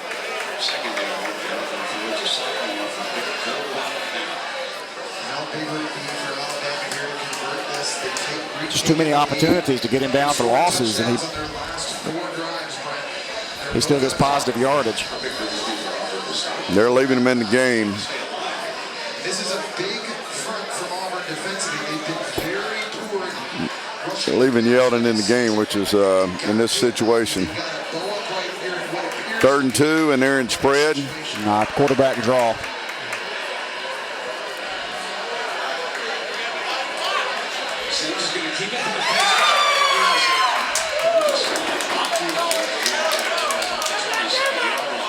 He was the only 3rd and 2, and he was the only running threat, and we don't force with the linebackers. I mean, you gotta be smart. Football sense and know what they're trying to do. They're trying to bleed the clock. They want to keep the ball on the ground. Right. I mean, if there's ever a time for us to put those linebackers up in the middle there, put them in there right there. Yeah. Of course, they were counting the box, and they may have had a throw outside if we'd have. There's their big guy.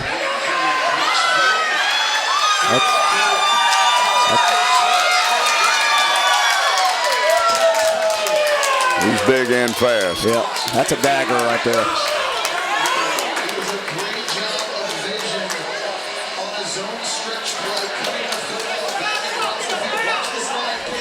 They're physically wearing us down. I mean, we've got bad safety fit. Yeah.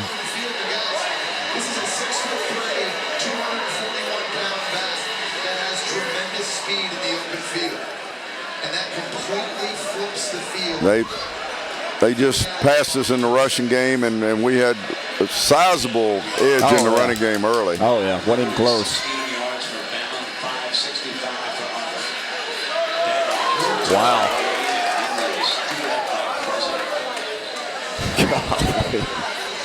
President was playing. That's a heavy load to pick up. You know, he runs upright for a kid that big.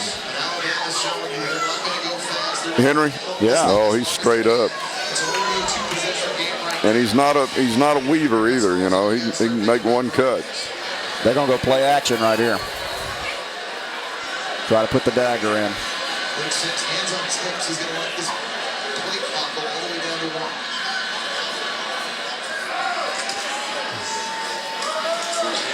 That's it.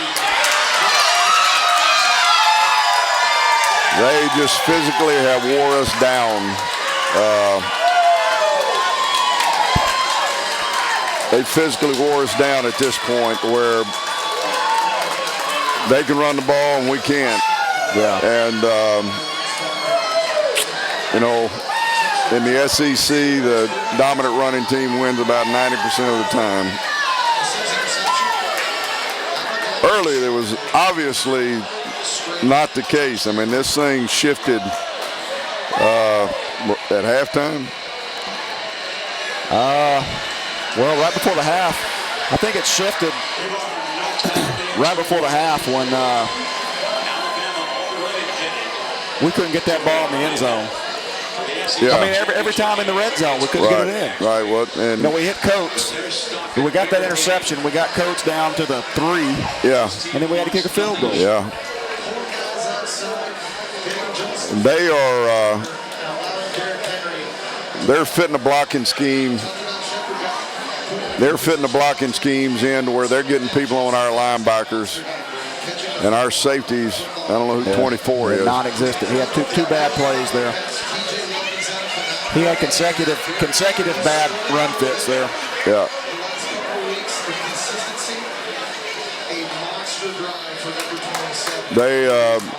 Alabama has turned on the dominant factor here, become the dominant factor here in the fourth quarter, and that's where you have to separate yourself. You're gonna win a football game, and they have separated themselves. So you give them credit for that. But where it was up front, I thought we were the dominant team. It was not the case over the course of the second half and into the fourth quarter. Well, I mean, they've got 5 consecutive touchdowns. I mean, is it 5? Yeah, touchdown. Their drives in the second half are interception, touchdown, and 5 touchdowns.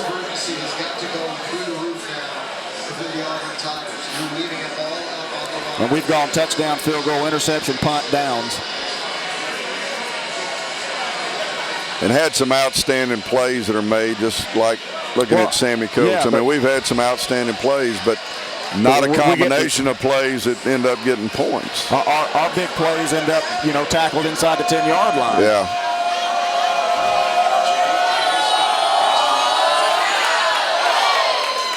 Let's return a kick. Yeah.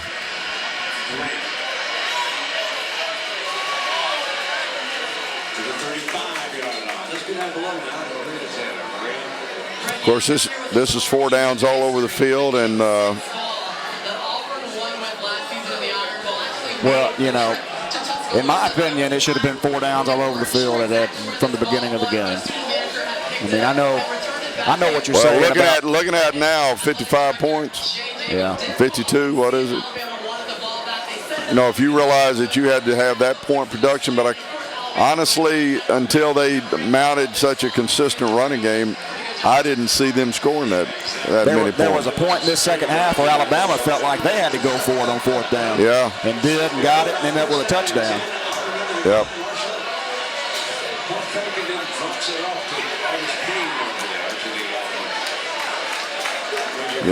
Artis Payne has been a warrior. He has been a warrior. Yeah, I wonder what Rock Thomas's role was going to be tonight before that first play. Well, they've certainly tried to make him a feature player, and it just hasn't happened this season. There's been inconsistencies with Rock because of injury. Protect him, guys.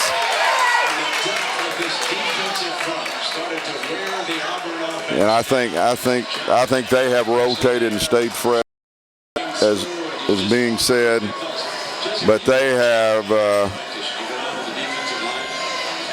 gotten to the point where they bring a 4-man rush and we can't protect their quarterback. That's where we are right now. Yeah. And made us one-dimensional by creating consistently an extra guy in the run game when we tried, and that's how they stopped our running game, was putting an extra guy, because we're blocking with 5 and they're bringing. That's just a prayer there.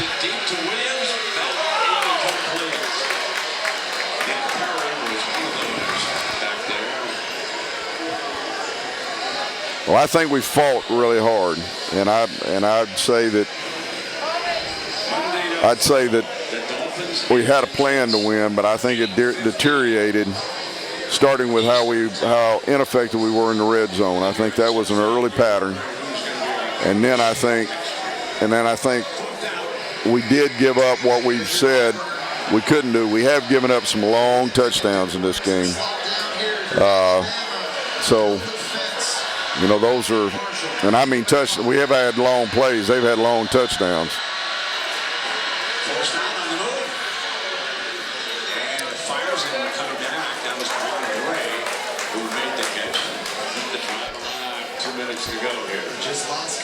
Well, Rob, as we sit here and look at this thing come to an end, I mean, what's your assessment of what this team has accomplished and what they've failed to accomplish?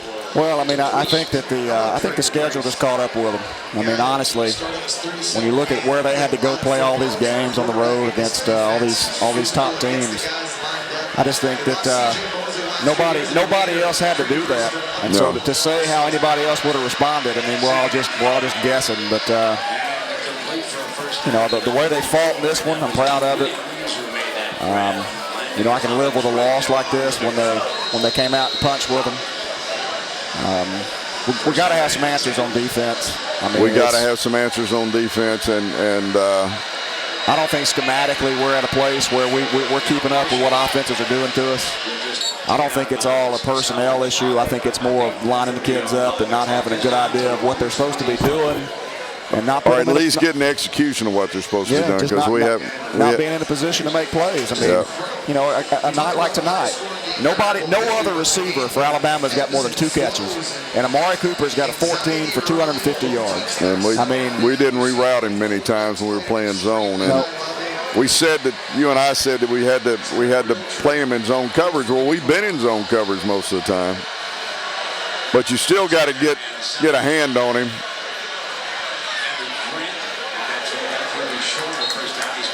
You still got to reroute and get a hand on him, and I don't think, you know, when we were in zone, we didn't disrupt anything. Yeah. You know. But I think when we look back at the season, that he's going to have a decision to make.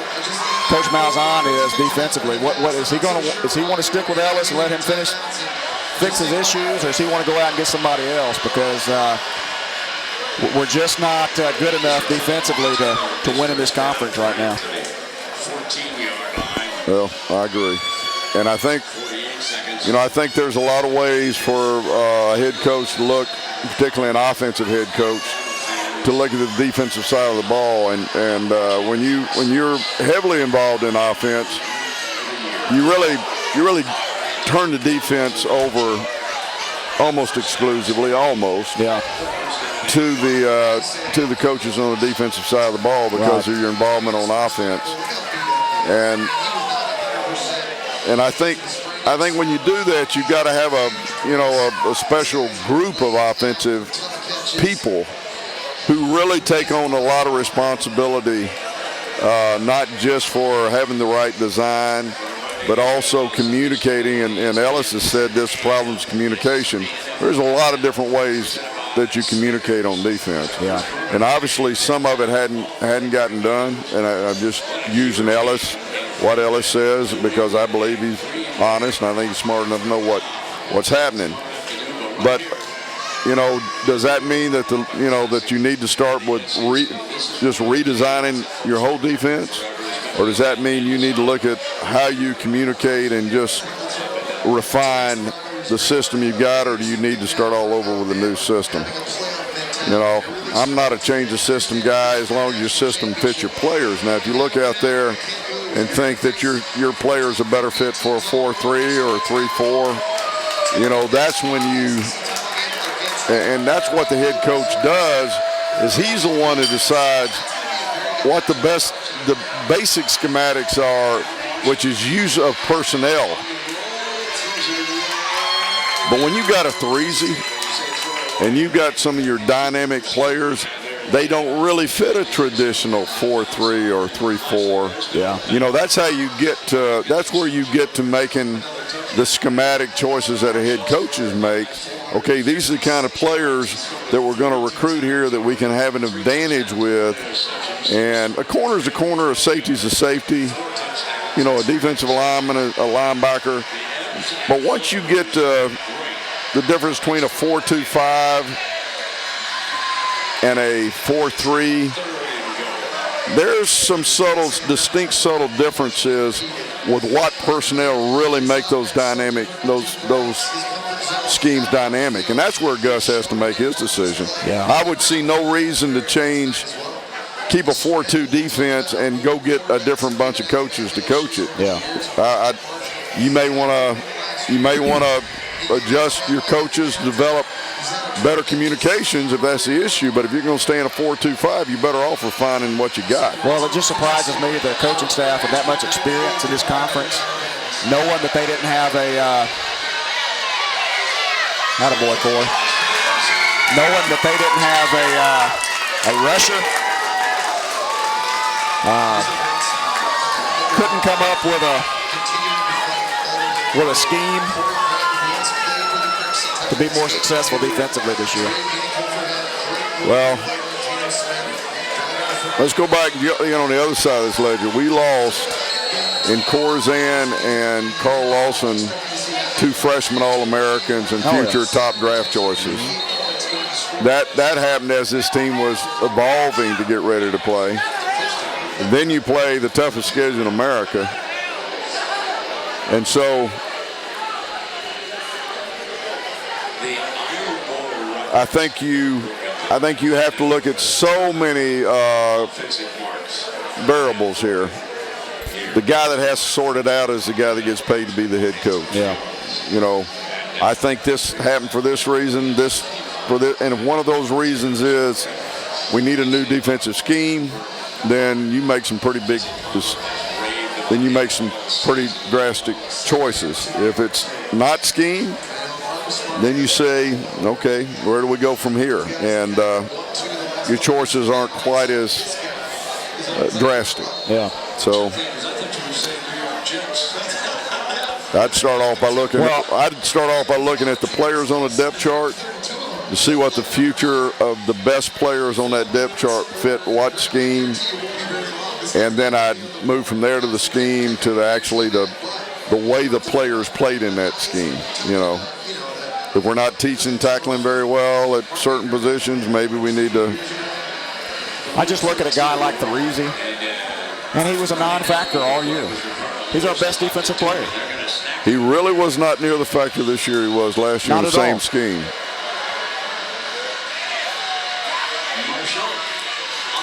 Attaboy, Nick. Well, they gave it to Alabama. What now? They gave the points to Alabama. Yeah.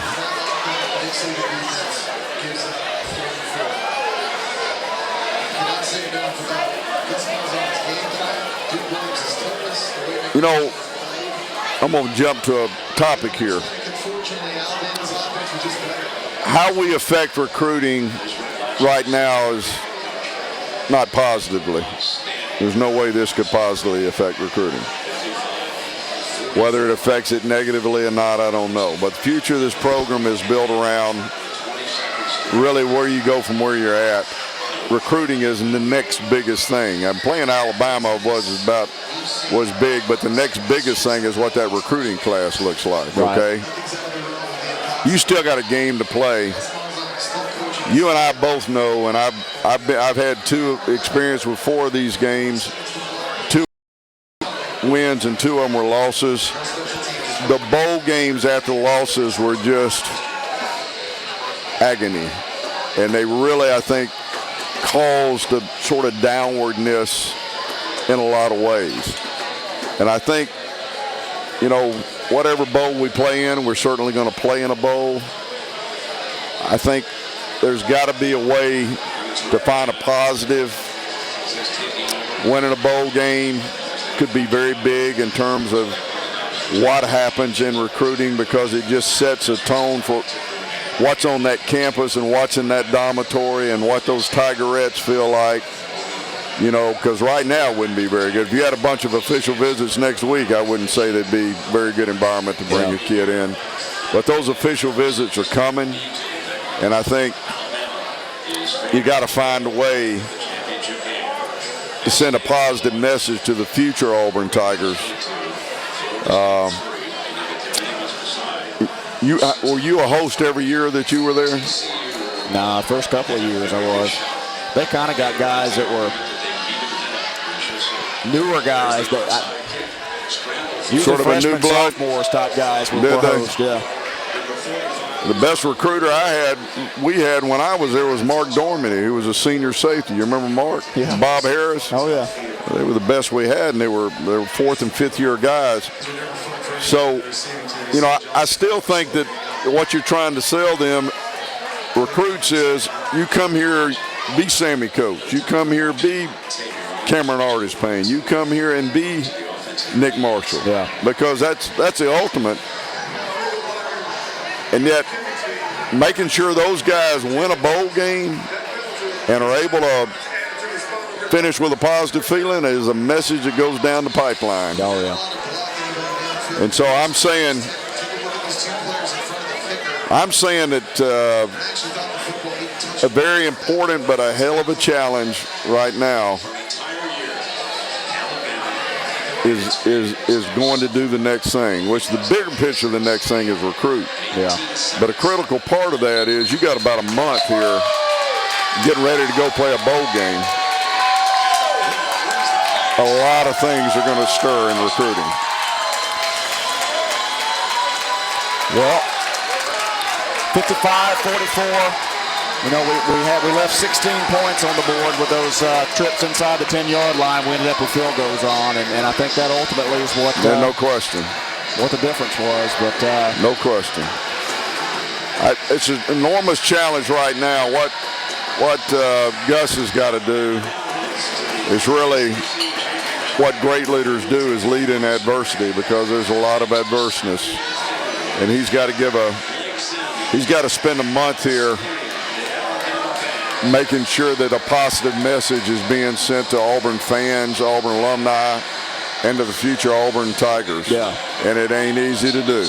Well, ultimately, I'm proud of the fight this team came in with. I mean, there's no disgrace in this game. Got a fight over in the corner.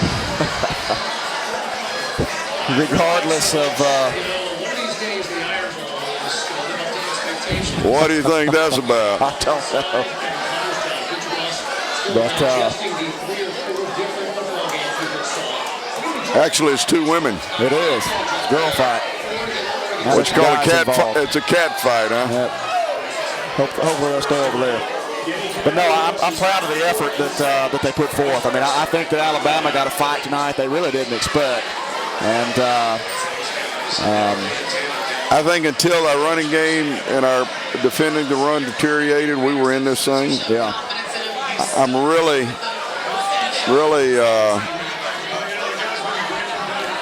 I don't know what that says. I'd go back and to find out what the answer to that was. I'd be up at 3 o'clock in the morning right now. Let me tell you where I'd be. 3 o'clock in the morning, it'd just be me in an empty field house, and I'd be running that back to see why the hell that happened. Because that's the core element of toughness that you got to have. Yeah. As were we getting our butts whipped, we get wore down, or we just not good enough. Hey, we're going to get out of here before the balls break out. So I don't know where we're going to end up, but we'll get you on social media as far as where we end up next. But I know we'll do an Auburn Intel at some point. So we've had a blast. We appreciate Buffalo Rock, Supreme Beverage. Who else? Bradford Health. Bradford Health, Conecuh Sausage, Golden Flake, all those folks. We've had a great time at Game Day Bunker. Fantastic venue here at Rogue Tavern. Plan to be back. Appreciate the Auburn Alumni Association, the Greater Birmingham Auburn Club for hosting this, and also, of course, Auburn Undercover for live streaming us here at the Game Day Bunker. So for Coach Jack Crowe, I'm Rob Pate. We'll see you next time at Game Day Bunker. War Eagle.